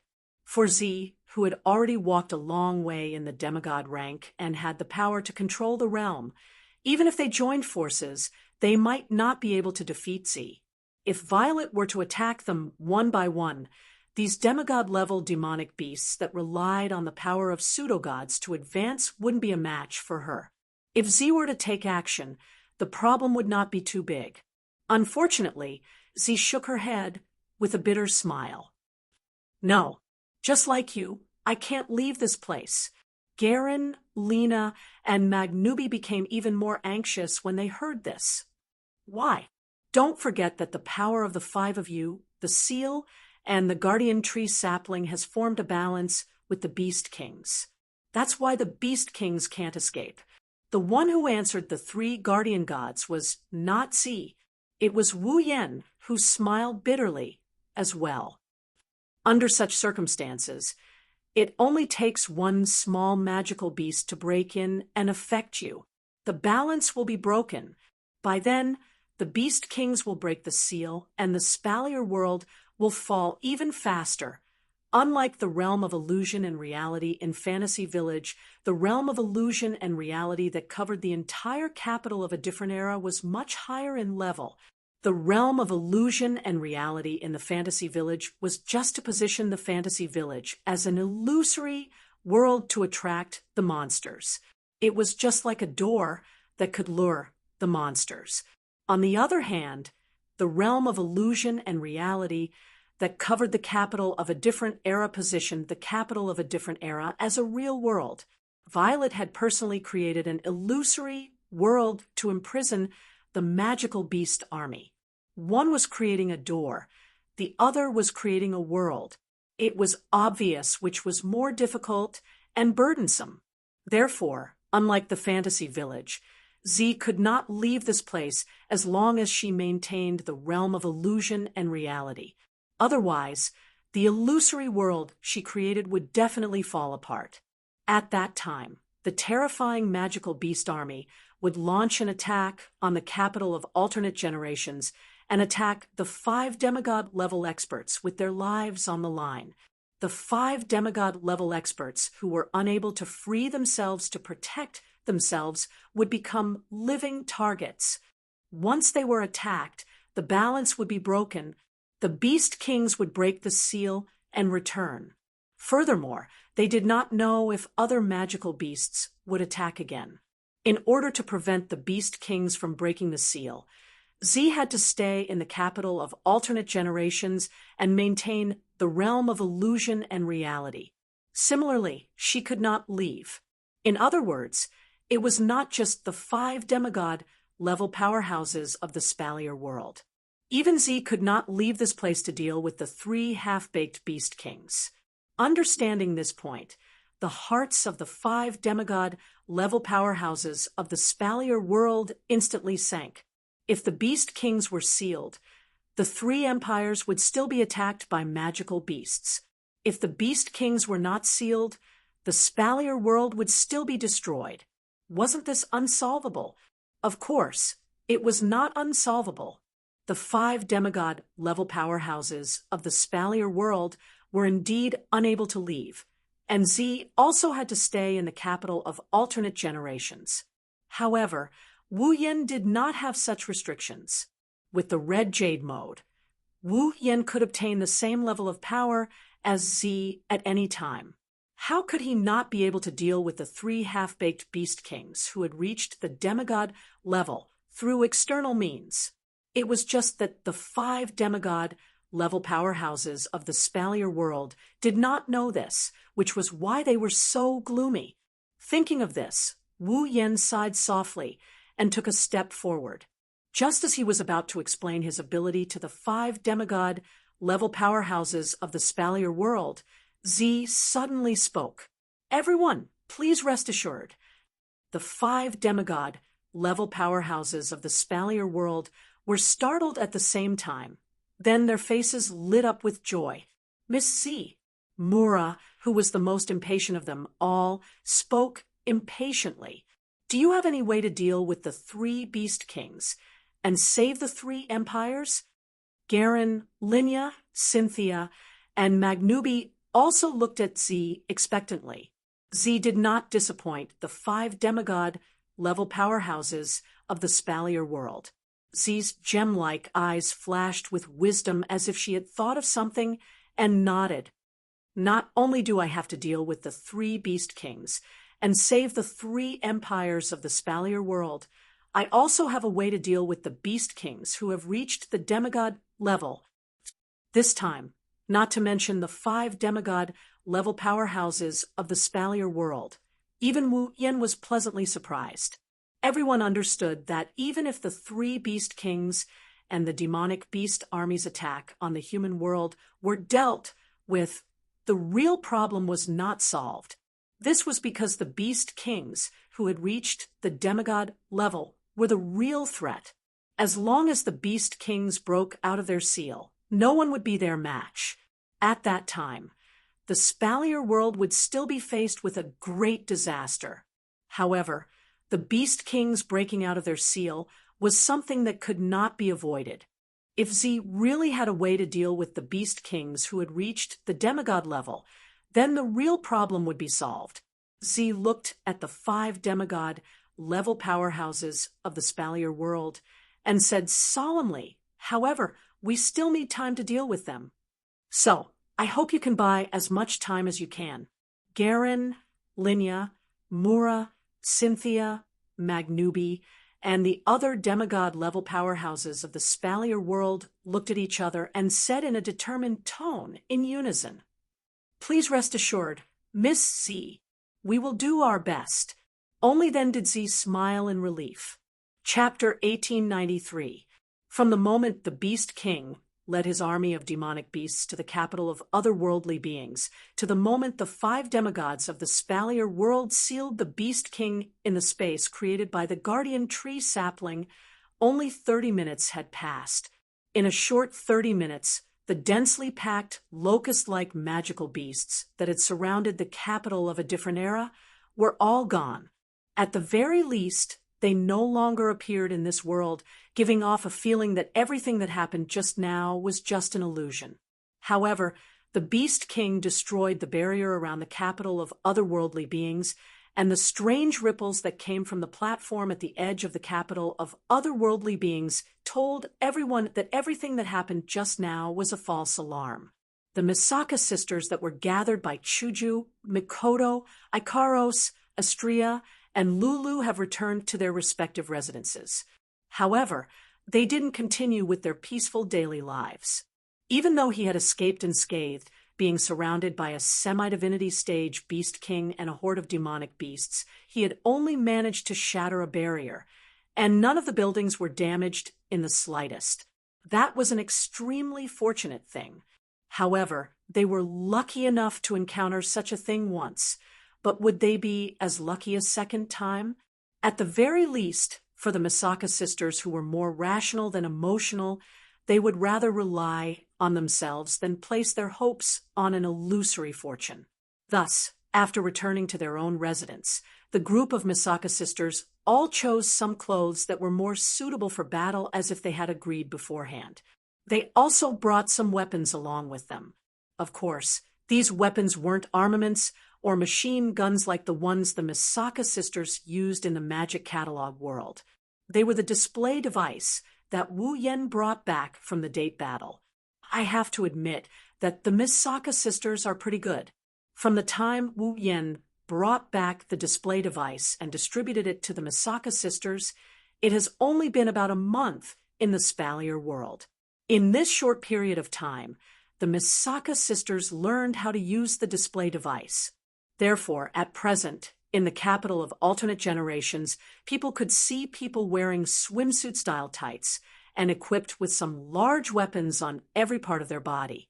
They were armed to the teeth and looked identical as they flew around the sky under the propulsion of propellers, appearing to be on high alert. Moreover, the Misaka sisters were in contact with each other through the Misaka network. They didn't need wireless communication to communicate with each other. It would take less than a second for them to communicate with each other. Since the Misaka sisters were in charge of guarding the capital of otherworldly beings, they should be reliable.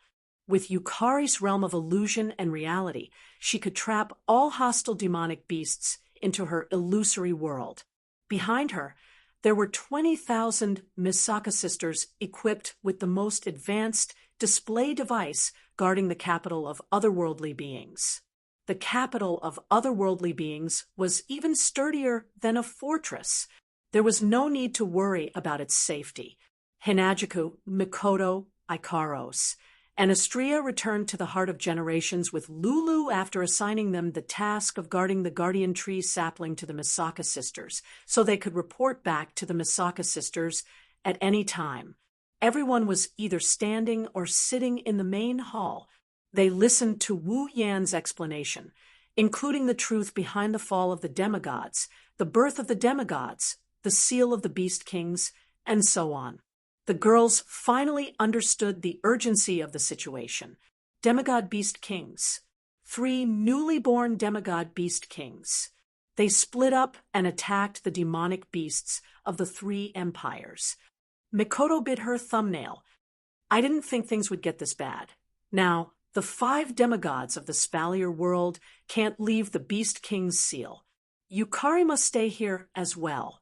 The only one who can deal with the 3 demigod Beast Kings is Yen, right? Shoujo turned to Wu Yen with a questioning gaze. Then, Yen, what do you plan to do? Originally, I wanted to take care of the 3 demigod Beast Kings myself. Wu Yen looked confused. But before I could say anything, Yukari interrupted me. She said she has a plan. Yukari? The group of girls was startled. They turned to look at the purple-robed man who was frowning. No one knew what he was thinking about. Yukari. Astria couldn't help but ask, "Do you really have a plan?" "Of course I do, and it's very simple." Yukari maintained a frown as if she was thinking about something. She didn't seem to care about Astria's question, but she answered without hesitation. "I'm afraid we don't have enough time." "What's the plan?" Mikoto couldn't wait to ask. "Do you need our help?"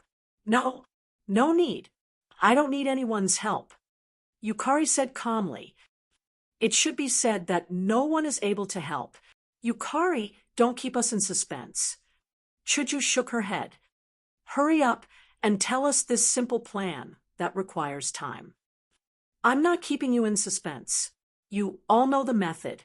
You just didn't realize it." Yukari sighed and looked at Wu Yen. "Actually, as long as little Yen becomes a celestial, everything will be solved." Even Hinajuku, Mikoto, Ikaros, and Astria were stunned speechless when they heard the words Yen Xiaoyan became a god-tier master, let alone Lulu, who was still in the dark and didn't know what kind of power these people possessed. Indeed, as long as Wu Yen becomes a celestial, everything will be solved. No matter how strong the Beast King was, he was still just a false god, and the other 3 Beast Kings that relied on the power of false gods to climb to the demigod level were just dabblers. They definitely wouldn't be as strong as people who had advanced to the demigod level through normal means, and they weren't worth mentioning in front of a true god-level expert. However, is it that easy to become a celestial? Yukari, Wu Yen smiled bitterly. "Do you think it's that easy? That's why I said we need time." She put away the paper fan in her hand with a pa sound and smiled faintly. "Fortunately, we still have the advantage in terms of time." Before Wu Yen and the girls could say anything, Yukari said to Wu Yen, "Little Yen, for the next period of time, you don't have to care about anything else. Your only mission now is to complete the Demigod Path mission to the end and increase the effect of the item that can promote you to the peak of the demigod level." Everyone except Astria and Lulu understood what Yukari was trying to say. Yukari wants Wu Yen to buy time so he can complete the Demigod Path mission as soon as possible. Every time Yukari completes the Demigod Path mission, the item that can help the user to reach the pinnacle of demigod rank will receive a huge upgrade. As long as Yukari continues to complete the mission, it will only be a matter of time before the user reaches the pinnacle of demigod rank. The system also has a unique, mythical armament that can be exchanged for. It allows the user to absorb divine energy and obtain a chance to reach the celestial rank. In other words, as long as Wu Yen can complete the Demigod Path quest, he can obtain the item that can raise the user to the pinnacle of demigod. Then, he can exchange it for a mythical armament from the system. That way, Wu Yen will have a chance to reach God tier. When the time comes, not even the Beast King of Demigods will be able to do anything to Wu Yen. Wu Yen will defeat the Beast King and save the entire Spalier world. Fortunately, 1 day in the Spalier world is equivalent to 100 days in other worlds. This is our advantage. Yukari looked straight at Wu Yen. If you can reach the celestial rank before the Beast King breaks the seal, then we win. If you can't, then the consequences will be unimaginable. Hearing Purple's words, both those who understood the reason and those who were still in a daze fell silent. If Yukari can reach the celestial rank before the Beast King breaks the seal, then we win. If Yukari can't make it in time, then everyone will be killed by the Beast King, including everyone in the Spalier world. Our 1152, Chapter 1894, Behemoth Forest, capital of alternate generations. In the sky, the Misaka sisters, who were equipped with personal display devices for combat, were on high alert as they flew. On the streets, the Misaka sisters, who were armed with heavy weapons, formed groups of 2s and 3s as they patrolled the area. In the houses, many of the Misaka sisters were like snipers, hiding in ambush between the buildings. They used binoculars and sniper rifles to observe their surroundings. On top of the city walls, the Misaka sisters stood guard like sentinels. They looked identical and had the same expression. Their delicate faces were devoid of any emotions. This was the current situation in the capital of alternate generations. The leisure they had in the past was gone. In order to bring back this leisure, the Misaka sisters had put down their daily desires and worked hard to eliminate the dissidents, hoping to find what they wanted with their own hands. Since hard work was necessary, the Misaka sisters would not be stingy with their efforts. After all, this time, the Misaka sisters were no longer risking their lives for a groundless experiment. Instead, they were working hard to take back the life they wanted. Therefore, there was no need to be stingy with their efforts. Walking down the street, Wu Yen looked at this scene, and he couldn't help but sigh. The Misaka sisters were still expressionless and did not say anything. However, because they did not say anything, Wu Yen understood that the Misaka sisters were working hard. It can't be helped. In the past, if Wu Yen appeared on the streets, even if he wasn't surrounded by a large number of sisters, he would still be greeted with question marks. However, at this moment, the Misaka sisters ignored him and continued with their work. Was this not enough to show how serious the Misaka sisters were about this? Honestly speaking, after seeing this scene, Wu Yen was gratified. He also felt heartache. He was gratified that the Misaka sisters were starting to understand how to protect what they wanted and were working hard for it. As for heartache, it was because the Misaka sisters were really unfortunate. It was not easy for them to live the life they wanted, but in the end, he still welcomed the day when someone broke it. And all of this, it was all because Wu Yen was not strong enough. If Wu Yen had already become an ultimate god-level expert, then he would have been a god-level expert. That way, the Misaka sisters' lives would not be disrupted, and the Beast King would not be able to do anything to him. Violet did not need to be confined to this place, and the girls would not become worried and distressed. In the end, it was all because of the lack of strength. What Z said was right. As long as he could become a divine-level expert, then everything would be easily solved. Regardless of whether it was the Beast King who had reached the false god realm and was regarded as a demon king, or the magical beast army that was attacking the entire Spalier world, they would all become clowns. In the future, no one would dare to cause trouble in the capital of alternate generations and break the life that everyone yearned for. Because from then on, everyone would know that there was an invincible divine-level expert in this foreign city that outsiders could not enter. In addition, the problem of the fantasy paradise could also be solved because Wu Yan had become a divine-level expert. Therefore, Wu Yan clearly knew one fact. Only by becoming a divine-level expert could he ensure everyone's happiness and protect every girl in this city. In fact, Wu Yan had known this fact since the beginning. It was also because of this that he had been rushing between the various instance dungeons to increase his strength. However, compared to now, in the past, Wu Yan had never yearned for it as much as he did now. He yearned to become an ultimate expert. Only then could he protect everything.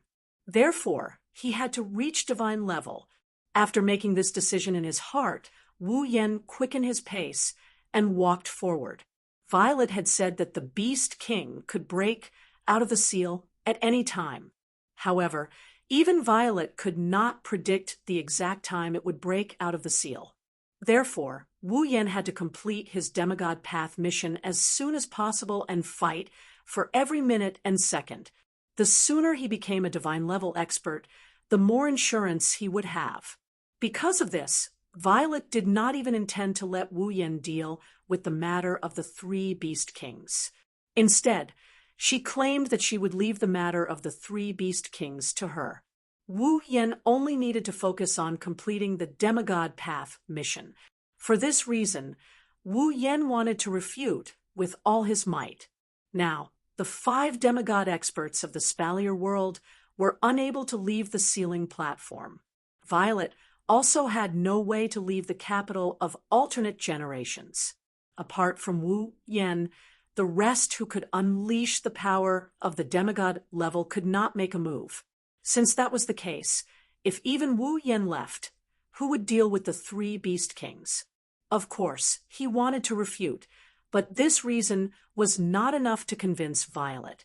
After all, compared to the 3 Beast Kings, the Beast Kings with the power of the demigod level were the real threat. If he were to waste too much time dealing with the 3 Beast Kings, what would he do if the semi-divinity realm Beast Kings were to break out of their seals? At that time, even if the 3 Beast Kings were dealt with, no one would be able to deal with the Beast Kings at the demigod level. The humans of the Spalier world would still be wiped out. Therefore, no matter what, Wu Yan could not waste time dealing with the 3 Beast Kings. Completing the demigod path mission as soon as possible was the most important thing. It was also because he understood this point, that although Wu Yan wanted to refute, he did not say anything. Instead, he agreed. However, before he raced against time, Wu Yan still wanted to check out the situation on the platform. After passing through the streets that seemed to have been transported from different eras, and passing by the buildings that were out of place, yet strangely dreamy, Wu Yan came to the edge of the capital of a different era and came to the platform where the sapling of the guardian tree was planted. On the platform, the sapling of the guardian tree was still emitting a weak, gentle green light and a ripple of vicissitudes of life. In front of the sapling of the guardian tree, a transparent space vortex that was only the size of a palm was rotating slowly. The vortex was surrounded by a layer of colorful light curtain, as if a circle of rainbow had been added to the vortex. It looked very beautiful, but although it was beautiful, once this beauty was disturbed, it would become the most hideous and dangerous thing in the world. Garen, Linya, Mula, Cynthia, and Maganubi surrounded it in the middle and stood straight as if they were the guards of a prison. Because of this beautiful scene that could become the most dangerous thing at any time, Garen, Linya, Mula, Cynthia, and Maganubi surrounded it and stood straight like the guards of a prison. With a closer look, one could see streams of warrior power and magic power slowly rising from the bodies of Garen, Linya, Mula, Cynthia, and Magnubi. The streams of warrior power and magic power were being injected into the weirdly shaped legendary weapons in their hands. The 5 legendary armaments were emitting a soft glow and ripples that could not be seen by the naked eye reverberated on the rotating space vortex. Gradually, the ripples turned into streaks of colorful light and injected into the light curtain that covered the space vortex, maintaining it.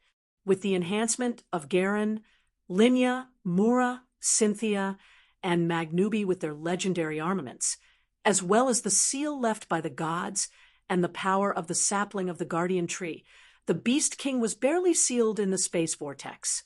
If this balance was broken, the Beast King would break out of the seal. In order to break the seal, the Beast King was secretly accumulating his power. On the other hand, Garen, Linya, Mura, Cynthia, and Magnubi were constantly consuming their power in order to strengthen the seal and the space vortex. It was only a matter of time before the Beast King broke out of the seal. It was not unreasonable for Purple to be so eager for Wu Yen to complete the mission of the demigod path and become a god-level master. Realizing the urgency of the situation, Wu Yen also knew that he did not have much time left. He quickly collected his emotions and walked towards the platform. Garen, Linya, Mula, Cynthia, and Maganubi were focused on controlling their power so that they wouldn't waste any of it. They tried to prolong their energy depletion by using this method. Garen, Linya, Mula, Cynthia, and Maganubi noticed someone approaching them. They turned towards the direction of the footsteps. When they saw that the footsteps belonged to Wu Yen, the vigilance in their eyes disappeared.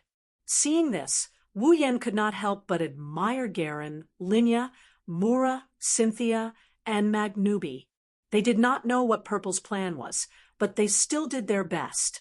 The 5 demigod masters of the Spalier world were indeed worthy of respect. Chapter 1895. Gazing at the figure walking towards them, Garen, Linya, Mula, Cynthia, and Maganubi didn't realize until this moment that he was walking towards them. This young man who looked like he was in his 20s had already reached the peak of the 9th stage. A peak of the 9th stage in his 20s? Was there ever such a young peak of the 9th stage in the history of the Spalier world? Of course, only Cynthia, who had never met Wu Yen, had this thought. Garen, Linya, and Magnubi were even more shocked. After all, they had only met Wu Yen once on the Emperor Island. However, Wu Yen had only just reached the 9th stage, and had only reached the intermediate 9th stage after coming out of the place of god spirits. How long had it been since he came back from the Emperor Island? Was it a month? It didn't seem so. Was it possible for someone to reach the peak of the 9th stage from the intermediate 9th stage in less than a month? If it really did exist, wouldn't the patriarch of the Guardian clan have to find a thick wall and kill himself? After all, the patriarch of the Guardian clan had been at the peak of the 9th stage for many years and had entered the place of god spirits countless times before finally obtaining the opportunity to rise to the peak of the 9th stage in the last trip to the place of god spirits. It wasn't easy for them to obtain this opportunity, and now it was easily surpassed by this young man, who was only at the intermediate 9th stage less than a month ago. How could they not be shocked? As for Mura, he had already started to doubt his own eyes. As a demigod who had been hiding in the Spalier world, Mura clearly remembered that Wu Yen was only at the peak of the 7th stage when he came to buy magic crystals from his crappy magic crystal shop. Counting from then until now, was there even half a year in between? It didn't seem to be the same. Was it possible for a person to reach the peak of the 9th stage from the peak of the 7th stage in half a year? No matter who asked this question, there was only one answer: impossible. But now, The impossible was right before Mora's eyes. Mora did not doubt his eyes at all. He even wondered if he was dreaming. In this silent situation, Wu Yen walked up to the platform, the 5 demigods, and the palm-sized spatial vortex. Just as he was about to greet them, the 5 demigod powerhouses looked at him strangely, curiously, shockingly, or in disbelief. He was confused. What's wrong? After hearing Wu Yan's voice, only then did the 5 demigod experts come back to their senses. They looked at each other and laughed bitterly in unison. "Brat, how did you cultivate?" Mora said in his unique hoarse voice. He couldn't help but ask, how did he improve so quickly? Fast, Wu Yan paused for a second before he understood what Mora meant. He shook his head and glanced at Cynthia. "Is this really fast?" Sensing Wu Yan's gaze, the 5 demigod experts understood why Wu Yan said that. If she's young, then isn't Cynthia younger than Wu Yan? If Cynthia, who was younger than Wu Yan, could reach the demigod rank, then was Wu Yan's peak of the 9th stage considered fast? That was what Wu Yan wanted to express. The 5 demigod experts laughed when they understood what Wu Yan meant. "I'm different from you." Cynthia didn't take her demigod rank identity seriously at all. Just like an ordinary girl, she playfully blinked her eyes. "I didn't rely on my own cultivation to reach this stage, so you can't compare with me. You didn't cultivate by yourself." Wu Yan paused for a second. "What do you mean by that?" "It's not strange that you don't know. Only us old fellows and the 3 princes of the 3 empires know about this." Jarlin explained. "I'm sure you know why the royal families of the 3 empires are always guaranteed to have a demigod as their guardian god, right? It's because of the existence of the land of gods." Wu Yan answered directly. "Because there are many opportunities in the land of gods that can transform people. The royal families of the 3 empires are always guaranteed to have a guardian god protecting the 3 empires, right?" "That's right." Magnubi nodded heavily. "But other than the 3 empires, there is another faction in the Spalier world, or rather, a tribe that has their own method of ensuring the birth of a demigod." "Tribe?" Wu Yan gasped. "Huh, there was a faction in the Spalier world that could guarantee the birth of a demigod. Since there was such a faction, why hadn't he heard of it? It's not that I haven't heard of it, but I can't even if I wanted to." Linya shook her head. She seemed to have seen through Wu Yan's surprise. "That's because, to put it nicely, there are only about 20 people in this clan. It's already a little difficult to form a clan, let alone form a force. That's why it's been hidden all this time and not known to outsiders." Then Wu Yan turned to Cynthia. "Then, Miss Cynthia, are you from that tribe?" "I am the saintess of the Iceland tribe." Cynthia didn't intend to hide it and smiled politely. "The Iceland tribe is a tribe that lives on an island. A long time ago, a demigod was born in our tribe. Now, we call him the Divine Ancestor." The Iceland tribe was overjoyed at the birth of the Divine Ancestor. However, the Divine Ancestor was only able to become a demigod due to luck. By the time the Divine Ancestor became a demigod, his lifespan was already nearing its end. He would pass away soon. Cynthia seemed to have a lot of yearning for the Divine Ancestor. Her playful tone turned respectful. In order to prevent the demigod power that he had spent his entire life to successfully break through to become a demigod by chance, the Divine Ancestor did everything he could to create an inheritance method before his lifespan ran out.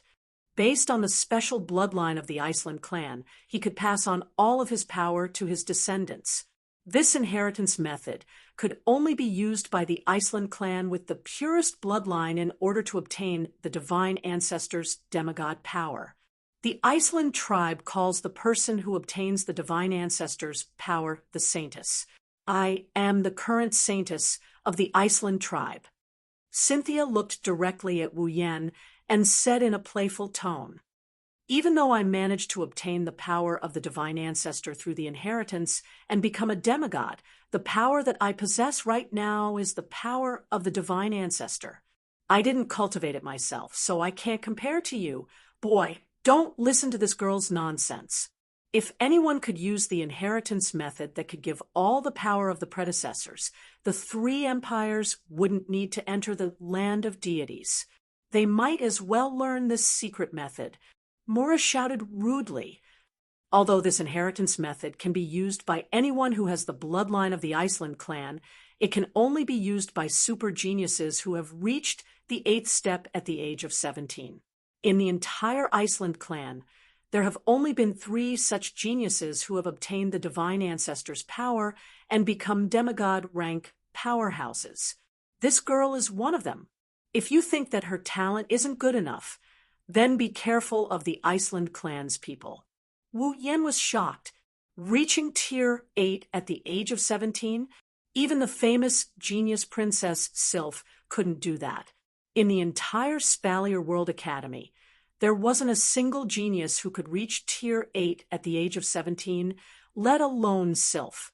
In the history of the Spalier world, the number of geniuses with such talent can be counted on one hand. If even Sylph, the strongest student in the Spalier World Academy, couldn't do it, then no one else could. However, Cynthia did it. Cynthia, the saintess of the Iceland tribe, is the most talented genius in the entire Spalier world. Wu Yen, who had such a thought, completely forgot about it. Cynthia took more than 10 years to reach tier 8. Wu Yen, on the other hand, took less than 3 months to reach tier 8 from a normal human. Although the system definitely contributed a lot to this, it was clear who was more monstrous just by looking at the data. Chapter 1896. She reached level 8 at the age of 17. It was because of her talent that she was able to obtain the power of the Iceland clan's divine ancestor and become a demigod. That was why Garen, Linya, Mula, and Magnubi didn't look down on Cynthia. Instead, they treated her as an equal. If anyone could obtain the inheritance of a demigod and become a demigod, that demigod would be nothing more than a nouveau riche. Let alone Garen, Linya, Mula, and Magnubi, even Wu Yen wouldn't think much of such a nouveau riche. Therefore, even though Cynthia was less than 20 years old, Garen, Linya, Mula, and Maganubi didn't look down on her. Mula couldn't help but stand up for Cynthia. Unfortunately, Mula's way of speaking was too crude. Cynthia couldn't help but chide him. Mr. Mula, please don't exaggerate. How am I exaggerating? Mura curled her lips indifferently. You're a super genius who reached tier 8 before the age of 17. Don't take your demigod strength as the work of others. You earned this strength through your own hard work. Can't you have some confidence in yourself? That's right. Mura, you're right. Linya couldn't help but smile as she looked at Cynthia. Cynthia, this is the strength that you earned with your own efforts. You must have some confidence in yourself. All right. Cynthia replied, helplessly. She then looked at Wu Yen curiously. However, I don't have the confidence to reach peak level 9 in my 20s. That's the truth. That's true. Garen, Linya, Mula, and Magnubi were at a loss for words. It was no wonder that Garen, Linya, Mula, and Maganubi would react this way. In the history of the Spalier world, there were only a handful of people who reached level 8 before the age of 17. However, there was no one who reached level 9 before the age of 20. Not to mention, Wu Yen wasn't just a beginner level 9. He was at the peak of the 9th stage. As long as he took another step forward, the youngest demigod in the Spalier world's history would undoubtedly be Wu Yen. Of course, the saintess of the Iceland clan was an exception. He saw Cynthia leading the fire to his side. Wu Yen smiled helplessly. Then he turned his eyes to Mora, who looked indifferent.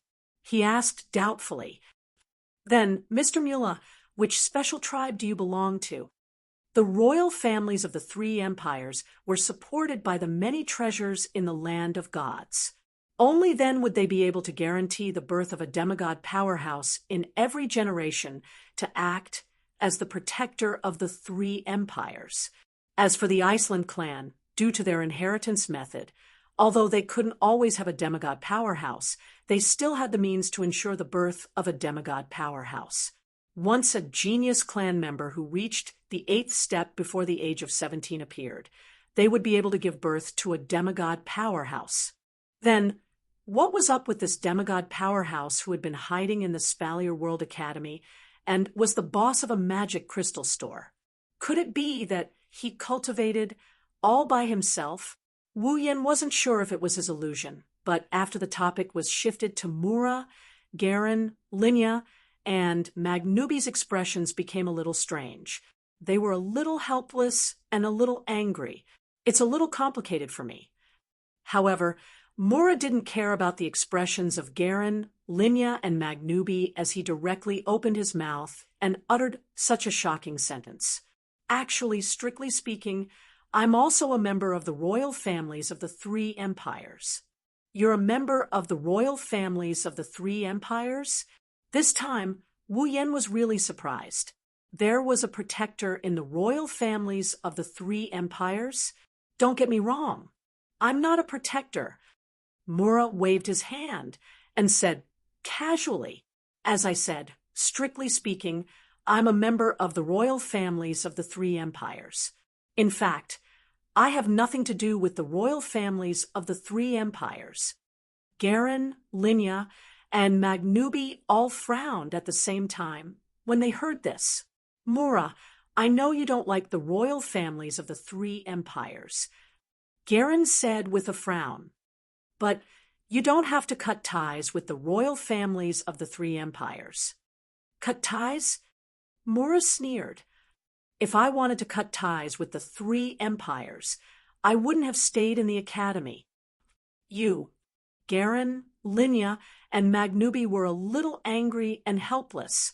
What's wrong? Wu Yen was curious about the story. Is it because something happened? It's not something worth investigating. Of course, it's not a secret either. If you want to know, I'll tell you. Mura snorted. It'll be easier for you to understand if I tell you this. My grandfather is a member of the Ailu imperial family. My grandmother is a member of the Fea imperial family. They gave birth to my mother. My father is a member of the Baruba imperial family. Wu Yen almost complained when he heard Mura's words. Is it really that easy to understand? Fortunately, Wu Yen was smart enough to figure out the meaning behind Mura's words. Mura's grandfather was a member of the Ailu imperial family. His grandmother was a member of the Fea imperial family. In other words, Mura's mother was a mixed blood of the Ailu imperial family and the Fea imperial family. Mura's father was a member of the Baruba imperial family. His mother was a mixed blood of the Ailu imperial family and the Fea imperial family. In other words, Mura was a mixed blood of the Ailu imperial family, the Baruba imperial family, and the Fea imperial family. Does that mean Mura has the support of the three empires? Kid, don't think it's a good thing to have the bloodline of three empires. Mura noticed something from Wu Yan's expression and sneered. In the eyes of the direct descendants of the royal family, a mixed blood like me would only be stigmatized as impure. Not to mention the right of succession to the throne, I was not even qualified to call myself a prince. I was even disliked and humiliated by the so-called princes of the royal family of the three empires and almost got killed. Hearing this, Garen, Linya, and Magnubi fell silent. Obviously, what Mura said was true. Since you know about the God Spirit lands, you should know that as long as you are a rank 6 member of the three empires, you can enter the God Spirit lands once every 10 years, right? Mora pouted, as if she wasn't talking about herself. Back then, I was forcefully snatched away because of my identity as a mixed blood of the royal families of the three empires. Others can enter the land of gods once every 10 years, but I can only enter once every 30 years. However, when I advanced to rank 9, the royal families of the three empires came to me to get a rank 9 powerhouse. Mora's face was filled with disdain as he spoke. And when I advanced to the demigod level, these three fellows came to visit me personally. It was as if they were reuniting with me. Why did they bully me when I wasn't strong enough? Why did they come to fight for me once I became valuable? Because I've seen through their faces. I directly announced that I have nothing to do with the royal families of the three empires from now on. Mora said, as he let out a sigh. Regardless, I was once a member of the royal family of one of the three empires when I entered the Divine Lands. If it weren't for the opportunities one received there, I wouldn't be where I am now. That's why, even though I'm not related to the royal family of the three empires, I'm willing to stay in Silveria World Institute and become its guardian angel. I want to protect the new generation of Silveria World Institute. Now it seems that I made the right decision. Mora sighed with emotion. If not for the fact that I was in the academy and was attacked by the magical beast army, who knows what would have happened to the academy? Oh, right. Wu Yan's eyes lit up when he heard Mora's words. Mr. Mora, how is the academy now? With me around, the students will be fine. The Ailu Empire's people must have arranged for them to take refuge or participate in the battles in other cities. Mora looked a little upset. But the academy itself can't be saved. We can only rebuild it in the future. I wonder how the three empires are doing. Cynthia looked at Wu Yan worriedly. Is Miss Violet all right? Wu Yan nodded under the gazes of Garen, Linya, Mura, Cynthia, and Maganubi. Leave it to us. Chapter 1897. He stood in the hall and opened his wine-red eyes slightly. His gaze was like an arrow as he surveyed the area in front of him. In front of this pair of deep eyes, a few young girls were lined up in an uneven manner. They also cast their gazes over and stared at the owner of those wine-red eyes. They did not say anything, but there was a strange sense of trust in their eyes. This kind of trust that doesn't require any reason or basis may be blind, but Wu Yan, who received this kind of blind trust, felt warm inside. Even so, Wu Yan could not help but ask, "Don't you need me to kill the three beast kings leading the beast army?" It can't be helped that Wu Yan is so worried. The 5 demigod masters in the Spalier world could not leave the sealed beast king's platform. Purple could not leave the capital of alternate generations either. If it left, there would be no one left who could defeat the demigod beast kings. Under such circumstances, Wu Yan could not help but worry. However, no matter how worried Wu Yan was, it was useless. I know what you're thinking, but I have to help you buy time as soon as possible. Little Yen, you know, this. Purple shook its head gently as if it was patiently teaching a child who was throwing a tantrum. Instead of worrying about the situation here, it's better to finish the mission as soon as possible. If that's the case, you might be able to kill the 3 beast kings when you come back. Purple was not just saying that for fun. Although they had to complete the Demigod Path mission and upgrade the effect of the Demigod Path reward item to the pinnacle of the Demigod level, the system didn't mention how many rounds of the Demigod Path Mission 1 would have to complete in order to upgrade the effect of the item to that level. Therefore, no one knew about it. Maybe he could reach the goal in the next round, or maybe he would have to complete dozens of rounds. Anyway, anything was possible. If he was lucky, the next round of the Demigod Path mission would be announced as over. Wu Yen would then be able to kill the 3 beast kings in time due to the difference in the time ratio between the 2 worlds. If he was unlucky, the demigod path mission had never reached its ideal state. Perhaps they would wait until the beast king broke the seal.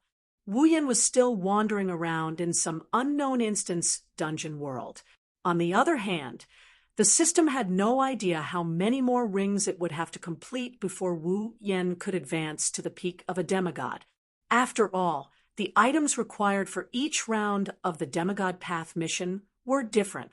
Among these items, there were some that could increase the effects of the demigod ascension tool by a lot, while others could increase the effects by a little.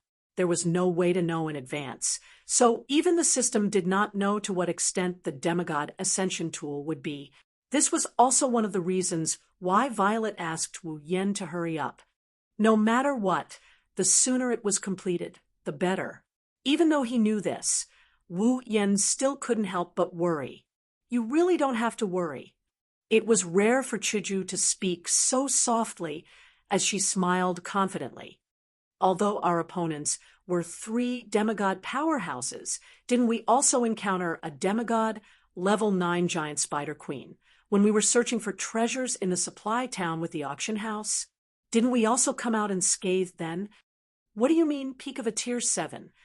Wu Yen said helplessly. Didn't we have Ikaros with us? But isn't Ikaros also at peak of a tier 8? Mikoto rolled her eyes. You don't have to worry so much. There are so many of us here, there's bound to be a way. Plus, we won't die, as Wu Yen summons. Even if the girls were killed, Wu Yen only needed to spend half of the summoning points he spent to summon them to revive them. This was what Mikoto wanted to say. But this reason was not enough to convince Wu Yen. Could it be that because he could be resurrected, he could safely send the girls to their deaths? Others might be able to do it, even the girls themselves, but Wu Yen admitted that he couldn't do it. How about I summon another demigod? Wu Yen frowned. There shouldn't be a problem then, right? No problem, Yukari said with a half-smile. If there isn't a problem, why didn't you summon them from the start? Wu Yen choked. Little Yen, you don't have any summoning points left, right? Yukari exposed Wu Yan's lie. You must have used up all your summoning points when summoning that squatting princess in the Forever Pavilion, right? I still have 5 demigod magic crystals on me. Wu Yen retorted like he's trying to be brave. If you take out 5 demigod mana crystals and exchange them for items that can be exchanged for summoning points, you should be able to gather enough points to summon a demigod, right? That may be the case, but I don't agree with that. Yukari sighed. Let's not talk about us. Little Yen, since you knew you had 5 demigod rank magic crystals, why didn't you exchange them for items that could earn you summoning points to summon a demigod rank character? This time, Wu Yen fell silent. Yukari is right. Wu Yen did have 5 demigod tier magic crystals left. He wanted to trade them for summoning points and turn them into the system. That way, he would be able to gather enough points to summon a demigod tier powerhouse. But he gave up on that idea. Now that the Spalier world was in danger, who would have the time to trade with Wu Yen? Besides, even if he had the time, Wu Yen would have to complete the Demigod's Path mission. It was a race against time, wasn't it? Wu Yen couldn't help but hate himself. Why didn't he prepare more summoning points? It wasn't Wu Yan's fault. His strength had reached a point where it couldn't be ignored. There were very few places where he could rely on the system. It's because he's gradually getting rid of his dependence on the system that he didn't actively increase his points. Now, when he needs them, he doesn't have them. He's in a tight spot right now. I told you you're worrying too much. Mikoto complained. Stop wasting time. Let's get going and complete the Demigod's Path mission as soon as possible. You should have more faith in us. Shoujo stroked her waist-length pink hair and smiled. Even if we face 3 demigod beast kings, we won't lose. I will do my best. Astrea clenched her fists. I won't disappoint Master. Master. Ikaros looked at Wu Yen with a determined gaze. She didn't say anything, but she conveyed her thoughts to Wu Yen. See that? Yukari shrugged and smiled. It's good for a man to be protective, but overdoing it will turn a woman into a vase. Yen, it's time for you to show these girls that they aren't just vases. Shoujo, Mikoto, Ikaros, and Astrea nodded in unison. Wu Yen lowered his head, and after a moment of silence, he bitterly smiled. Since you've already said so much, I'm going to look like an old woman if I don't. Wu Yen looked at Shoujo, Mikoto, Ikaros, and Astrea again. His lips curved into a smile. If I'm going to do something, I have to do it to the best of my ability. I can't lose. Astrea smiled. Ikaros' expression softened. Shoujo and Mikoto looked at each other with confident smiles. They said in unison, Who do you think we are?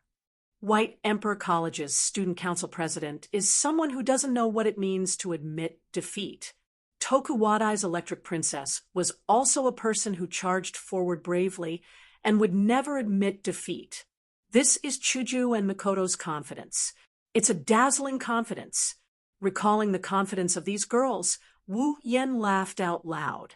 His smiling face became an afterimage in the eyes of the girls. Then, he disappeared from the spot. The girls stared at the direction where Wu Yen disappeared in silence. After a while, Yukari patted her fan. All right, it's time for us to welcome our comrades. Ikaros, Astrea, and Hinajuku, Mikoto, and Hinajuku were also taken aback. After a while, they seemed to have thought of something and chuckled. That's right. Without their help, it would be a very troublesome matter. Chapter 1898. This is an open-air platform located at the top of the Heart of Generations. The floor of the platform was made of red stone bricks that were as red as blood, but it didn't make people feel horrified. Instead, it revealed a trace of beauty. Just like the carpets in the luxurious halls, it exuded a kind of aura that only high-end consumers could enjoy. It made people feel restrained. There's no ceiling above the platform. Instead, there's a fence made out of ceramic bars that cover the entire platform. There are canopies on both sides that can be opened to form a ceiling. The platform was surrounded by extremely strange walls. The walls were not like the platform's floor, which was paved with stone bricks. Instead, they seemed to be made of water, like a sponge that kept rippling. It made one unconsciously feel as if the platform was soaked in the deep sea. The walls of the platform weren't originally like this. The reason why they're like this is because the owner of the Heart of Generations and the owner of the capital of alternate generations set up a barrier around the platform. Of course, the reason for setting up the barrier was very simple. It was to protect the lake in the central area of the open-air platform, which was about 1 meter higher than the ground. To be precise, it should be said that it was to protect the beautiful girls in the lake who were either sitting or lying in the water with their beautiful eyes tightly closed. These beautiful girls had been in this tranquil state for quite some time. But today, this tranquility is destined to be broken. At a certain moment, the door to the open-air platform slowly opened with a kacha sound. Yukari led Shoujo, Mikoto, Ikaros, and Astrea into the quiet place. They stepped on the carpet-like ground and mercilessly tore the tranquility apart. They climbed the stairs in front of the platform and arrived in front of the lake. The group of 5 young ladies all cast their gazes towards the lake that they had stayed in not long ago, overlooking the scene inside. In the lake where the young girls were soaking, tiny streams of water that were invisible to the naked eye were slowly flowing around the naked bodies of the young girls, gently entering the soft and slender bodies of the young girls who had their eyes tightly shut. With the infusion of these tiny streams, the auras of the beautiful girls gradually changed. One moment they were strong, the next they were weak. Just like the diagrams on an electrocardiogram, they rose and fell rhythmically. If one looks closely, they'll notice that every time the aura fluctuates, the girl's aura will break through the peak and push them a little closer to their peak. It was also this scene that proved that the young lady soaking in the lake with her eyes closed wasn't a sleeping beauty or a mermaid, but a Valkyrie who was gradually recovering. His gaze swept across the faces of the girls in the lake one by one. Aside from Yukaro's, who was expressionless, Hinajuku, Mikoto, and Astria all had mixed expressions. They're happy because their companions are getting stronger little by little. What he was worried about was that he didn't know how long this increase in strength would last. In theory, the longer they stay in the lake, the stronger the girls will get.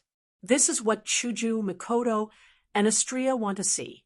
However, based on the current situation, if this situation continued, they would be isolated and helpless. No one would be able to help them.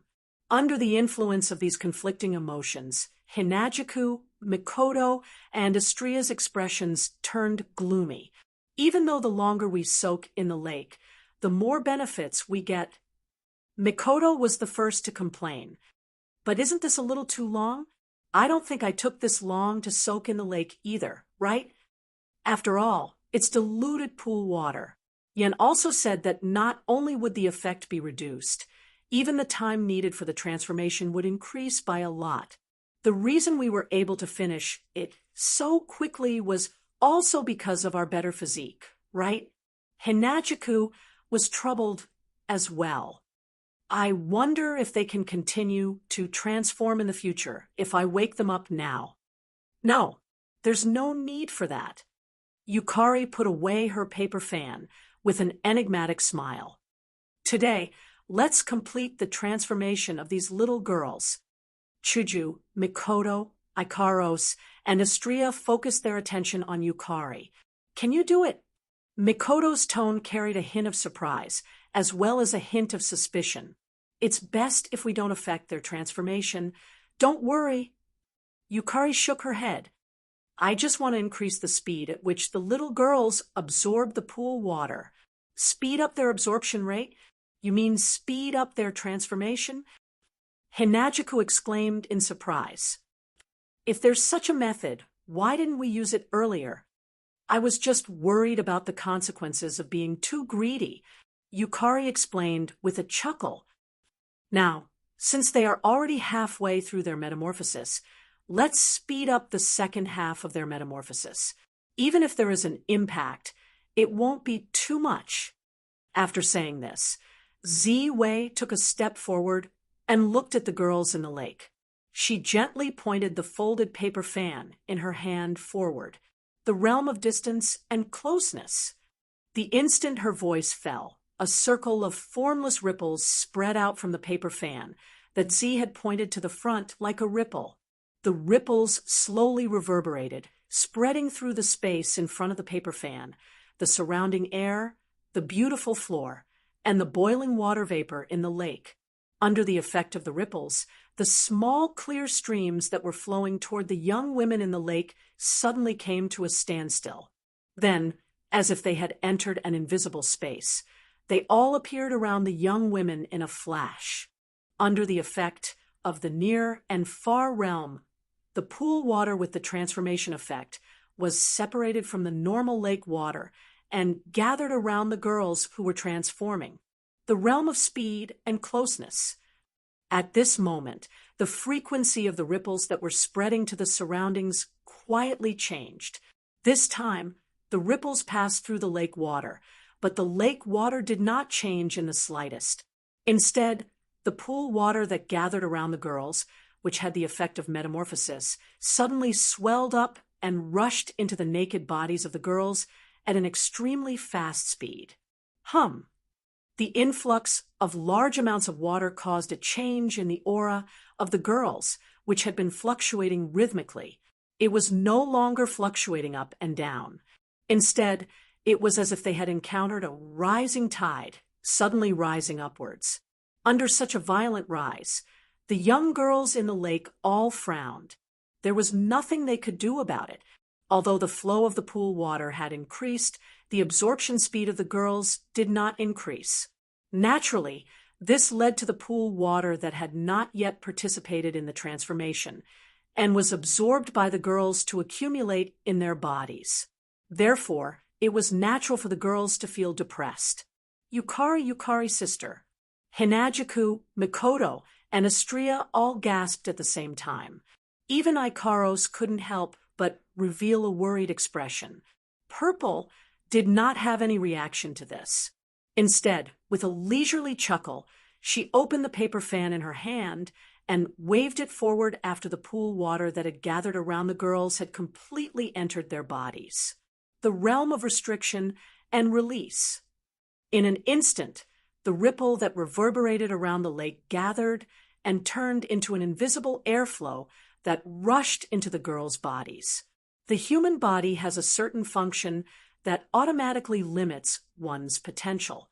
In order to prevent too much explosive power from damaging the body and to prevent too much potential from being wasted, this restriction will accompany a person until they die, until they grow old. Now, Yukari used her realm power to temporarily remove the restriction in the girls' bodies, freeing their bodies' original functions. As a result, the absorption ability of the girls' cells, skin, internal organs, and other tissues instantly increased. They absorbed all the pool water accumulated in their bodies for the metamorphosis. Waves of powerful auras rose from each of the young girls. Our 1152